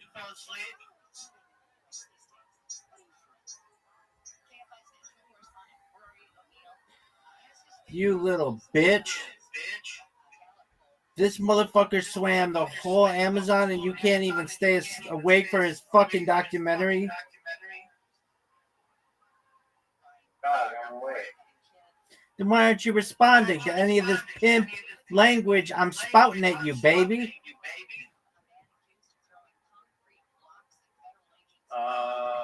Because your mic was like making really wonky sounds, so I had to turn you down. Oh, well, go fuck yourself.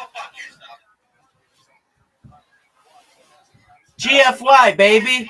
GFY.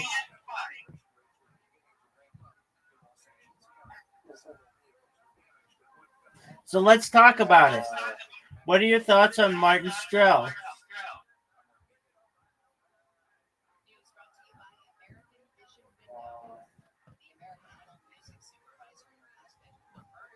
It seems like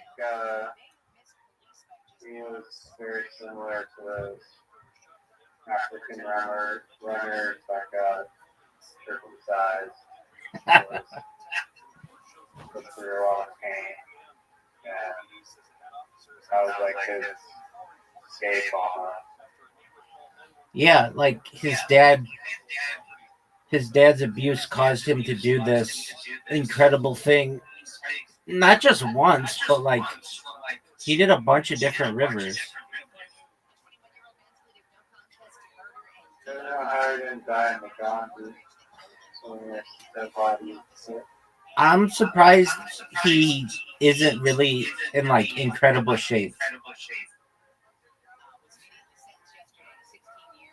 I mean, he's an alcoholic, and I think that might be part of it. Yeah, but still, he like swam thousands of miles. Yeah, I don't understand that either. How are you possibly fat? But I'm just guessing that he drinks too much beer all the time. Yeah, but I mean, there are a lot of alcoholics who are thin. I mean, imagine how fat would he be if he didn't do the swimming. Yeah, that's a good point. It's very climactic, where when he, at the end, he does it all, and then they're just like, oh yeah, he gambled away all the money from sponsorships, and now he's just like drunk in a bed. Yeah, that was pretty sad. Totally sad, and then super sad as well that all of the media people who said that they were going to have him on their shows, none of them did. Yeah, was actually he didn't finish the swim. Did you not just watch the fucking documentary? I'm not gonna lie, I may have fell asleep for like 10 minutes. Well, then those were important 10 minutes. He did it, dude. Did? Yeah, he He swam. was going crazy and he was going insane, and then he was going to all these villages, but he somehow made it. Yeah, he still did it. Yeah.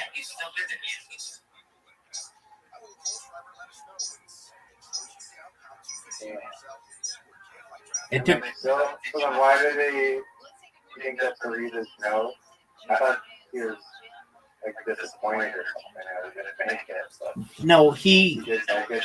he started hallucinating like 40 days in or something, and then he started wanting to swim at night, and his doctor was like, we're not gonna, like, if you swim at night, then you have to sign this that says that I'm not responsible. He said that they swam at night on the Danube and a barge almost killed them, but he wanted to do it anyway. On their entire boat, they only had one life preserver, and they had one gun, and they were worried that pirates were going to attack them in the middle of the night. So he continued to swim until like day 66 when he made it to the mouth of the Amazon and he was celebrated. They had media there from 20 countries, and there were thousands of people that came to see him. But basically, once he made it on land, he was so exhausted that he was unable to read his note, and he like basically had to go into the hospital immediately, and they had to give him all kinds of oxygen and stuff. And then over the course of the next 5 months, he gambled away all the money, and he wasn't on any of those shows, even though they told him that he would be. Can you imagine just being randomly in Phoenix or in Arizona and that happened? I think that's crazy. All right, big dog. Scary thought. Like, okay, I ran across the world, so now I need to go to the hospital to watch the media with the Exactly. I'll be right back. I have to pee. I've had to pee during like a lot of that movie. It was good though. I'm happy he did it. Good on him. Be right back.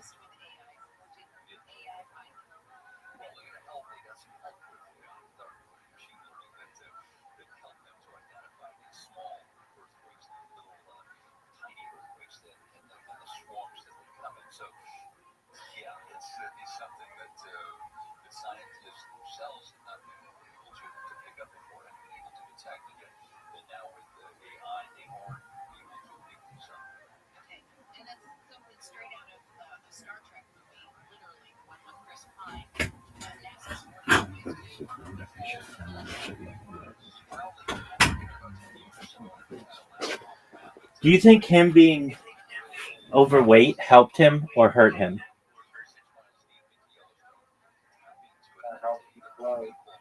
I think so too. Dude, what the fuck was up with that person who just randomly came in and was like, N-word, N-word, N-word, N-word, N-word, N-word, N-word? I get people who do that. It happens a couple times a day, basically. Just like people who think that shit's funny. I find it very offensive and not cool. Word Mockingbird.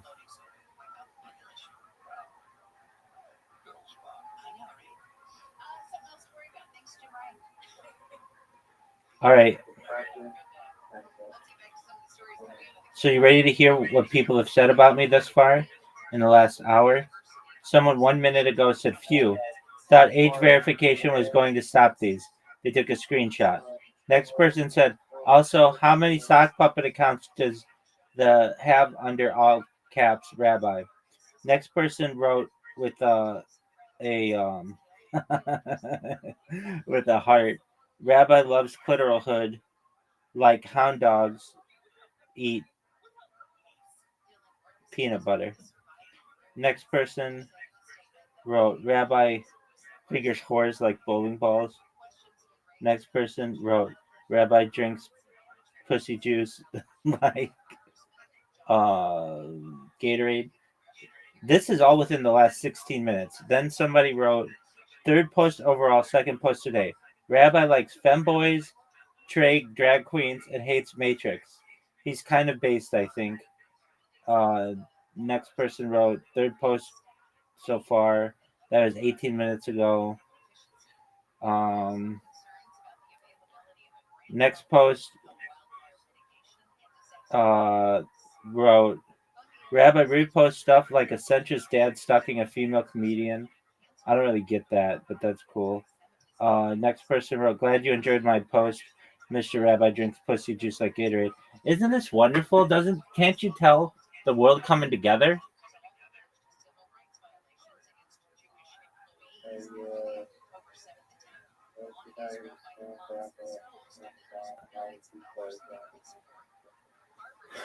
I thought he was swimming the Amazon for clean water, not to like save the forest. I mean, GPT also said that he gets wear a wetsuit. That's true. That's true. I mean, it was really interesting. Didn't mention that he was That's true too. I find it interesting that they didn't do too much research about wouldn't you think if you swam the whole Danube and then you swam the whole Mississippi and the whole Yangtze that you would like have the whole thing about sunscreen on your face like worked out? I think that might walk off though. They make waterproof sunscreen. Yeah. Yeah. I'm in agreement with you, but maybe not in 2007. I mean, this is like 15 years ago. Another question I have for ChatGPT: is it possible to swim like up the Mississippi, or would the current just take you? Like you basically aren't going to be a fast enough swimmer. Yo, dog, is it possible to swim up the Mississippi, or is it the current? Is the current too strong that like even the fastest swimmers in the world would just get pushed down? Yo, dog, trying to swim up the Mississippi is like trying to fight a treadmill made of dirty water, logs, and sometimes barges the size of football fields. Here's the breakdown. The current varies depending on the location, depth, and season. On average, it's about 1.2 miles per hour, but in flood season or narrow parts, it's about 3 to 5 miles per hour more. Elite swimmers can swim freestyle at 4 to 5 miles per hour. Long distance pace is like 1.5 to 2.5. Real talk. Yes, it's technically possible to swim upstream in calm, wide, slow stretches, but most of the river, the current would overpower even Olympic swimmers, especially for any real distance. Martin Strel, the madman who swam the Amazon, swam part of the Mississippi too, but downstream. Ain't nobody out there going upstream for fun. Why did they say he swam part of the Mississippi? That motherfucker swam the whole thing.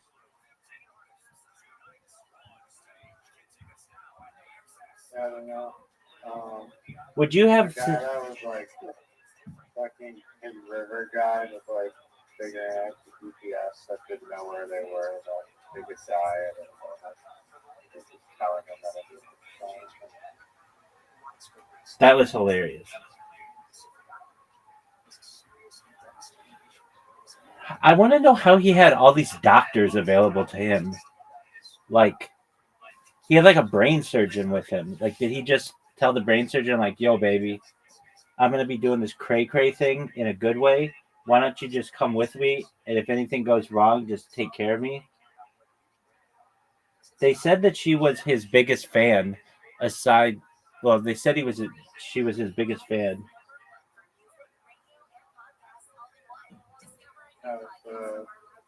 that's why he's there. That could be. He ran into all kinds of issues that I wouldn't have even foreseen. I mean, I guess I would, but like larva in his under his skin that caused like hallucinations. Oh, that's why you're supposed to be. Word, dog. They went all into it. Didn't you see it? When you say you're a fan of something like William Montgomery or Martin Strel, are you really, or do you just say that because you think it sounds good in your head? Initially, it was a Mark Pro. I've never won. Is he your favorite long distance swimmer? By a long shot. I agree. I've got to say that documentary was boring as fuck. It was. It was. I expected it to be like more exciting, but I don't know. I don't know why I was expecting it. Swimming isn't that exciting. We thought it was boring as fuck. I thought there were a lot of good parts. Just it could have been. It didn't need to be an hour and a half. I feel like because there's like so many scenes where it's just like really shitty like harmonica music for like an hour. What was? I know what my favorite part was. What was your favorite part?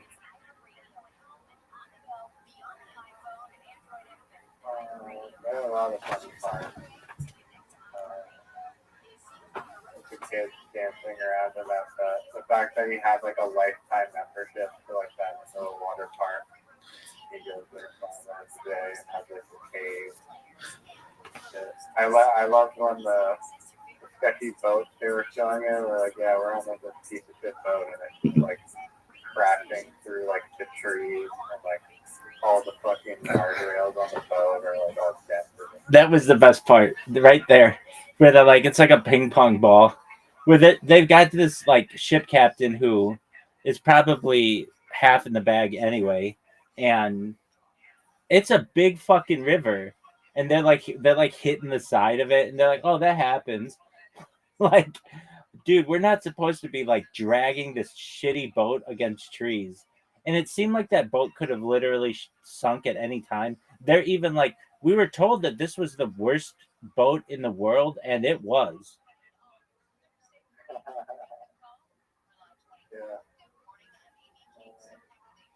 I mean, they didn't really show much. They had a nice deck with floating. I don't know what it was on the inside. Like, why was it so terrible? It was old, but I would have liked old to. cities were giving them both. I would have liked to see more animals,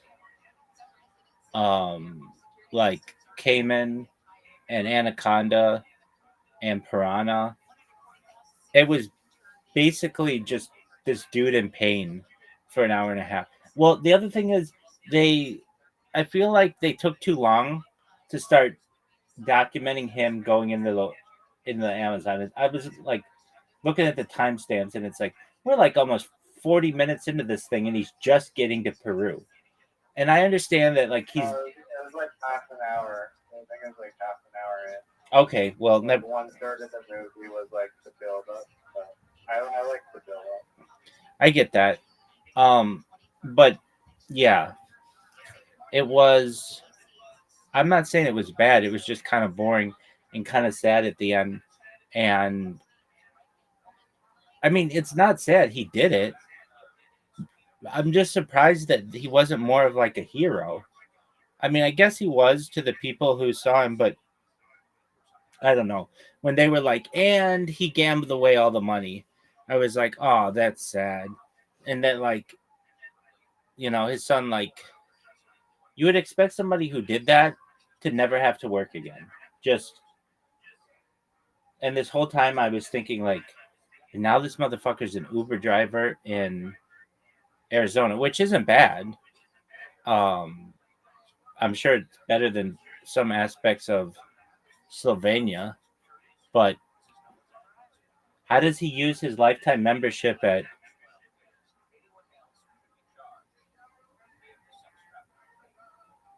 what was it called? Atlantis, thank you. And then he got like they said like this weird thing, like Mazda gave him a car for life and he can park wherever he wants. No, that's just him doing that. Mazda definitely didn't say you could park this car wherever you want. No. I get that. I get that. You could tell like the world was different in 2007, where I don't think you could get away with all that shit today. They would just be like, oh, you need to do testing and I don't know. It was more relaxed. Like, They wouldn't let you swim the Amazon or park wherever. yeah, I feel like they wouldn't let you swim the Amazon today. Maybe the Amazon they would, but like, no, park wherever. Yeah, kind of that one too. I mean, I don't know how things are in Slovenia, but I don't know. Things are different. Like, it's just I don't really know. He I don't know if he raised all that much awareness for the rainforest and everything. I guess. One thing that's really fascinating. PR person maybe better job or something.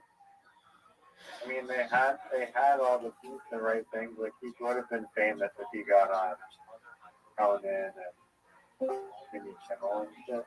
I'm in agreement with you. Well. Look who it is. How you living, pimp? Do you know who Martin Strel is? No.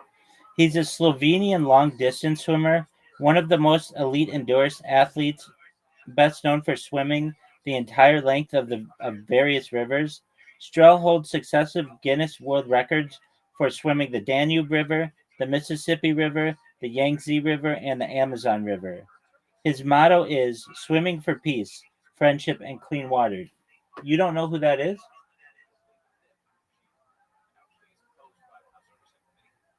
You missed the tidbit where they panned over. I mean, maybe you saw it, but no comment on it. Was like the houses that those people were living in along the river. What did they say? Like those Indian tribes. I saw him. Yeah, well, now we know what some people, their buildings are made of wood. And it looks like some weird, like the roofs are pretty, they look like hairy roofs or something. That's correct. Somebody Zoot, how many people do you think live in igloos in the world?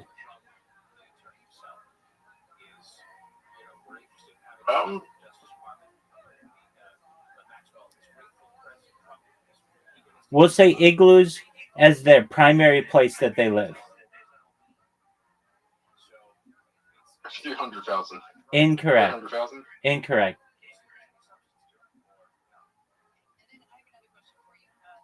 Tens of thousands? There's not even 300,000 people in Minnesota. Tens of thousands? Incorrect. Under 10,000? Correct. Guess how many under 10,000? 3,000? Less than 3,000. Keep guessing. 800? Less than 800 people.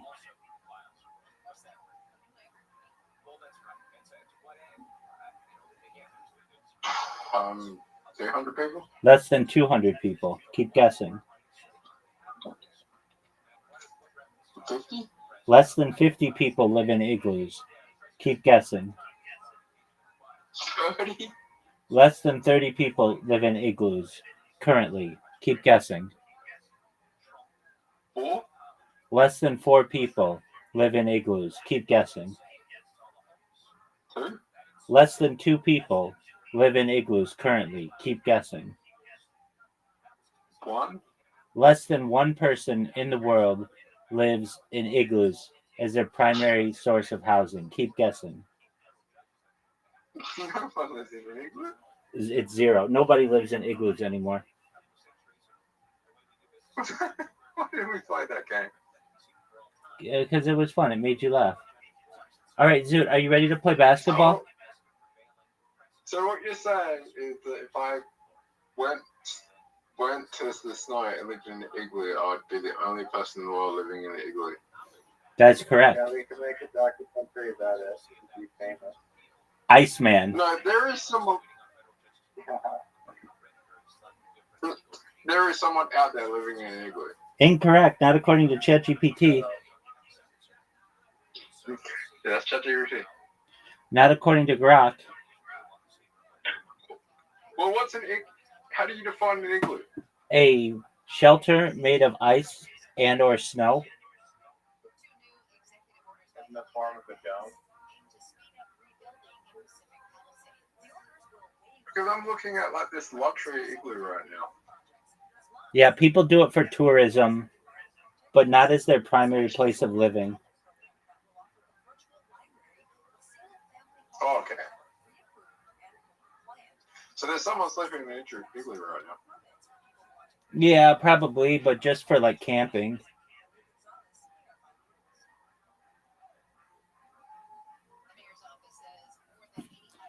Zoot, did you know that Malcolm Jamal Warner died?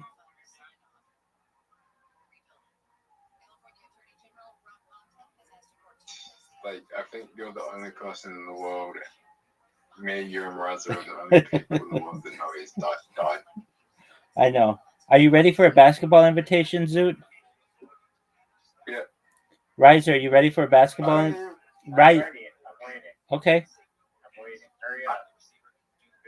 I don't even think he knew he was gonna. He was dying. Like, I don't even think he knows he's dead. Perhaps, dog. We're waiting on Riser. Riser's jerking himself off raw. Riser's J-Yorin.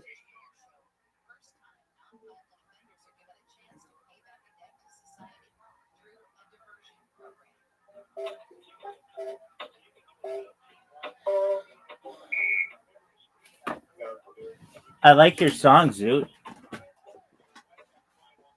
it's the background music of the basketball.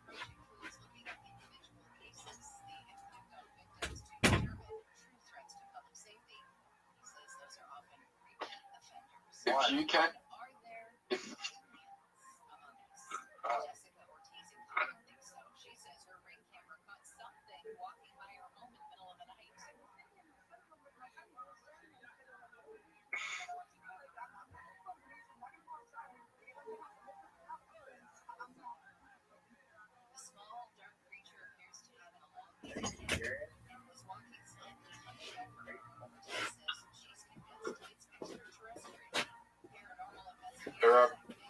Raza.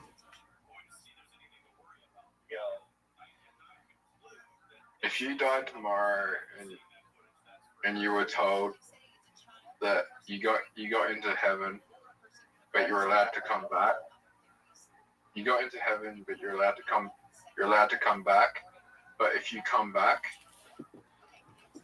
you come back, you can never go to heaven. Would you come back? I haven't seen how awesome heaven is. I'm assuming it's pretty awesome.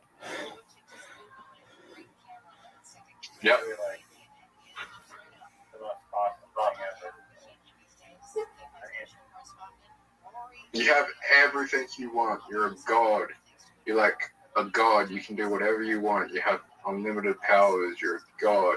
It's like going to sleep and you're in like an infinite lucid dream and you can have anything you want. Would you come back? Is Malcolm Jamal Warner there? Yes. Ooh, it's tempting. You can never come back. Why would you want to come back? Exactly. I'm hanging out with Alpha Strong. I'm hanging out with the other one. Yeah. And we can do cocaine, and the cocaine has no side effects because we're in heaven. We're already dead. And there's infinite supply of it. No money.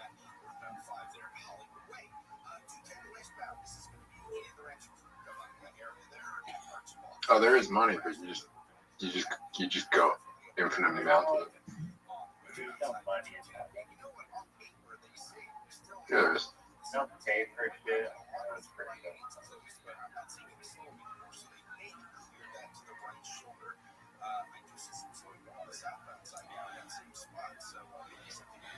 Zoot, if we gave you the opportunity, would you want to swim The Amazon River.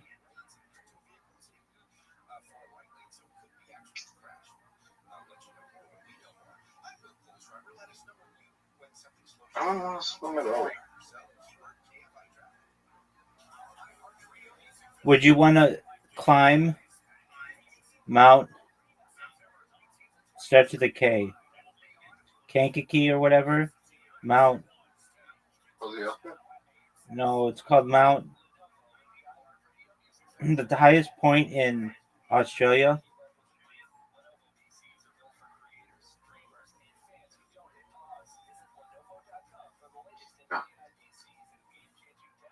Hold on, it's called highest point, Mount Kosciuszko. Yeah, that's what I just said. If we gave you the opportunity to climb Mount Kosciuszko, you mean you wouldn't?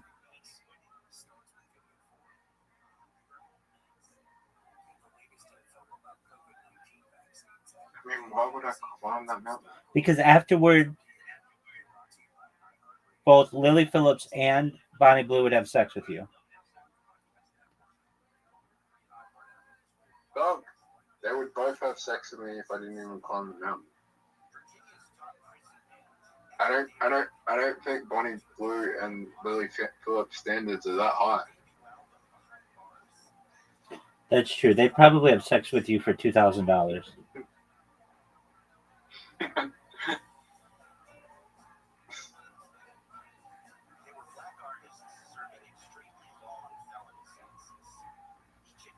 So, who's your favorite male musician of all time?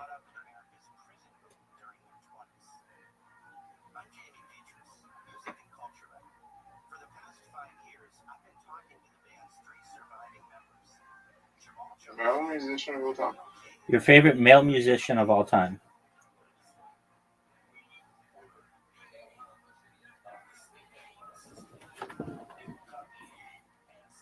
Sam Cooke. Sam Cooke? Yep. That's an amazing choice, dog. 11 is really good, Bryzer.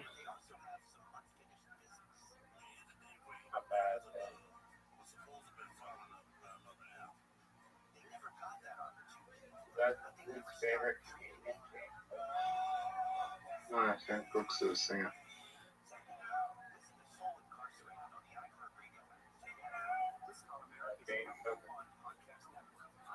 Sam Cooke. Why do you like Sam Cooke, Zoot? It's a great choice.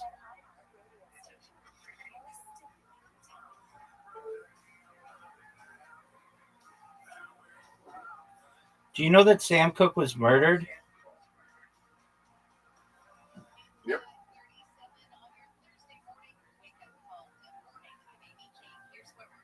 He was murdered at a motel in Sam Cooke. Los Angeles. I think Sam Cooke is one of the greatest singers of all time. How did you get into Sam Cooke?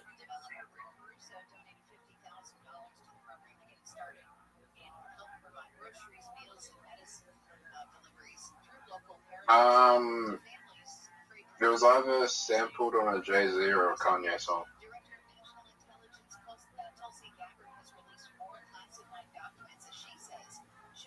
It's like, who's that singing? No, I was like, what's that instrumental? And I looked it up as a Sam Cooke.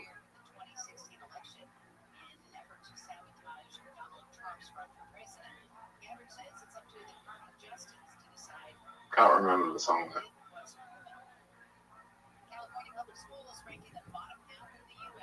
Riser, did you know that I'm beating you by 9?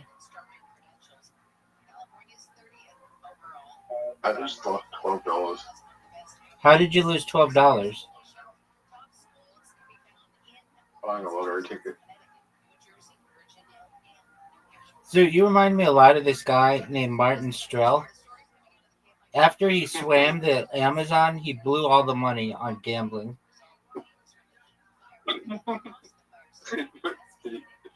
Did he have a good time? No, he blew it all within like 5 months. How much did he make off Amazon? 0. Yeah, how much did he make off Amazon before he built it? Well, no, he swam the Amazon, not make the. Not. make it. He didn't. He swam it. He didn't buy stock or anything. I don't know. He probably had like a few $100,000. Okay. He bought something called Fat Girl Investment Co. in 2007. It just wasn't the right time. No. Yeah. You got it.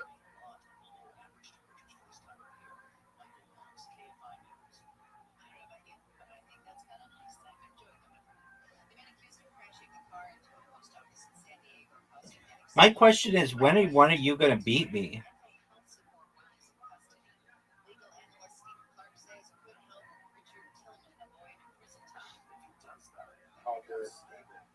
Zoot, come on, big dog. 1.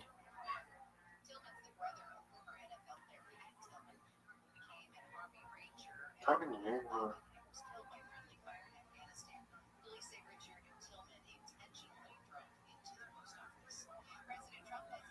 Riser, do you think you're going to beat 7?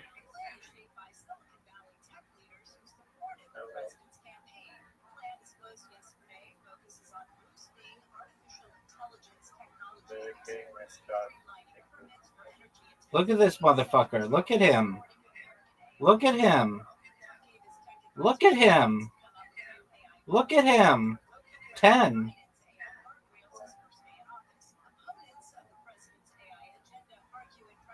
Notice the sun shines when I play.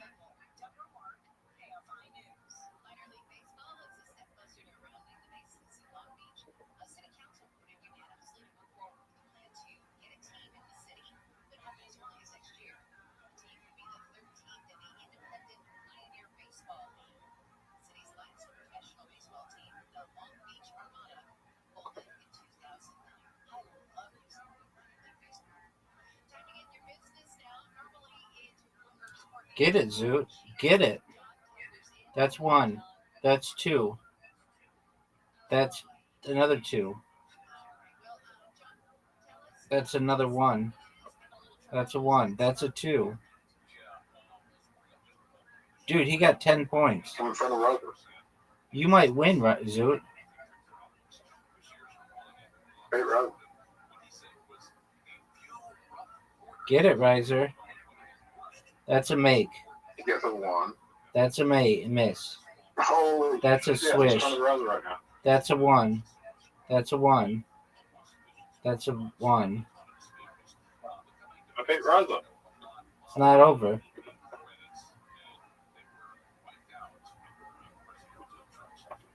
Rabbi, you need to score 10. Baby, don't you worry about me. Gets 12. And then another swish. Fuck. Zoot, I got 11. What are your thoughts? I think I'm going to get 13 here. That's incorrect. That's a miss. That's a swish. That should have been a That could swish. have been a swish. It should have been a swish. You're right. Fuck, it's distracting me right now. I didn't get a swish. All right, you got 5 points. Riser, you going to be able to get him? Get it, dog. That's a miss. Oh, Zoot beat Riser. Can we play Sam Cook right now? Can we play what? Sam Cook? I would, but I get nailed for the copyright, so I'm not going to play it.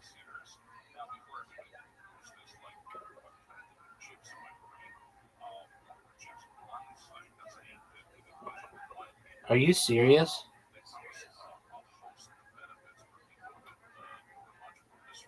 Rabbi won.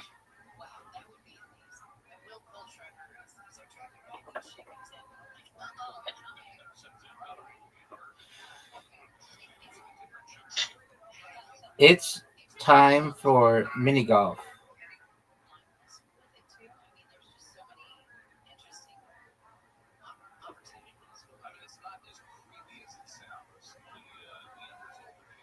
I'm ready for you two to gang up on me. Riser, we're waiting on you. Riser, why are you J-yoring yourself?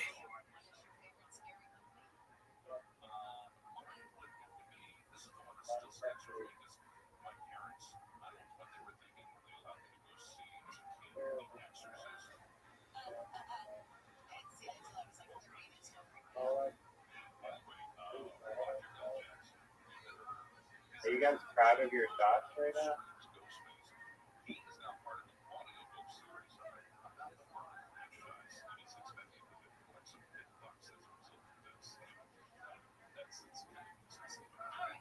Basically. Look how sick this shot is, people. Look how sick this shot is. Riser, you're covering your microphone, son.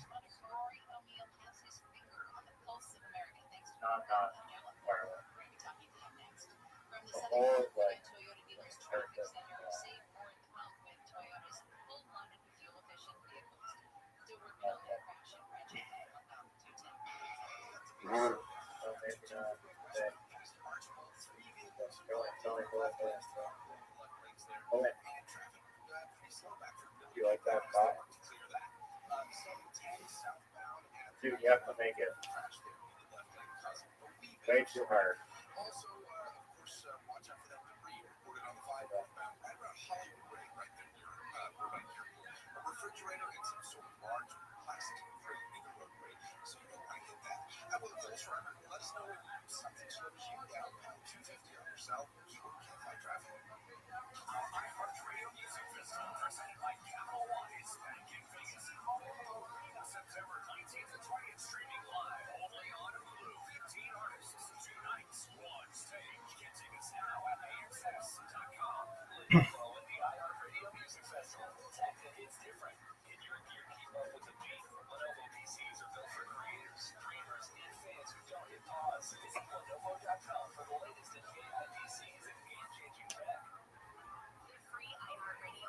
Riser, are you C-yoring? Are you J-yoring? Riser, are you J-yoring?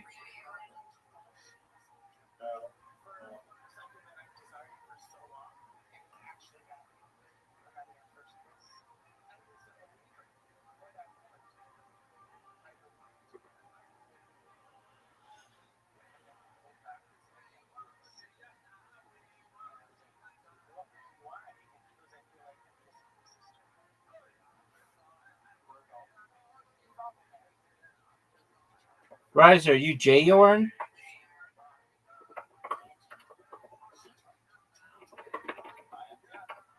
Riser, are you J-yoring?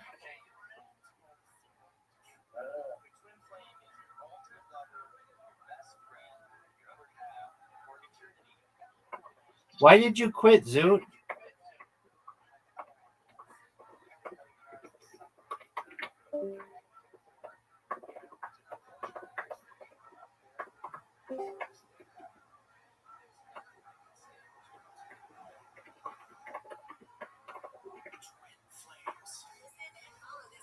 Sorry, I have a phone call to take. I'll be back. Sounds like a bunch of J-yoring to me. What the fuck was that, Riser? I was gonna try to copy.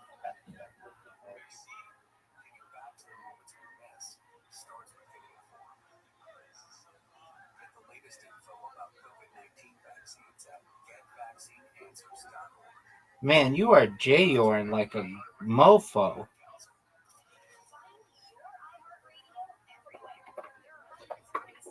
What are you typing out? A love letter to Zoot?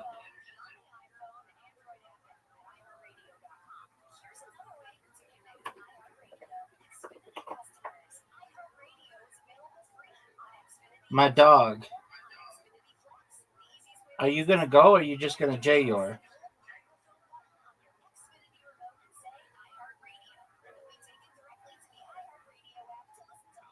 Do you want to see how G's ride? from the north to the south to the east to the west. I can't deny it.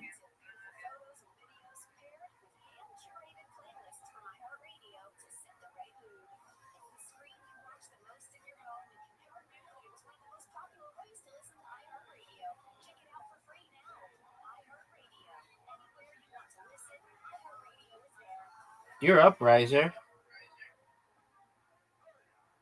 Terrible shot. Terrible shot. Terrible shot.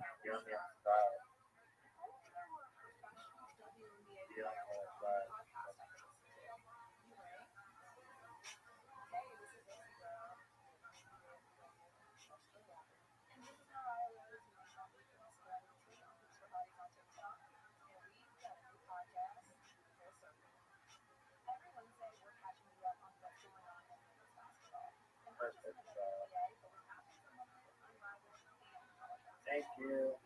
Thank you. High school was doing something for yourself. Thank you.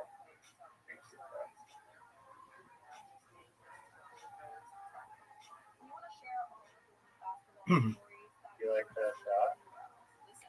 Do you know what STFU means? I'm afraid we're university. No. I mean, shut the fuck up.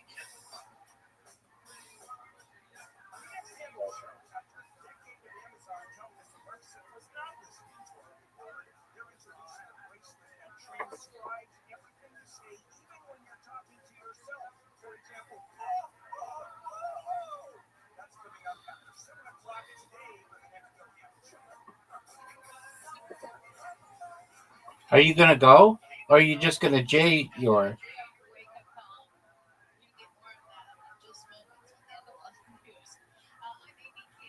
I'm in it. No, really, that's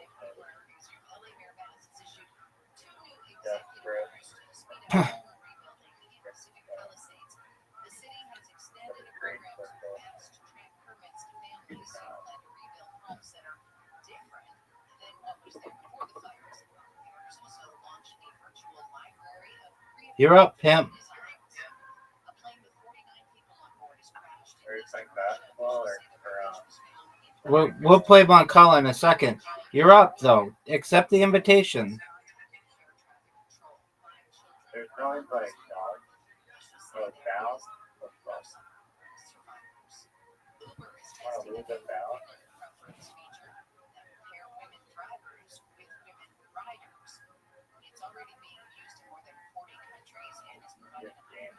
I'm gonna do a perfect run.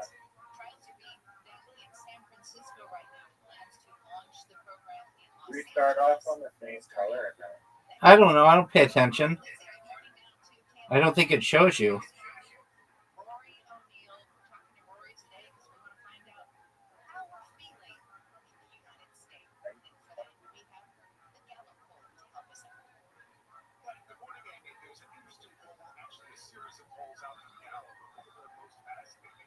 How are you up there? You did the small ones?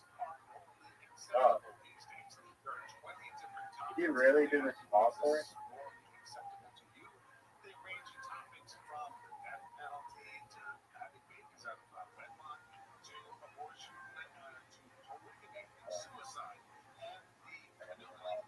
Why can't I surrender?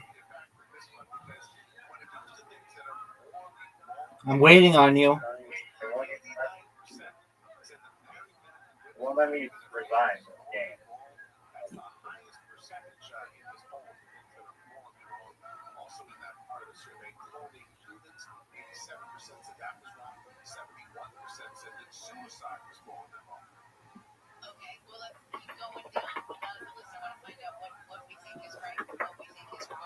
Dog. You have an invitation, son.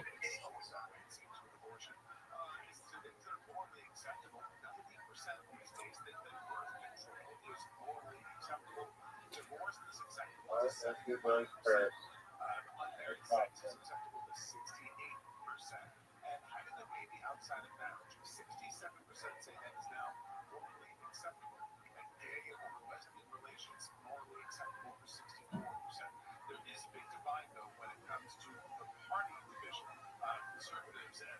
having very different interpretations on some of these. The biggest split actually comes in the issue of changing genders, where you'll see that Democrats are much more likely to find gender change much more morally acceptable compared to Republicans, with 9% of Republicans find it morally acceptable to change gender. Okay, and then Rory, was this Gallup poll only about how we are feeling morally, or did they ask other stuff too?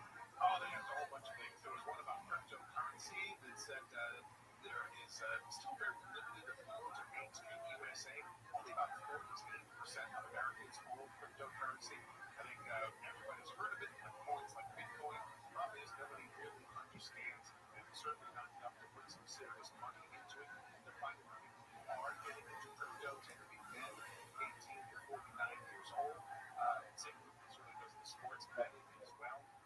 It's essentially is almost betting, and it's fascinating to see just how little people really understand about cryptocurrency, even though it is quickly emerging all around the world. Well, I absolutely understand nothing about it, and I even invested a little bit of money, but not in Bitcoin. If I did Doge, Dogecoin, it was a couple years ago when it was like right before Elon Musk was going to announce whether he was going to really get involved with it or something like that. So I think I bought $100, and right now it's $114.95. I was going to say you're working at 5 o'clock in the morning on a Thursday, so it shows you where the Doge went right. You're not funny.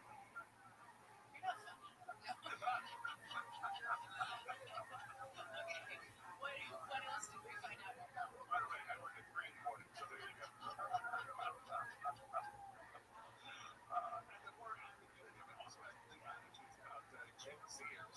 I looked you directly in the eye, breathed hot air on your mouth, and slapped you on the face.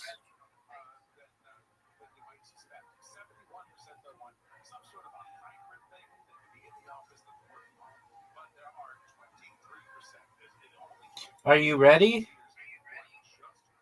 Yeah, maybe don't bring it. Are you going to go?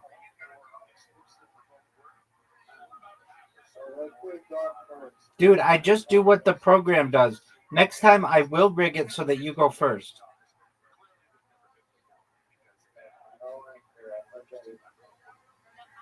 Doug, you sound like you're underwater.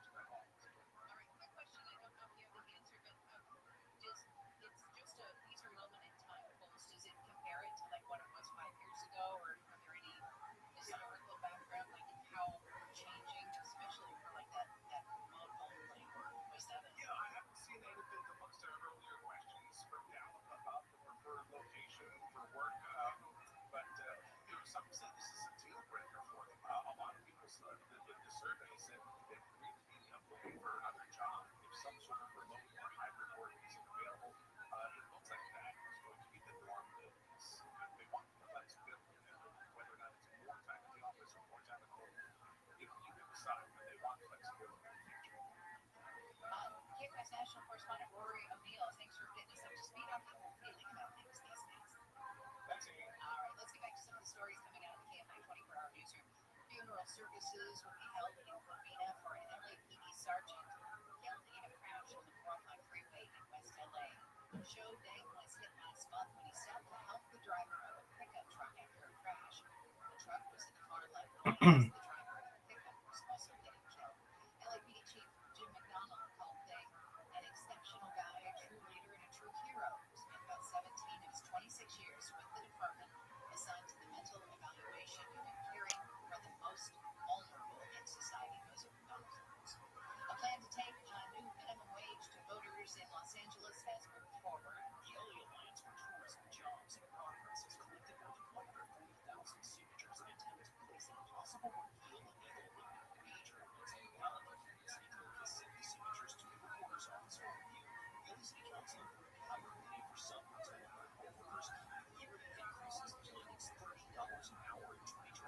This is how G's ride from the north to the south to the east to the west. I can't deny it. NASCAR's gonna be hitting the streets of San Diego. El Cajon native and Hall of Famer Jimmy Johnson says the race is gonna happen over Father's Day weekend next year.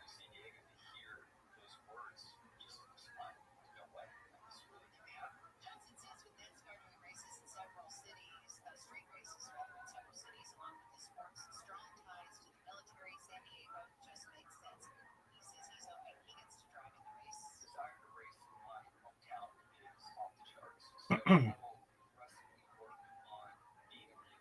the course is still being worked out, NASCAR says drivers will race at Naval Base Coronado. Never miss a play with the Dodgers. If you listen to them on AM 570 LA Sports, because you never know what's going to happen. Like when Shohei Ohtani matched the franchise record with a fifth straight home run in last night's game, yesterday's game. And of course, then Freddie Freeman drove in 2 runs with a 2-out single in the ninth.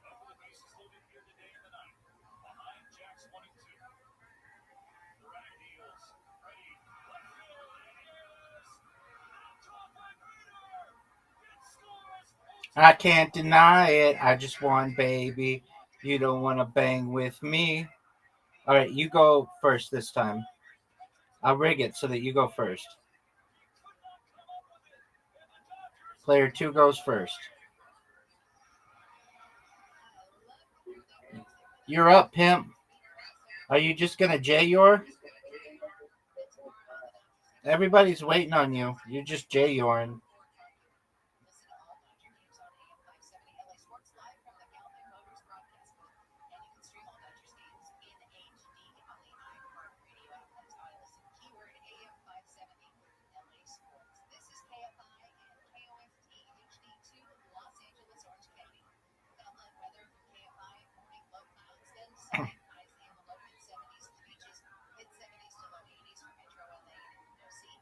80s to about 90 for the valleys. 80s to low 90s for the Empire and Antelope Valley. Sunny after morning clouds tomorrow. Highs in the low 70s at the beaches. 70s to about 80 for the metro areas and Antelope Valley. 70s to mid 80s in the valleys. 80s to near 90 for the IE.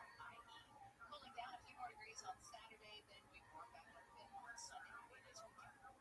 60 now in Anaheim, 64 in Redondo Beach, 61 in Studio City, and 63 in Rancho Cucamonga. Live from the KFI 24-hour newsroom, I'm Amy King. This has been your wake-up call. If you missed any of Wake Up Call, you can listen anytime on the iHeartRadio app. Got a crash in Willowbrook on the 105.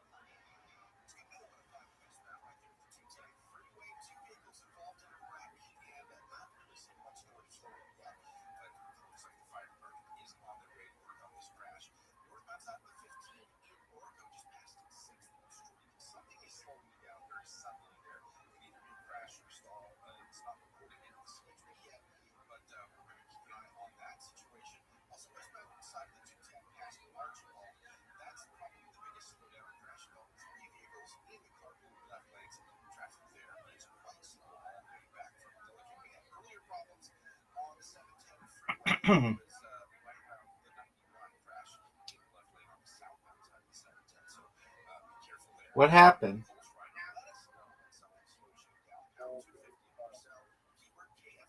You get to start again, just so you see how easy it is when you start first. Baby, you're up. Do you like Martin Strell? Dude, I already sent you an invite. Accept my invite, then I'll accept your invite.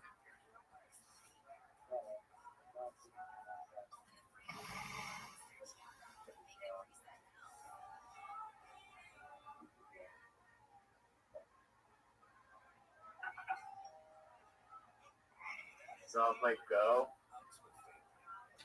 That's an interesting game.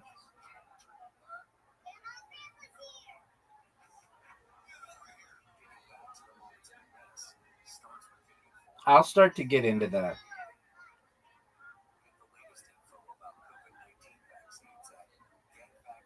Yeah, I was looking it up. You have to understand like cats. We can both learn it. I'm an expert. Have you ever seen the the movie, the documentary AlphaGo? AI,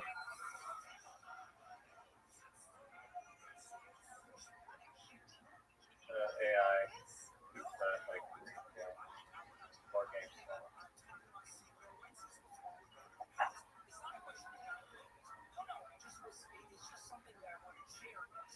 Are you gonna go?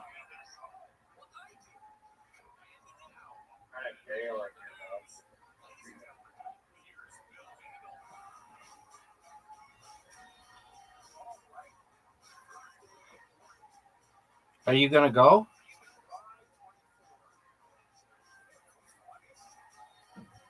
Are you gonna go?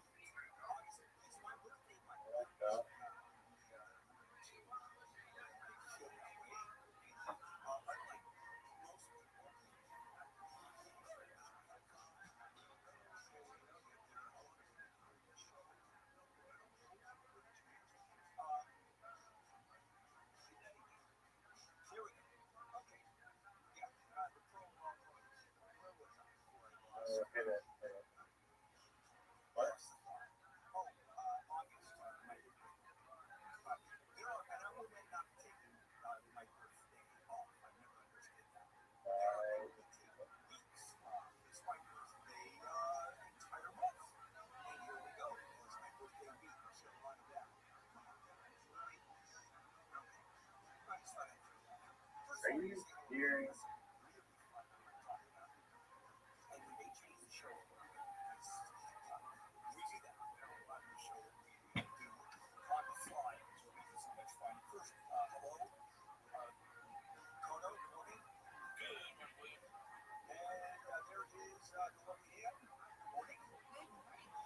You actually know how to play Go? Or no? What'd you say? You don't know how to play Go. I've played it. You're playing it after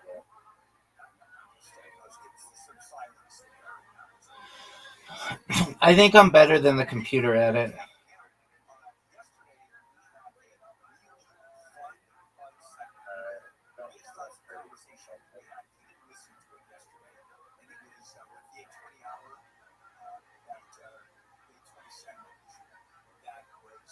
This doesn't go in here.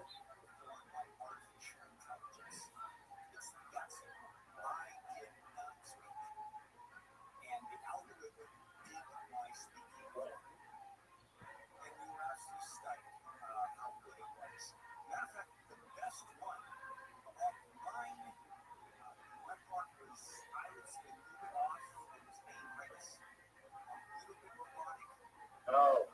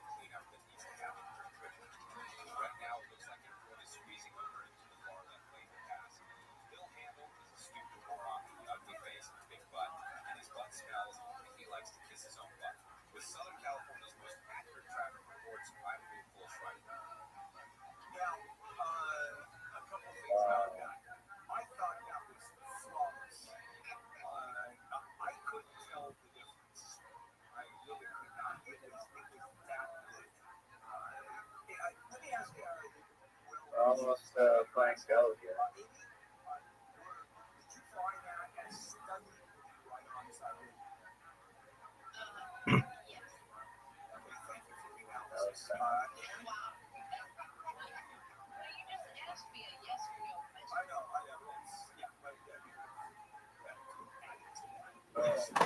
This game sucks. Dog, I've got some shit to do. I'll play Go, but I gotta say some prayers, and I gotta get some water. So I'm gonna need like 15 minutes. Can you give me 15 minutes? I appreciate it. Just one moment. I want to read you before I do all that. I want to read you what every.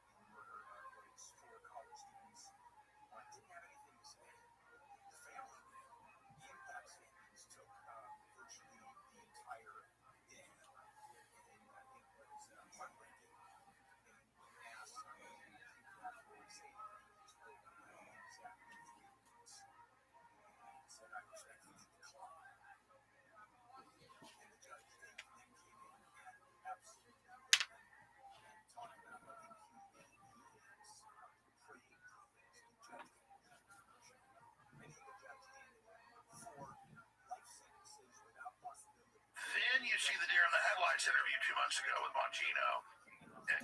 One, there's a whole bunch of boys from the yeshiva who are studying, they're in law school. They're sitting usually in the back in their white shirts, Trust us, he killed himself like that. and Epstein acts And alone and didn't do the anything. professor is a fairly well-known professor. He does the survey class. At the end of class, says, before everyone dismissed, I would like all of the young men from the rabbinical seminary to please come down and speak with me privately. So after all the other students file out, all the innuendo, the 20 all or the so guys from the yeshiva come down. Apparently the professor says to them, says, Then listen, Trump comes out for social you last leave me Saturday, alone. 9 days ago, And, Saturday before last, and so says, we have a very extensive legal tradition, not but saying Epstein it's doesn't not exist or per was se bad. philosophy the way the Greeks understand it. We have started. Now, when you get to the modern world, which we're not going to get to today, you will find philosophers who like to start all over. Who like to say, I'm going to tear down everything that existed before and try to build it up in a way that's somehow Jewish. But that's not our agenda for today. We're looking at what we might call philosophy in the medieval Now environment. he's got to be suspect. And that's why I think that Chobos Lavavos The is same people that run so Crossfire Hurricane, the unusual fake Russia in gang, our tradition. Obama, Because Clapper, it is Comey, really Brennan, the that did all first this who work were known fake that frauds, who were known synthesizes the to be all disparate of the Epstein phone, who material were known of controlling it internal on the U.S. spiritual side. ethical Anything they life tell me suspect, so I don't believe it right away. Then you bring up study. Netanyahu, and that's the key. So, Let me explain what I mean. anytime As I Mossad is mentioned going to earlier, operate like this on we domestic have soil, a they're going to deeply need a CIA sophisticated agreement to legal pass. tradition, which That goes begins on for from decades. verses in And the then you've got Torah. Maxwell's dad that was goes MI6 through Mossad on amplifications in the rest of the Bible, and especially in the Mishnah, and the Talmud discusses it. The rabbis discuss it in responsa, which form legal precedents. Later, this goes into the codes and so on, which are, by the way, just about now being prepared in the 11th century, 12th century, even to early codes like Maimonides, Mishnah Torah, and so on. And that's kind of like a Jewish way of thinking about, what's the practice, what's the bottom line, how am I supposed to behave given these conditions. But the idea of just that's not the sole religious tradition, of course. There are scattered here and there these gems of spiritual insight that may be collected in a few places, a little bit like Pirkei Avot. Every now and then you'll see a glimmer of kind of internal spiritual life, but it seems to be overwhelmed, just like there are stars Shema Yisrael, Adonai Eloheinu, Adonai Echad. Baruch Shem Kavod Masechet Torah Olam B'Em. With the same kind of discipline and rigor that we speak about our halachic laws. And that's what Kavod to Levavot is all about.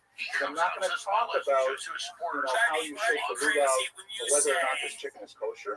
I'm going to talk about how you should orient yourself to God, how you should focus your mind, how you should, be disciplined with your relationship to the universe as a whole. It's a deeply mystical and fascinating work, and it is completely path-breaking. It is totally new, and it starts a whole genre, which, depending on who you ask, is probably best called Musar literature.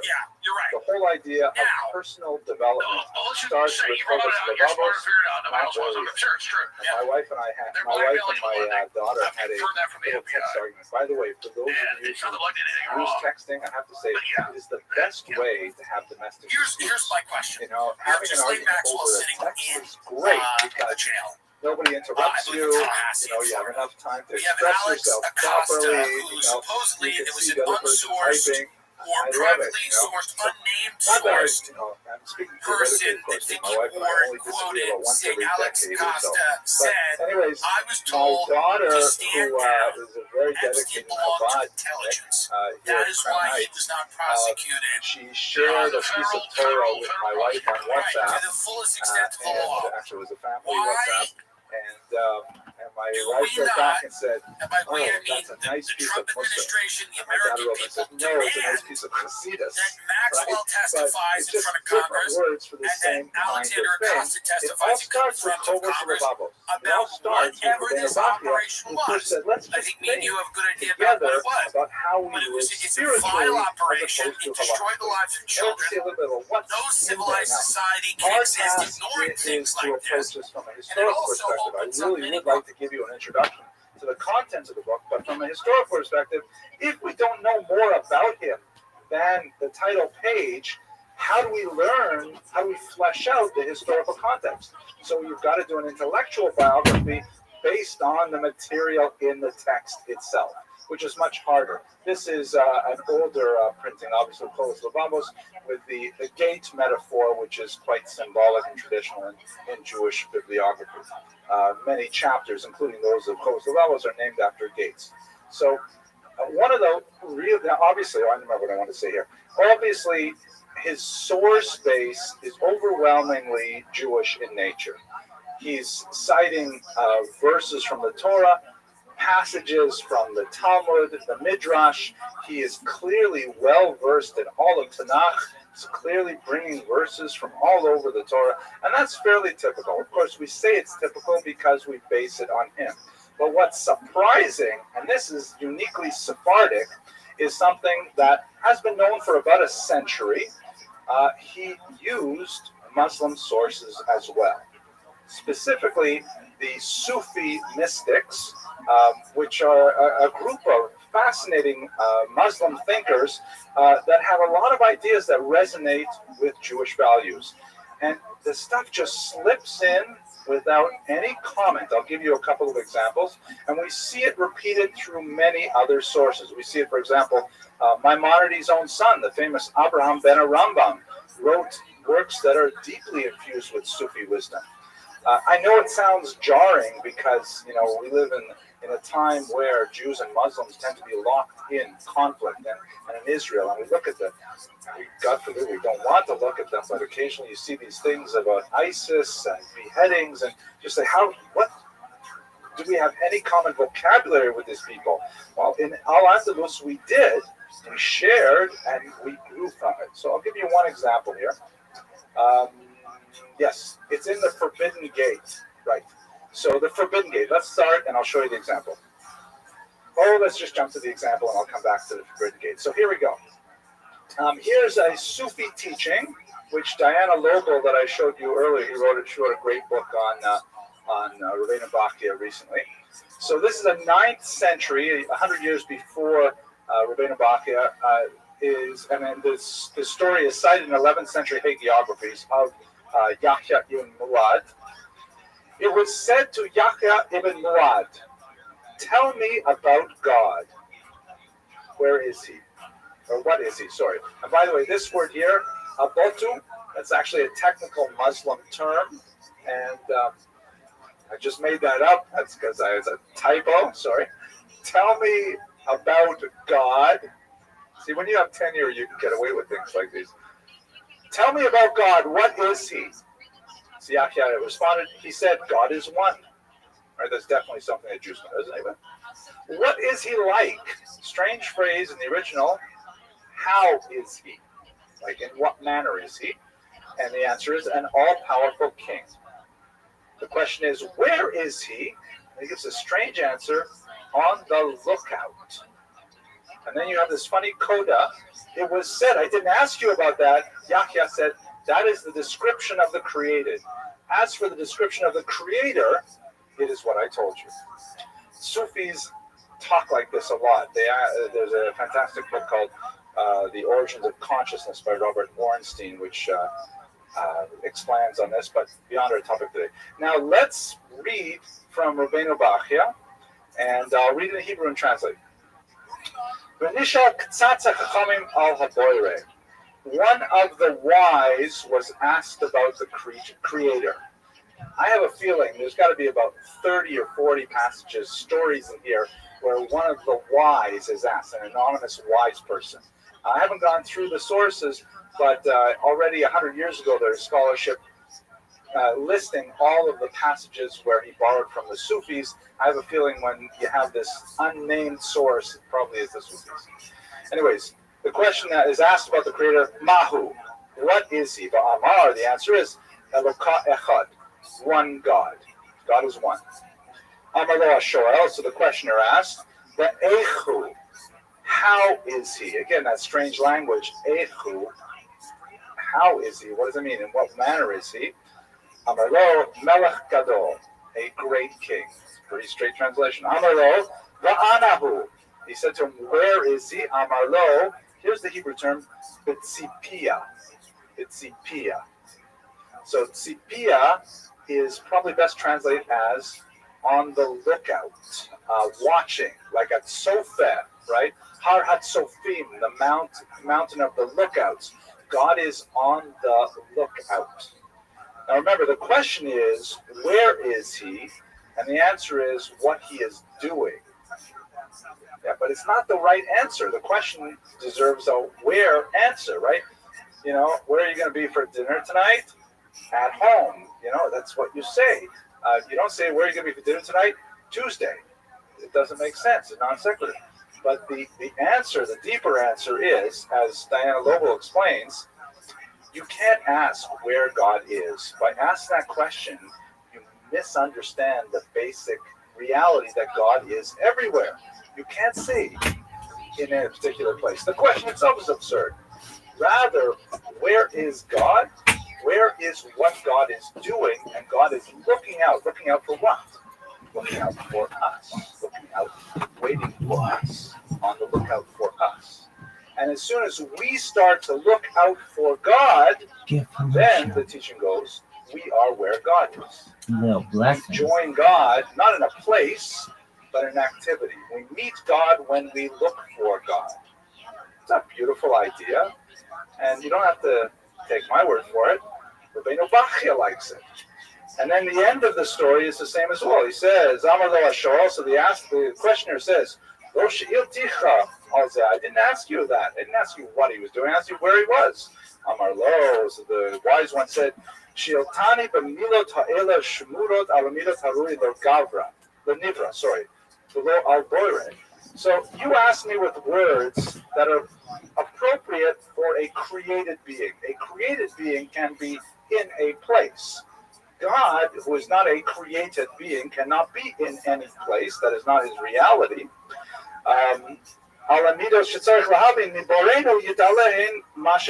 So that's why I answered you only in terms that you would understand. Because it's impossible to explain it in any other way. So you see here, this is just one example of the many Sufi passages that the Rabbeinu Bachya would bring into his work, which is indicative of a syncretic culture, the values of Andalusian Spain that allowed for the communication of Muslims and Jews who are spiritual seekers to share whatever wisdom could effectively cross their otherwise rigid religious boundaries. Fascinating example. Let us just move back a little bit here to talk about the forbidden gate in itself. Now, the book is divided into several gates. I'll give you the whole list of contents shortly. The first gate, it's one of these ironic things in the yeshiva world, is taboo and is rarely studied in a formal setting. And in fact, in my edition here, which is a very orthodox kind of edition, I told you that there's a modern translation of the financial system that we barely understand that involves oligarchs, criminals, human traffickers, drug smugglers, and our own political class. This is why Nancy Pelosi has been so quiet about this. Let's be very honest. Because she has no problem with, obviously making lots and lots of money, and lots of our politicians. I mean, Barack Obama, these $30 million homes in Martha's Vineyard or whatever they are. Why don't we demand that they testify, Alex? She's of course going to read it. That's the first thing. I remember we once bought. Sorry for sharing this with you, but we once bought a book on marital happiness. And thank God, my wife and I we bought a book on marital happiness. It was divided into two halves. The first half was a book for husbands, written by a husband, David Abramov. The second half was a book for wives, written by his wife, Mrs. Abramov. Tehillah Abramov.